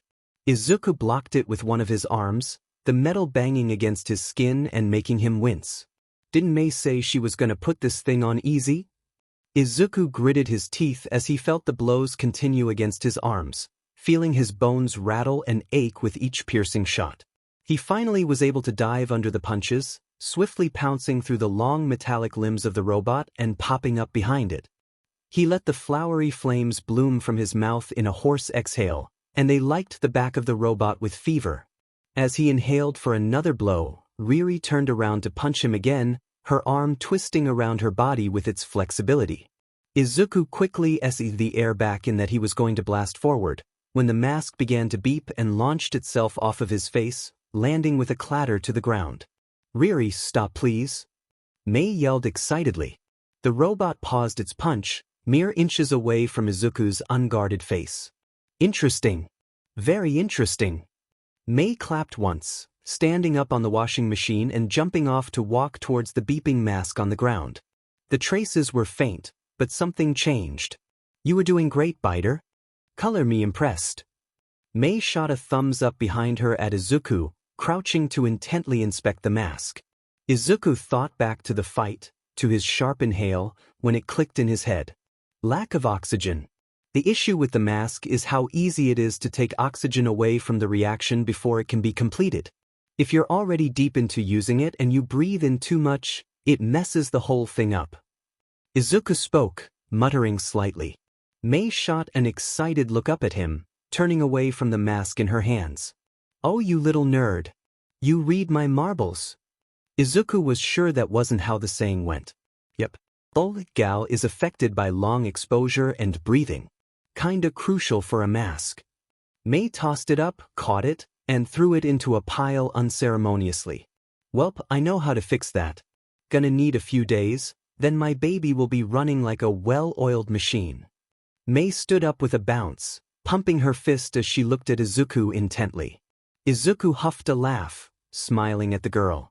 "Alright, what else do you want me to test?" Izuku spoke, amusement and comfort seeping into his tone. Mei had a mischievous glint sweep across her eyes. "We're gonna be here for a few hours." Izuku was put through the ringer. If he didn't already have the reflexes of a cat, he was sure he would have been toast. Mei's inventions were hazardous at best, deadly at worst, yet all ingenious. From pairs of rocket boots that blew up underneath him and left him dangling from the pipes lining the industrial ceiling, to stabilizing belts that would help with motion sickness, Izuku had to be swung in a circle by a giant robot for that one, something he vowed to never do again. Izuku was blown up, frozen, burned, squeezed, pinched, and nearly crushed by Mei's inventions. After the hours of testing torture, Izuku found the darkness of the night creeping into the corners of the well-lit shop. Izuku smelt like burnt grease, his clothes tattered and Mei covered in oils and scrapes from her work. The two of them decided to call it a night, literally closing up shop and heading out into the bitter winds of the night. They walked down the harshly lit roads, occasional dog barks sounding over their conversation in the deep dark of the evening. It couldn't have been later than 8, yet the winter weather darkened the skies to the cool deep blue that the city lights made them. They happily joked and chatted as they walked back into town, Mei's loud cackle reverberating across the streets. "Oh my God, I nearly busted a hip laughing when the leg stabilizers almost compressed your thighs flat. My babies are so feisty. And you screech like an owl." Mei let out a loud laugh, her shoulders bouncing. "Shut up." Izuku laughed. "It's your fault I thought I was gonna lose my legs." Izuku lightly shoved the laughing girl. "Hey, dinner's on me if you keep coming back for testing. I have like a bajillion other projects that need human subjects." Mei spoke. Izuku thought for a moment. Was it good for him to get close to anyone like this? A real friend? He shoved his hands in his hoodie pockets, linking them together. "Alright, where are we eating?" They continued down the roads, Mei leading Izuku back into the nearest residential zone, showing him past the outskirts of the city and into a small shop district. Izuku felt out of place in an area that was marginally nicer than where he lived. Instead of HKers walking the streets in the night, fit women walked their dogs. Instead of people fighting in an alley, he saw couples sitting in warmly lit restaurants being served sweets. Izuku almost missed the rough and tough of his life, scared all of this softness would lull him into a comfort that dulled his sharp edges, making him too soft to fight back. He kept his shoulders hunched and his head low as Mei led him to a small diner. The door didn't shabbily jingle when Izuku walked in after the girl, making him even more weary of how he looked in a place like this. They walked through the rows of cushioned booths, and as Izuku looked up at Mei's oil-streaked face and slightly burnt hair tufts, he felt just a little better about his unkempt appearance. He looked away swiftly to hide a smile, before plopping down across from Mei in a cushy red booth. The warm lighting of the restaurant made Izuku feel nostalgic. He used to eat out at places like this with his mother when he was younger, always ordering the most American menu options he could find that reminded him of All Might. As he looked over the menus here, and decided on the Texas Grilled Ultimate Mega Big Boy Burger, he let out a laugh at the horrible menu names. Mei called the waitress over, both of them swiftly being brought water and having their orders taken. As they waited for their food, Izuku sipped on his water. Truth be told, he was kind of nervous to eat anything that wasn't raw horror. Not used to whole-cooked foods anymore, he wondered how his body would take the massive burger with assortments of things like vegetables. Now that he really thought about it, Izuku couldn't remember the last time he ate anything other than raw meats, no matter how disturbing that may have seemed. The freckled boy only hungered for blood and flesh each time he was tired, and he couldn't bring himself to feel any way about it after such a long time of eating like an animal. He pushed down the thoughts of bloodied bodies laying still in alleys that evoked an untouched hunger within him, and looked up at Mei, who was watching him intently. He flinched suddenly, surprised his reflexes didn't notice her gaze. "What's up?" Izuku asked, trying to sound casual as he linked his hands in front of him. The girl's eyes narrowed, glowing yellow in the warm lighting. "Biter," Mei starts, her voice low and serious. "Is it a nickname?" Izuku starts to sweat a bit. He knew Mei dreamed of going pro, and probably wouldn't want to dirty her record with someone like Izuku. A criminal with a fake. Something like that. Izuku shifted his eyes, lowering his tone. Mei scanned his face for a moment longer. Well, I assumed you were a fanboy or identity thief or something, but... Mei put her hand under her chin, eyes pulling together in question. Izuku's face swam with confusion, not being able to piece together the girl's words. Mei mumbled something. "Sorry." Izuku asked, wanting to follow the girl's words. "You're fighting. You fight, obviously. I mean, you nearly decimated poor Riri after a while there, and I had her on the highest setting." Mei began, looking up at Izuku. "Wait, I thought you said dash," Izuku began, before he was cut off by the pink-haired girl. "You fight, your name is Biter, you're a creepy-looking guy, no offense dash, you bought high-tech weapons off of me, and it's all just lining up a little too well." Mei quickly put her hands down on the table, leaning forward. "I'm on local Mizudafu Twitter, like all of the time, and I know about the going-ons of this city, at least in the tech aspect, like the back of my hand. Right now, Twitter is in an uproar about a local hero, but I had my money put on the guy not being a hero at all. Sure, he's good. I've even seen some footage of him fighting, moves like a cat." But Mei trailed off. Izuku gulped. He really didn't like where this was going. "You fight just like him, and I know for a fact you're no hero. In fact, I'm pretty sure you're living on the streets. I'm not gonna judge though, I just mean." Mei let an excited grin spark up her face as she spoke in a hushed tone. "You're a vigilante, aren't you? You're Mizudafu's Biter, the one that's been getting all the attention lately." Izuku paled, and before he could stop it, he let his words slip. "I've been getting attention?" He looked at her, tilting his head in confusion before slapping his hand over his mouth in realization. "Wait, no, I'm not, I mean dash," he waved his hands around in desperate dismissal. Mei looked down, before bursting into a loud laugh, shaking the walls of the secluded booth they were sitting in. "You are such a bad liar. But how haven't you been caught?" She looked up at Izuku, as Izuku panicked. "Oh, you have been, haven't you? Sly dog."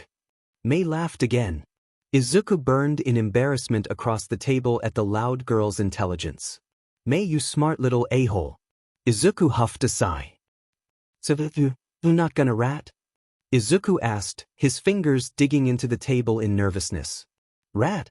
Honey, you literally just went to my fully illegally operated tech dungeon. I'm not an idiot." Mei snorted. "I can't risk my baby's safety like that. Or, like, going to jail or whatever." She leaned back and crossed her arms, smiling as she sunk into the plush red seats. Izuku let a genuine smile wash across his features, relief flooding his bones for a moment, before he snapped back into a stiff position. "So, people are talking about me?" He spoke in a whisper, leaning across the table towards Mei. "Online? Why?" Izuku's eyebrows shifted into confusion, a small spark of happiness lighting up in his stomach. He had never wanted recognition for his actions, just change, but that didn't mean it didn't feel good for someone to see him. "Talking about you? Biter, you have fans. I'm kinda one of 'em." Mei played with the straw in her water absent-mindedly, the ice cubes shifting around it. "I think it started with a few people trying to find out who you were after being saved and junk, mentioning you were new and underground, but awfully young and skilled. You were kind of an anomaly, but really blew up when you left that note and massive case of drags out front the police station. That was hysterical. Some cop posted it as a GG, and it totally blew up. You were like number 6 on trending for a few hours in Japan. Can't believe you never knew. Mei shrugged, a smile playing on her features. Izuku was lost in thought. I can't believe I didn't know either. Izuku looked off into space, staring down at his hands at the table. He must have been zoning out for a while, as he was suddenly snapped back to the present by the nice waitress delivering their food. Mei tucked into the meal like she hadn't eaten in weeks, absolutely demolishing the food put in front of her. What was once a plate with a hearty steak sub and fries was reduced to a mere couple of spare potato bits in seconds. As she munched down on a fry, she thought to actually look up at Izuku for the first time in minutes, her yellow eyes locking onto his untouched plate. Are you gonna eat that? Mei spoke, picking some spare beef out of her teeth. Izuku was still in a stagnant state of shock, half watching her devour her food, half thinking about the entire situation with him being a viral sensation. He didn't know whether he should lean into it or not, make a name for himself. He figured he'd think about it later, and huffed a sigh before pushing his plate over to Mei's side of the table with a faint dragging screech. Gotta keep up my metabolism, you know. These curves don't make themselves. Mei giggled, immediately taking a bite of the absurdly large burger. I'll give you the fries though. Can't have our shining vigilante go hungry. She smiled, the food still in her teeth. That night, Izuku had dropped Mei off at her home, a nice suburban area he felt out of place in. She walked up to her apartment, the cool air biting through his sweater as he watched the light turn on where her room must have been. He felt tired from the lack of food he had eaten all day, and set his sights on getting home and eating a healthy portion of raw meat. Whatever was left, he was sure he could take. Later that night, he heard the front door ring as he entered, and checked the back for any new meats he could eat. Yet he had seen that Mr. Landlord had cleaned up for the night, nothing edible left for Izuku. The dim lighting made the restaurant feel otherworldly, almost always having drunk patrons and warm lighting for as long as Izuku had been in this way. He was more partial to jumping the rooftops in the deep dark of the night to leave his room nowadays, but he did occasionally go out through the front in civilian clothing. He'd never seen it like this. Izuku quietly padded up the stairs and into his small, cozy room. The tatami floors smelled like a welcoming hug to him, and he kicked off his shoes by the door to sit down. He was tired. Very tired, yet he couldn't be bothered to sleep, a deep curiosity pulling him towards the waking hours he normally napped right through. Before he could force himself to knock out, Izuku had found himself booting up his computer. When did I? He seemed to blink and again, the screen had changed. He was in the process of making a Twitter account. Thunderstillbiter. He hit enter. Izuku was typing out a tweet. Izuku was sending a tweet. Izuku went to sleep. Overnight, the tweet by Thunderstillbiter blew up. Every hero gossip blog was talking about it, and it garnered millions of views in a few hours as Izuku slept through the morning. All it read was a simple, Eraserhead is a beach, and his stupid cop friends shot me. Thanks, geezer. Izuku had no idea the chaos he had just caused. Muzutafu Hero Twitter was in pandemonium. If Biter wasn't a household name before, it was most certainly now. The hot topic of this sassy new vigilante that had the ultimate influencer swagger was all anyone could talk about after his first appearance from a comedic DLVRY to the police station, a suitcase of highly illegal drags, to his newest Twitter crusades. It all started with a simple tweet towards a prolific underground hero, Eraserhead, calling him out in a jokester way that was so uncharacteristically blunt for speaking to heroes that Muzutafu fell in love with the vigilante overnight. Hundreds of thousands of likes rolled in on Izuku's account, shocking him in the morning as he awoke to thousands of newfound followers. Izuku remained a large mystery in the streets, nobody being able to get a good photo of him to link to any of his tweets, nor a solid idea of what he did. He knew it was an impossibly bad idea to have a social media presence as he remained underground, but the small child seeking approval in him thought just a few more tweets couldn't hurt. And then a few more. And then a few more. Over the course of a week, Izuku became a sort of niche micro-celebrity in the Muzutafu area. He would post things as mundane as a snarky comment towards a criminal he took down, to something as big as the occasional leaked classified information about criminals in the areas that had people scared far and wide. Biter became a common street name, the popular vigilante of the week, and his blunt and humorous takes became a smashing hit every time he posted, with his skills being undoubted among police and villains in his vicinity. Of course, with popularity comes a price. Izuku had just finished tying up a criminal he had found attempting to assault a civilian, leaving him as he swiftly asked the victim to call the police for him. The street was fairly empty where he was, so he knew to get out of there as quickly as possible to not stir up any commotion. He wanted to feel at least a little rested before he met Mei tomorrow, so he was looking to end his shift early. Izuku's stomach growled for Haruman, a jittery excitement taking over him as he dreamily thought about eating a good meal when he got home. The wind was strangely stagnant tonight, not that it ever blew too harshly in the cramped downtown Mizudafu streets. The world felt quiet for once, only Izuku's muted footsteps carrying through the streets as he slowed to a light jog. He remembered nights like these before he had his abilities were daunting. Though he always knew as a young boy that he shouldn't have been out at hours like this, he had always found misfortune on his side as a child. The street scared him. Too tall, too murky, too foreign, nothing like his loving home and soft mother. He felt his heart ache in his chest. He blended into these streets perfectly now. Suddenly, in the deathly quiet, Izuku heard a small noise, his ears picking up on a shrill noise from his right. He slowed his jog, turning to look where it had come from. He turned to look beside him, but couldn't make out the figure in the dark. He heard the noise again, now recognizing it as little sobs coming from the street. Izuku's hairs stood on end, a shiver galloping across his body. The darkness normally comforted him, kept him hidden from the world that had chewed him up and spit him back out, but this was a darkness he didn't recognize. Something was wrong. He stopped dead in his tracks, feeling as though he was being tracked, prey instincts kicking in. The sobs sounded again, a mockery to Izuku's ears. Izuku knew he couldn't be Izuku in this situation, a shy boy who ran. In this gear, he was Biter and Biter alone. Biter wouldn't cower, but he would be strategic about this. He flicked a switch on the side of his gas mask. Immediately the sides lit up in a neon green glow for a moment, doing nothing to stop the darkness that permeated the sobbing figure. "Hello." He spoke out, his voice cold and garbled with the gas mask changing it for intimidation's sake. The sob got a little louder, and Izuku was tempted to simply leave.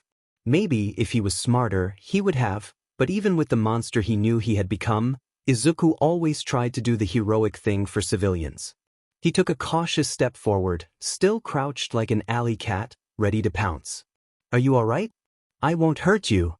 Izuku's voice echoed through the eerily quiet street, his ears ringing from the break in the silence. His footsteps were slow as he tracked towards the figure, stalking as he tried to maintain his escape opportunities. He couldn't put his finger on what was wrong, but something was. The sobs were too periodic, like a call they rang out. Unnaturally. The hunched figure didn't run to him for help, didn't call out for Izuku, unmoving. He attempted to adjust his eyes in the dark of the alley as he got closer, but to no avail. It was all too quiet. Suddenly, as though it had never been there, the figure dissipated into thin air. Izuku was now deep in the alley, and he knew. Bad news. Izuku turned around to bolt, his legs pressing into the ground as he was prepared to leap and bound out of the area, acid thrumming through his veins as his fears were warranted, gut cold in suspended fear. It's a trap, sheet. Izuku took 2 steps before he tripped, or more like the ground ceased to exist beneath him. He felt his body fall forwards, a little yelp escaping his mouth as he was dragged down into an abyss, falling as his stomach crowded his throat. In what felt like slow motion, Izuku was moved into murky blackness, falling down, until he tumbled through and into a brighter area than the void, shocking his eyes and rendering him blind for a moment. He tried to stabilize himself, find ground to land on, but he simply hit a hard floor with a loud thud from a direction he hadn't fallen in. Before he could stand, pain bloomed in his skull, and he was immediately moved into a falling blackness again, this time, one of sleep. Izuku's head was killing him. The pounding resonated through his skull like a kick drum to his cranium. He blearily opened his eyes.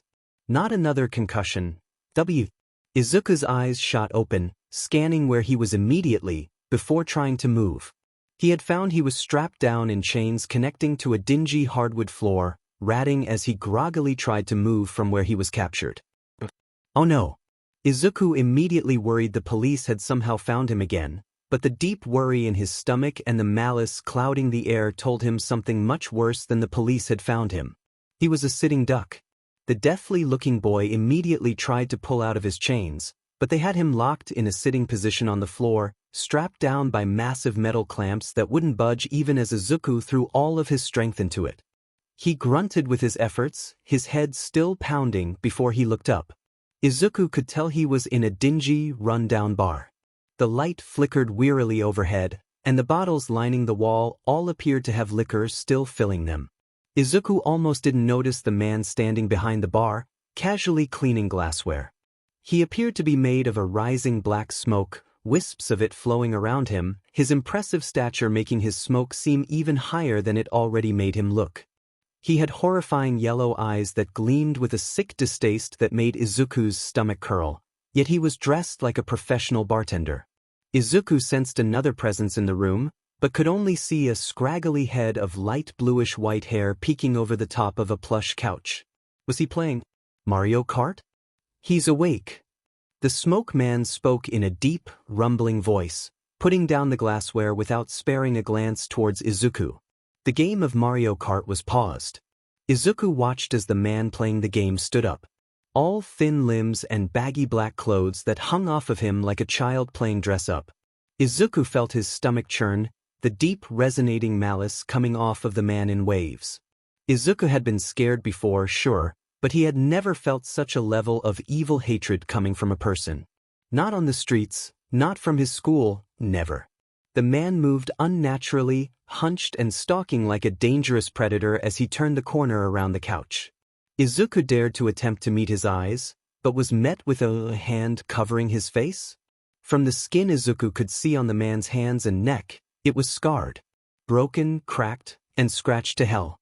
He looked as though he was going to flake apart on Izuku.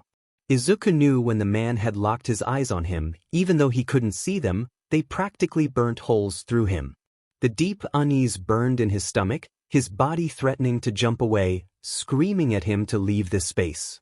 Villains. Real, honest-to-God villains. Biter. The light-haired man spat out with hatred, his voice sounding crushed and scratching on Izuku's ears unfavorably. You've become a real problem for me, you know that? A real nuisance. But you already know what you've done. Yes, don't play stupid. I'm in control here. The man muttered, seemingly speaking half to Izuku and half to himself. Don't even try to escape. We took all of your gadgets, bells and whistles. You can't even fight with a quirk like a real hero. What kind of lame but NPC needs to have stats like yours? We have to eliminate you, have to. He trailed off, his words scorching Izuku with their dripping hostility. This guy's crazy. I need to get out of here. Tamura, stay focused. The smoke man warned. I know that. The man, Tamura, yelled, his vocal cords scraping against each other. Biter. You are a scorn on me. The man warned, his childish mutterings ceasing as he burned holes through Izuku. You're a fake hero. A fake in that society of goody two-shoes. You have so much potential to be better. To bring the whole system down. Yet you're playing for the man keeping you down. Tamura snarled. We could use you. A little asset of ours went rogue not too long ago, and you could very well fill the hole he left in our company. That stupid high-ranking rogue, killing the doctor and going off like some hero to disappear.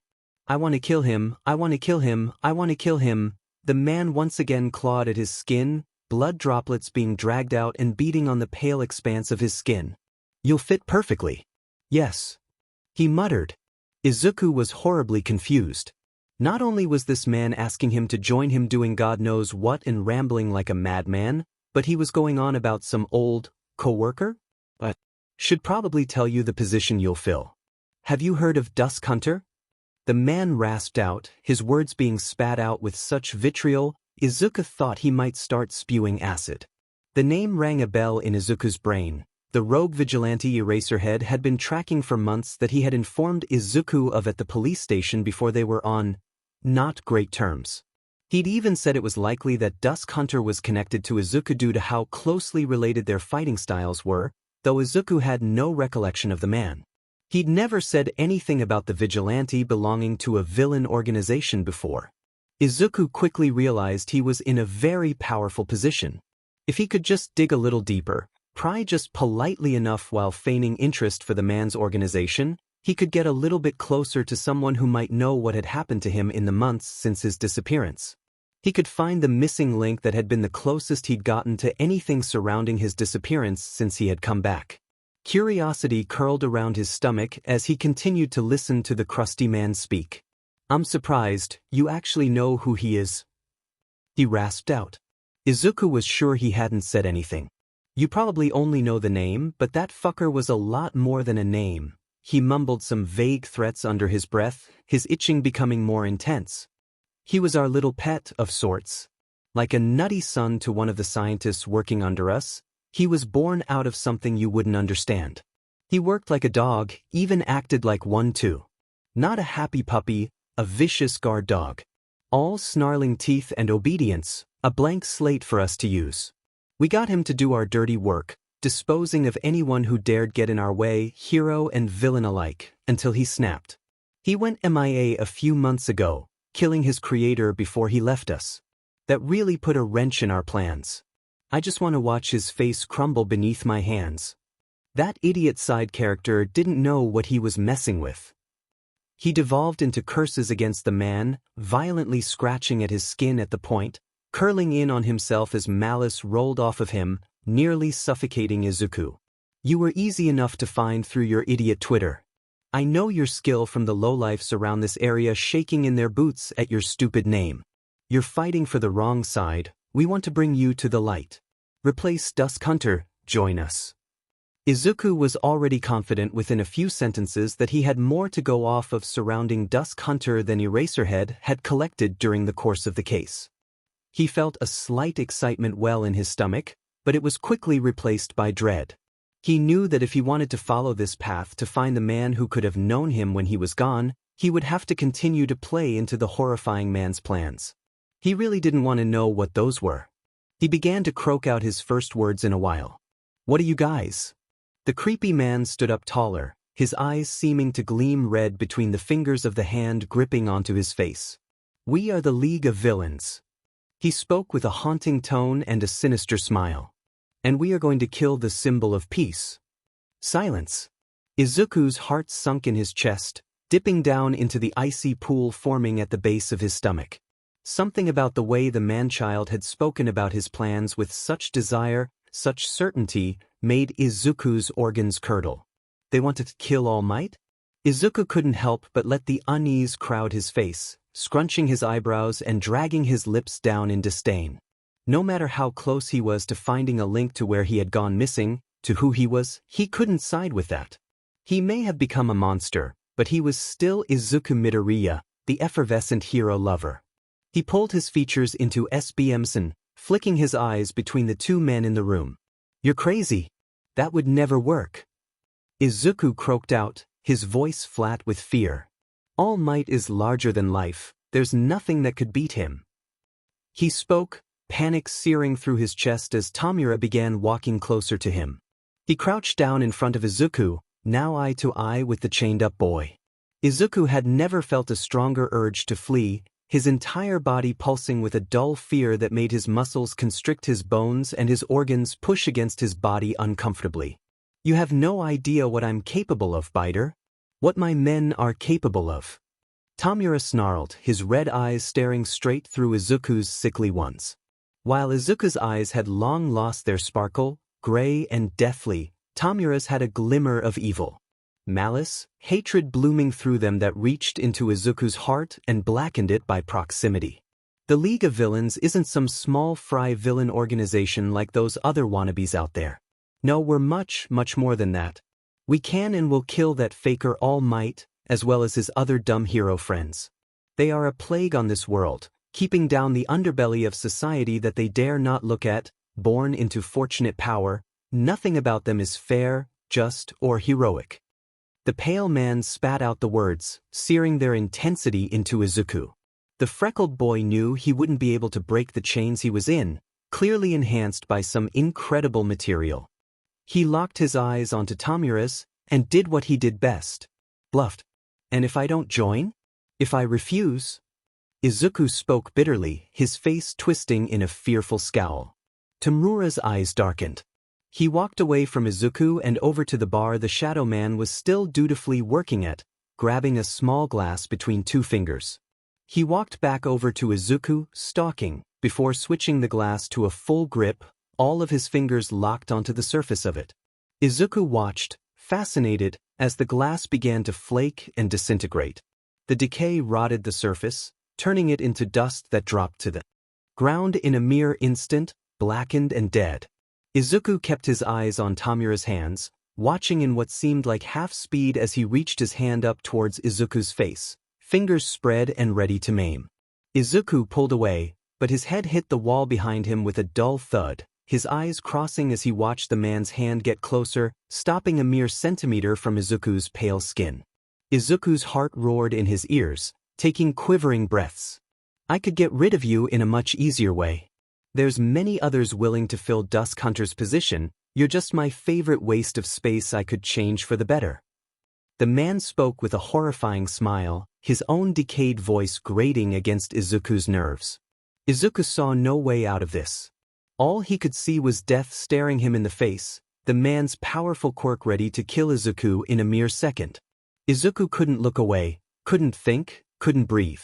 He was trapped, and the only way to get out was to go through. With death at every stop, Izuku chose to live as long as he could get away with. He stabled his shaking voice, fear cooling his veins. I'll do whatever you need me to do. Tamura smiled wickedly under the hand latched onto his face. I'm glad we see eye to eye on this. He rasped out. He quickly shot his hand out. Izuku closed his eyes and flinched backwards, expecting to die in that moment, before he felt the heavy weights on his arms and legs vanish, flakes of dust left covering his clothes. Tamura had disintegrated the chains that held him down. Izuku immediately shot up, dropping into a defensive stance while rubbing his sore wrists. Don't try to escape now that we've made our deal. I'd have to find you and kill you, you know. Tamura spat at Izuku, amusement filling his tone as he stared down at Izuku, daring him to try anything. Izuku froze, forcing himself to relax his stance as much as he could. The villain suddenly dropped his face, looking blankly at Izuku. Kurogyri. The smoke man's head shot up, looking over to Tamura. Would you tell Biter our little mission for him? I think I've seen enough of his face for a while. The man stormed off, pushing out through a door to the side of Izuku. He really reminded Izuku of a child dropping a toy they were done playing with in a split second, looking somewhere else for their source of fun. Now, it was just Izuku in the room with the freakish silent smoke man and his overwhelmingly panicked thoughts. I may have just joined a violent anti-hero terrorist group. Izuku mulled over that thought for a moment, still panting with the fear the scraggly man had left in him moments ago, but was pulled out of his stupor by the rumbling voice of Kurogyri. Biter, we're excited to have you here.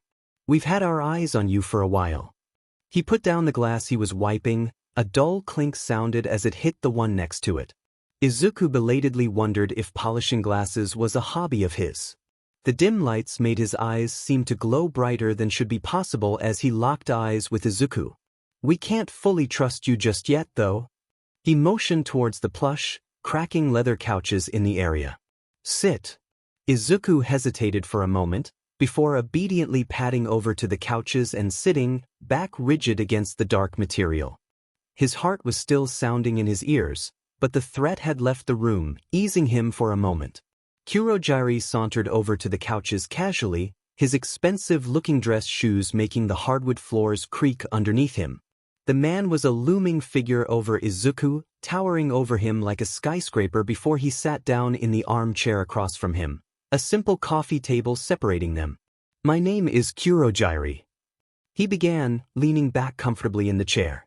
The man you just met was Tamura Shigaraki, the head of the League of Villains. He's had an acute interest in you for a while, I must say, so no matter how harsh he may seem, I guarantee you he's ecstatic you've joined us. The man's voice sounded, Though the smoke wisped around him, Izuku couldn't see a mouth moving as he spoke. It was strangely eerie to see the voice come out of nowhere. About the mission, I've gathered you have a strength-enhancing quirk of sorts. Is that true? The man placed his hands on top of each other in his lap, polite and docile, in contrast to the man's appearance. Izuku nodded. Good. Any conditions to fulfill for such a quirk? We've been watching you for a while. Your fighting is incredible. Izuku thought for a moment.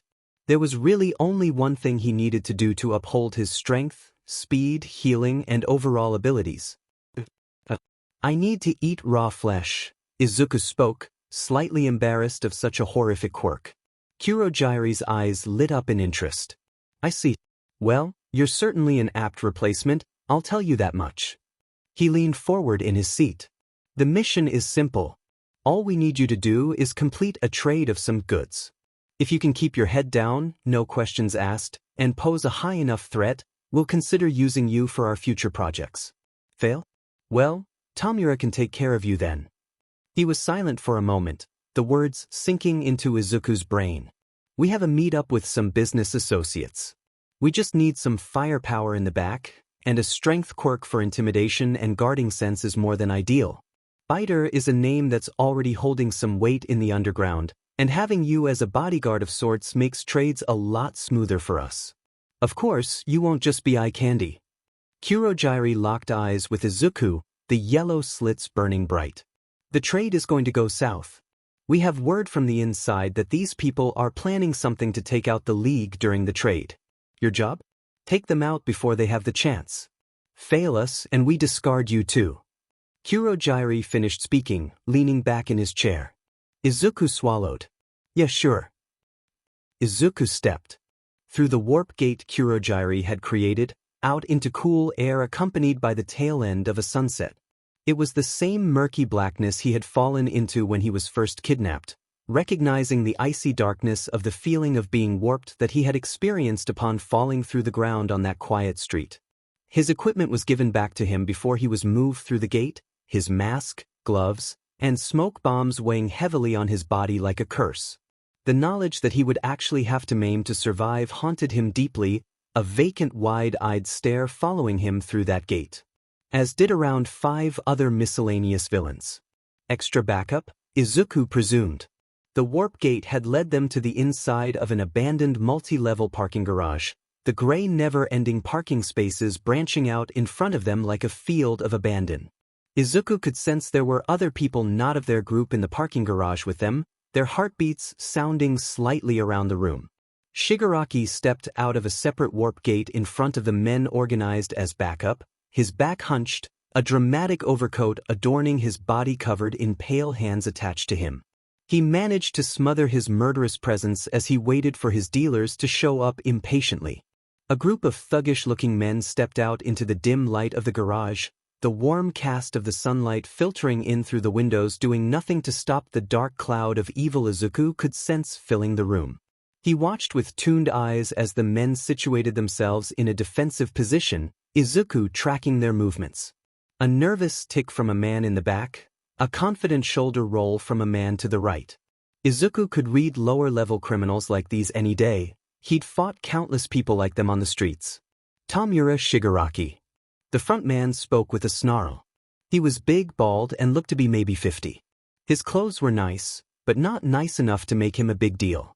Never thought I'd see the day we trade with an organization like yourselves, but money talks.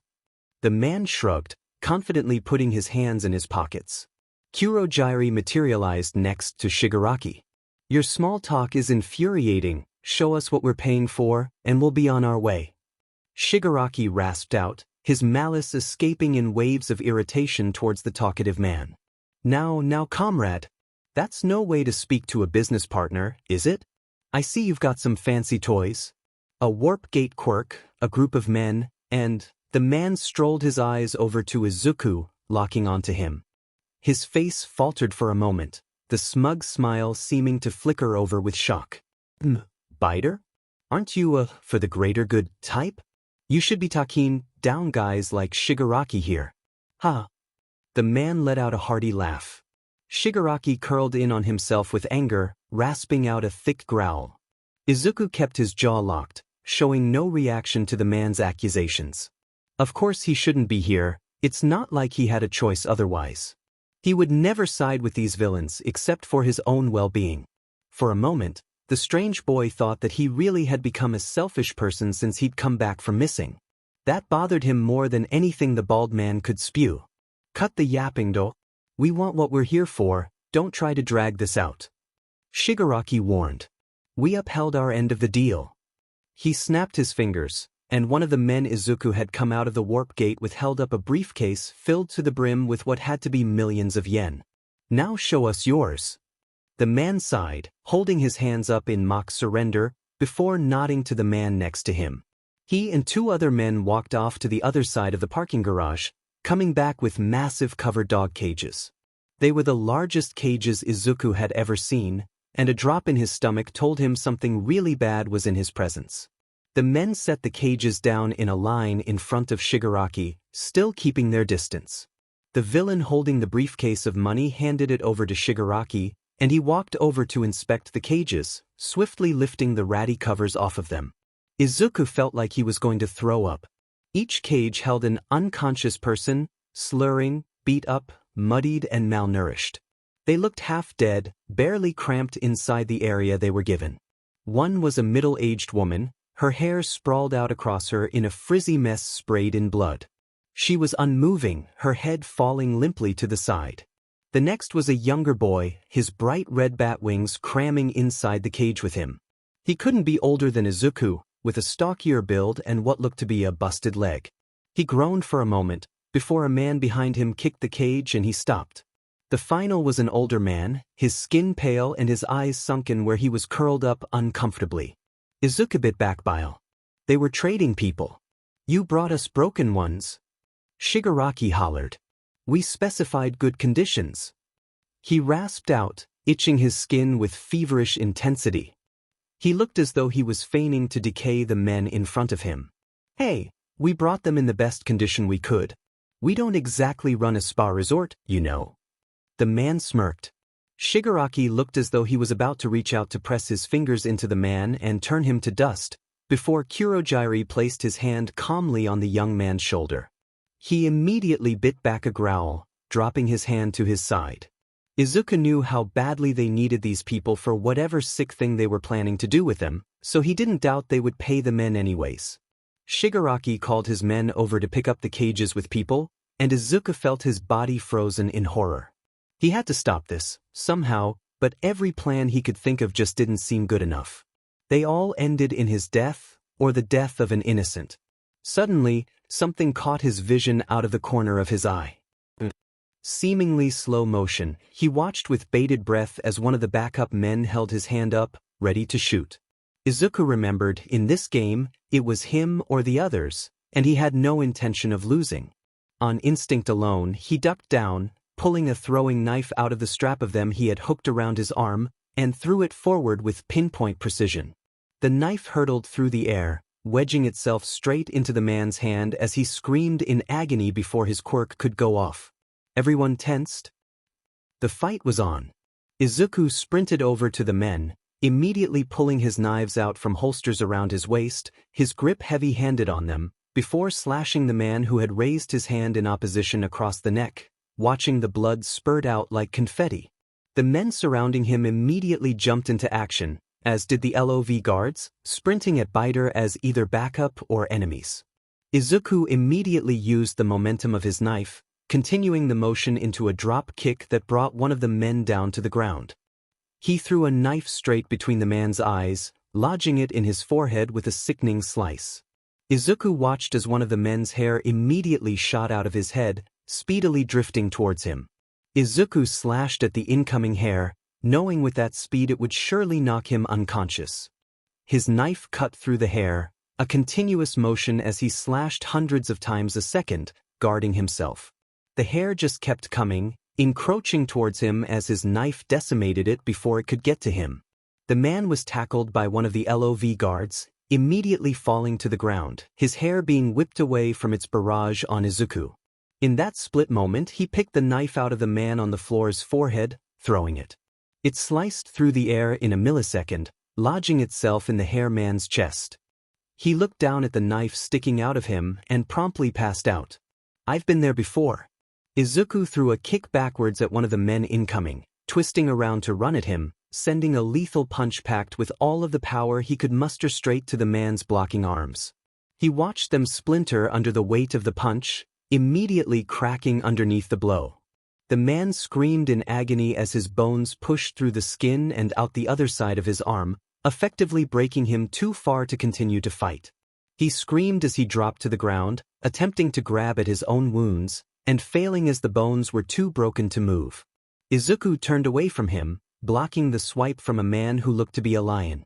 He roared at Izuku, sending multiple heavy-hitting blows with his powerful paws towards Izuku. Izuku used the holster of his knife to knock back against the man, pushing his arm backwards as he stumbled from the blow. Izuku went to swipe his knife at him, but was immediately kicked from the side by another one of the men. Izuku stumbled, rolling back into standing position as he slid backwards from the blow.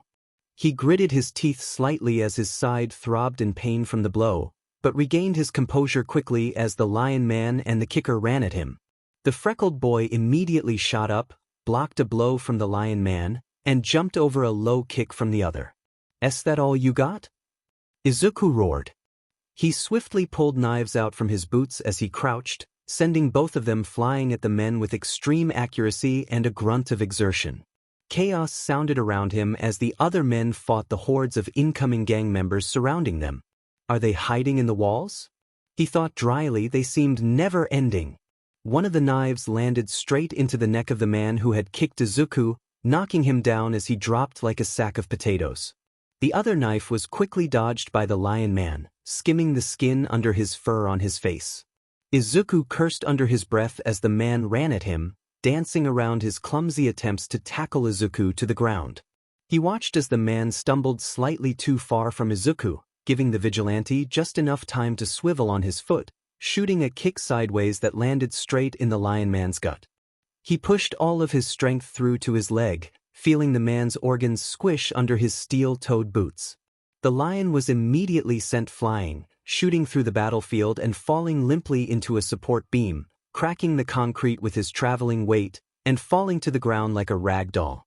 Through the chaos, Izuku saw Shigaraki watching him, eyes gleaming in interest. His glare sent shivers down Izuku's spine, unease pooling in his stomach. Izuku looked down in front of the sick man, and saw the cages, still filled with people. Izuku knew he had to get them out of there, no matter what. He wondered if he could use the chaos to his advantage. Kurogiri was using portals to confuse the men they were fighting, preoccupied with opening and closing the inky voids with precision to block the blows. Izuku was certain he could outrun Shigaraki. The man had very little, if any, muscle. He appeared to rely on his quirk and not his body, which left him overpowered by someone like Izuku. If Izuku could just outmove him, he could escape this situation. In the split second he took to think, he was immediately sent flying backwards with a punch to the face. Izuku stumbled, before regaining himself in a crouched position, jumping at the man who had attacked him and hooking his legs around his neck like a monkey. He grabbed the sides of the man's face on instinct alone, swiftly pushing energy into his hands, and gripping. He swiftly twisted the man's head, pulling harshly and quickly until a sick crack resonated through the room. Izuku thought he would be sick. He had definitely just killed a man. Knives were one thing, but his bare hands? No, these were villains. Traffickers. He felt the icy dread continue to fill his veins. All he had ever wanted was to be a hero, but do heroes kill their enemies? Izuku couldn't think too much about his actions before he was blocking blows from people coming in all directions. The dull pains of blows connected with his blocking arms, redirecting the hits and punches as he sent his own fists flying to keep the men at bay. There had to be almost 20 more men than had originally been guarding the main dealer, half of them gunning for Izuku while the others were stealthily taken down the minute they were ganged up on by 2 or more of the opposing team.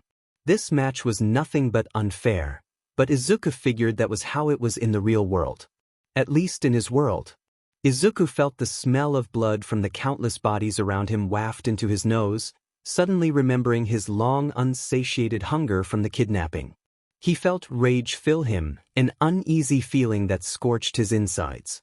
His fighting became quicker, more overtly aggressive, sloppier, yet stronger. He let out a cackle, salivating while he fought. He reached down to his side, using one of the last smoke bombs he still had from May, and threw it down onto the ground with a bang. The bomb exploded, sending a massive plume of smoke barreling outwards. It quickly encompassed the battlefield, all of the fighters losing their vision in the area. What the F dash? The men screamed, panicked voices rising as they tried to find their bearings. Izuku focused, breathing in as he tuned into the world around him. He closed his eyes, listening in for any small noises of people moving. He heard a shuffling noise, he'd throw a knife. Immediately after, a body would hit the floor. He would hear a heartbeat, he'd throw a knife, a body would hit the floor. He continued doing this, standing stark still as the bodies around him dropped like flies. He snuck up behind some lackeys as the smoke laid heavy in the area, stabbing them in the back with a scream of agony sounding. As the others heard their comrades falling, they immediately rushed, making more mistakes, being louder as they blindly swung in an attempt to find Biter amongst the chaos. Izuku's eyes remained closed as he took out each of the poor men who dared make a noise amongst the smoke, whipping and hurling himself in the directions he sensed any movement from. Like a wild animal, he relied entirely on his senses. The boy could almost taste the sweet stench of blood in the air, feel his muscles every movement in his body, sense everything as he cut off his vision. He was absolutely feral, continuing to decimate the numbers of men that were lost in the smoke, blindly swinging. Izuku still felt Shigaraki's eyes on him, extra weary of their intensity. Until they were gone. Suddenly, a loud bang shook Izuku. The door to the stair lobby was bust open, and what had to be at least 30 people funneled in, their boots clunking against the ground in a manner that seemed highly organized compared to the men Izuku had just fought. Izuku opened his eyes, panting. The thick smoke from the bombs he had set off swiftly dissipated, thinning enough for him to make out the intruders in the remaining haze. Police crouched, guns aimed straight at Izuku as he stood amongst piles of bodies, some belonging to the LOV guards, others belonging to the countless men he and the others had taken down. Blood pooled at his feet, streaked across his gear. He stared down the barrel of the rifles pointed at him by the SWAT team, wide-eyed. He wearily looked behind him, frantic, to see the remaining members of the LOV completely gone, as were the people in cages. "Sir, don't move," shouted one of the cops, his voice echoing off the walls of the empty parking garage. Izuku's breath came out in wheezy gasps. "The people are gone. They took them. What are they going to do to them? Aoi failed to save them." Izuku's heart sunk in his chest. He began, trying to explain the carnage around him and plead with the officers to go save those people. "Sir, please do not move. Put your hands in the air, we will come to you." The man yelled again. Izuku began walking forwards, pleading with the police in his panic. "No, you don't understand, He felt his entire body tense, pain rippling through his as he gritted back a scream. The taser sunk deep into the vigilante, the voltage extremely high for his young body. He immediately seized up, dropping to the ground as he convulsed from the electricity. The last thing he remembered before everything went black was the stench of bloody concrete and the loud stepping boots running to detain him. His thoughts were swept from his brain in the pain, and his body failed him. He failed. When Izuku drifted back from the desolate black of unconsciousness, he slowly opened his eyes to the bright, fluorescent lights. He felt strangely light, as though no worries could possibly reach him where he was. Before the world came crashing down on him. The police had found him. Izuku immediately shot up, the contents of the past 24 hours crashing down on him. He swung his feet off the side of the bed he was sitting on, cradling his head in his hands as he groaned. Izuku lifted his curls out of the deathly grip his hands had on them, peering down at his feet for a moment. Sure enough, he was on a bed. The bed was cold and hard metal with a white blanket on top of it. The floors beneath his feet were bare concrete, and he looked a little closer at his feet, now placed in an uncomfortable pair of what looked like black slide-on shoes without laces. Case in point, definitely not his boots. The vigilante shot up, realizing his gear was gone also, patting down his body to feel the scratchy jumpsuit he was placed in. It was bright orange, a shirt and matching pants that hung too loosely off of his young body. Izuku gulped, looking around. The room was small, almost entirely unfamiliar concrete, with a thick window out to the hall. He had a toilet, sink, bed, and that was all. The hallway outside of the window was brightly lit, lined with the same concrete, and looked out across a large area with stairs leading down, and closed off by a rail that had doors lining across from it. Izuku may have still been in shock, his injuries gone and his mind blind with panic, yet he could still recognize how royally screwed he was. A high-security prison. He let out an unbelieving laugh. They didn't even hear him out, understand why he did what he did. Izuku felt his throat constrict with the weight of the situation. Sure, he knew if he had ever been caught he would have most definitely been put away. He had multiple accounts of theft, obstruction of justice, assaulting officers, and of course, vigilantism, but now? With the bloodbath Izuku had left at the parking garage, attempting to make it out of his predicament alive, there was no way he was ever getting out of here. Ever. The boy's heart echoed in his ears, his breaths coming out in wheezy gasps as he doubled over in shock. His heart felt like it was beating out of his chest, constricting his lungs, making him choke back horrified sobs. The wheezes quickened, panic gripping his body tightly. The young boy began gripping at the awfully bright orange sheet he was placed in, which he didn't want to think how he was placed in, and clawing towards his heart, thumping on his chest as he tried to force himself to breathe. The walls felt as though they were closing in on him, locking him in a panic purgatory. His vision went black, gasping and wheezing while he recounted the events. He went to reach up to his neck, attempting to free his throat from the tight gasping pains of breathing, when he felt cool metal meet his fingertips. His breathing stopped entirely, panic still making his skin hot while his insides were cool in fear. He traced his fingers around the metallic ring hooked up to his neck, little breathing room between him and the device. Izuku knew what this was. Before he had gone missing, he was not only a massive fan of heroes, but had an acute interest in what happened to the villains. In his time in middle school, he did some research into how criminals are actually treated.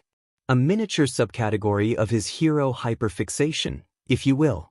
One of the more inhumane things he remembered from his research was just what he had on his neck.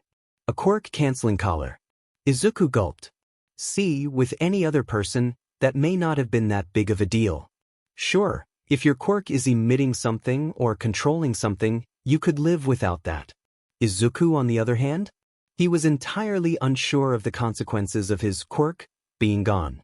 Izuku was uncertain of what his quirk really was to his body. He gulped back his fear, steeling himself.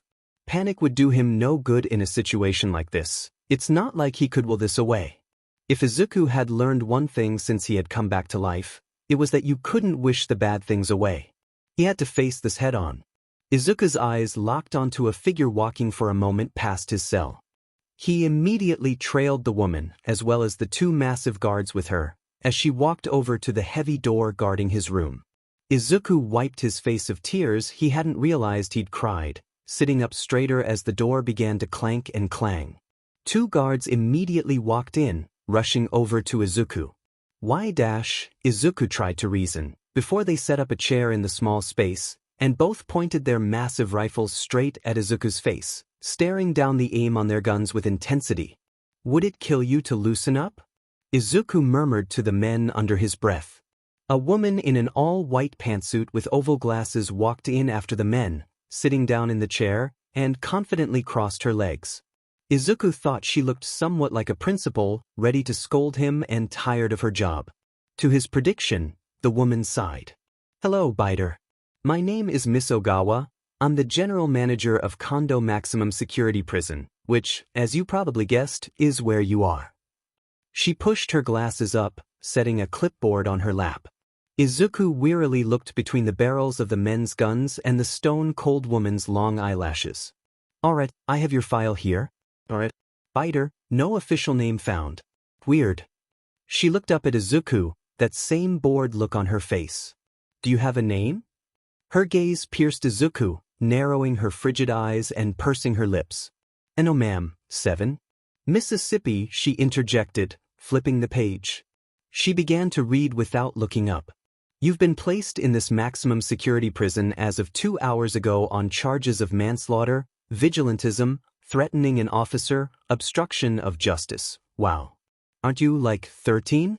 Impressive, kid. She nodded her head, her normally bored expression shifting into one of vague surprise.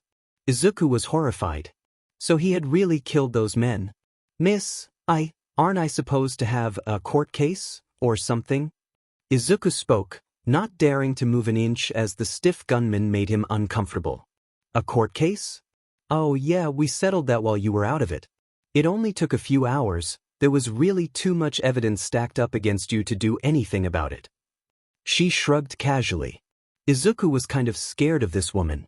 Yeah, you're in here for life. Don't be alarmed, though, we have one of the nicest facilities in the country. You were incidentally tried as a grown man, so you're the youngest here, but you'll live.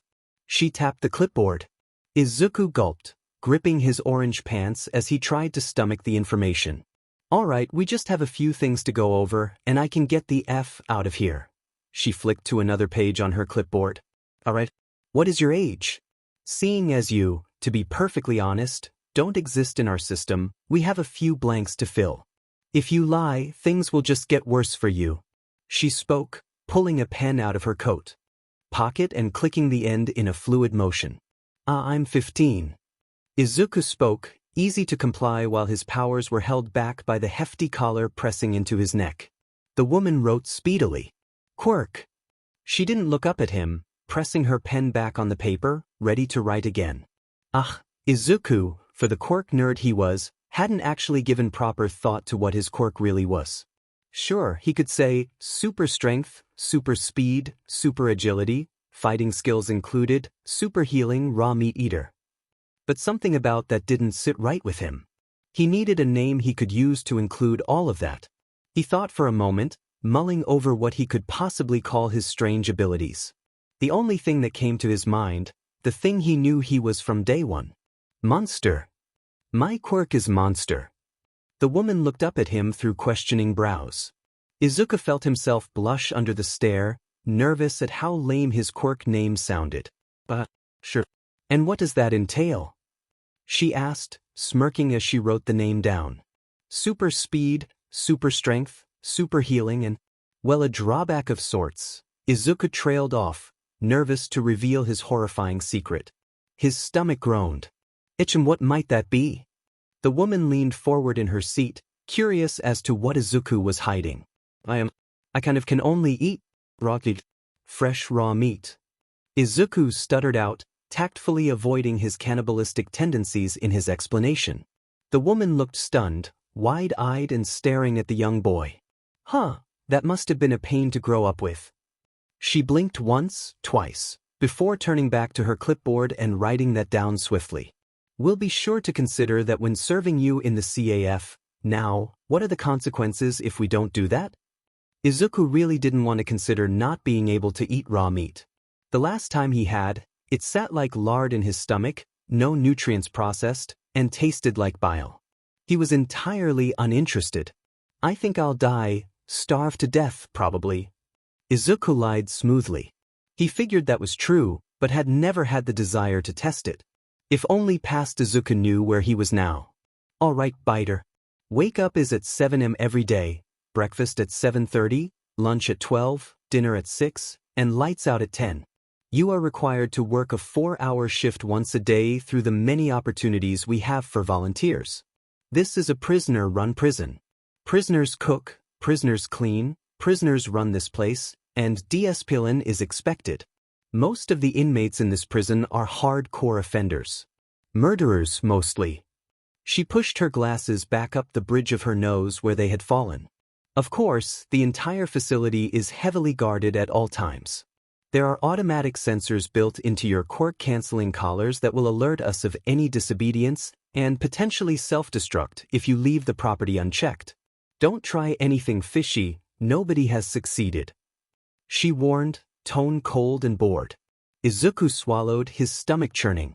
You'll get to know the facility eventually. It's not too bad as far as prisons go. Good behavior will be rewarded, and after a minimum year of service here, you have the opportunity to be moved to a medium security prison. Fancy? Izuku's head spiraled with all of the new information. Right. The woman slapped her clipboard down on her thighs, huffing a sigh. That's over with. Now if you'll excuse M-, she began to stand, but Izuku jumped into action, standing up to stop the woman. Miss Wait-. The gunmen pointed their rifles closer to Izuku, tensing. Do I get a call or anything? Izuku liked his lips, nervous. His stomach growled. She stared at him, bored with Izuku's antics. Ugh. She groaned. I can never just leave this place, can I? She pinched the bridge of her nose, furrowing her eyebrows, huffing in annoyance. All right, take him to the phones, boys. The guards immediately lowered their guns, standing at attention quickly, before they grabbed Izuku by his arms, yanking him along roughly. Their meaty hands led Izuku out into the hall, and as he looked over the railing down into the main area, he saw countless prisoners down at the tables below. Some played with cards, some were in verbal arguments that echoed off the high concrete walls. Looking up, he saw rows upon rows of rooms, men hanging off of the rails next to them, spiraling up into oblivion. Izuku gulped, his weariness making his stomach curl. All of the men he could see in this place were rough. They definitely looked like murderers, like the type of people Izuku stopped on cloudy nights from assaulting civilians near where he lived. Actually, he almost felt like he could recognize some of them from taking them down. Without his quirk, he wasn't too certain how much damage he could do to them now. Izuku also noted that every person he passed, excluding the guards posed every few meters with massive rifles, all had the same clunky quirk-canceling collar pressed into their skin. They gleamed in the light, their harsh metals looking especially uncomfortable on some of the inmates. As they walked down the stairs and along the main area, Izuku saw men snarling at each other, killer looks gleaming in their eyes. Izuku wondered if he would come to look like them too. A part of him would never escape being kept locked up like this. He would get out eventually, no matter what he had to do. He steeled that thought in himself the moment he knew where he was. Izuku was moved into a room, the two guards standing next to him as they pushed him into a payphone, Izuku's body slamming into the wall next to it with a thud. Excessive force much? Peeling himself up, he picked up the phone, ignoring the two stiff men next to him. Holding it up to his ear, he dialed the only number he could remember. It rang once. It rang twice. Izuku let out a breath at the third ring, growing more desperate. Yellow. May. Izuku spoke. Relieved. Biter. Man, where have you been? You totally missed our meetup yesterday. I'm not mad, just disappointed. The sprightly girl joked. Izuku didn't hear the clanking and clanging that he heard last time he called her. He let out a small smile at the familiar voice. Yeah, I'm kind of in deep shit. Izuku laughed a bit, trying to keep the mood light. Kondo maximum security prison. I'm not getting out anytime soon. Izuku spoke, his heart hammering against his rib cage. What? May screeched, making Izuku pull the phone away from his ear. She was way too loud. What did you do? She exclaimed, her joking energy entirely gone. Maybe took out some bad guys. Fought for the wrong side for a sec there. Yeah. Murder charges, I guess. Izuku trailed off, his natural awkwardness killing his light-heartedness he tried to uphold. What? May sounded deathly serious. It was life or death. I chose life.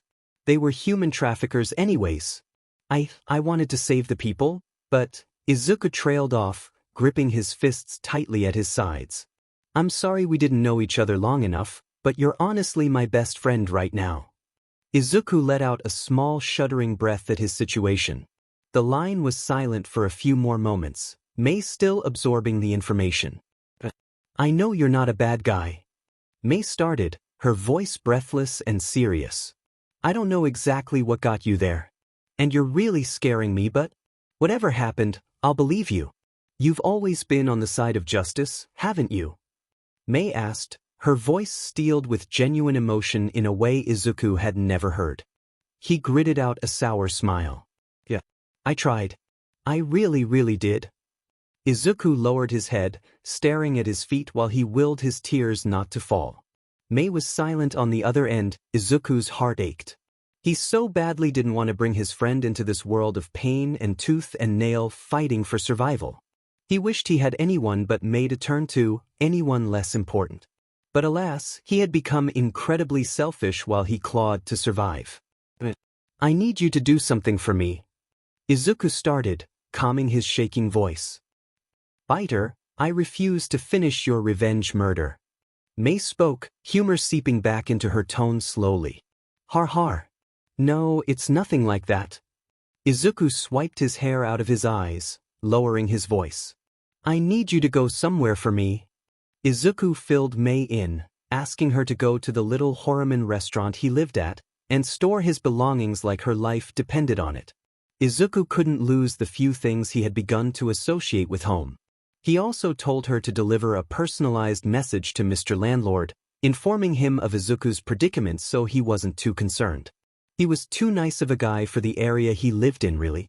Izuku said his goodbyes to Mei, promising to call her over and over again as she tried to school him on raising a little hell. Izuku promised her he'd escape under his breath, hanging up the phone reluctantly. He underestimated how nice it would feel to hear a familiar voice, to have someone backing him in this world. He let out a shaky sigh, cracking his knuckles, before a bell rang out over the entire facility.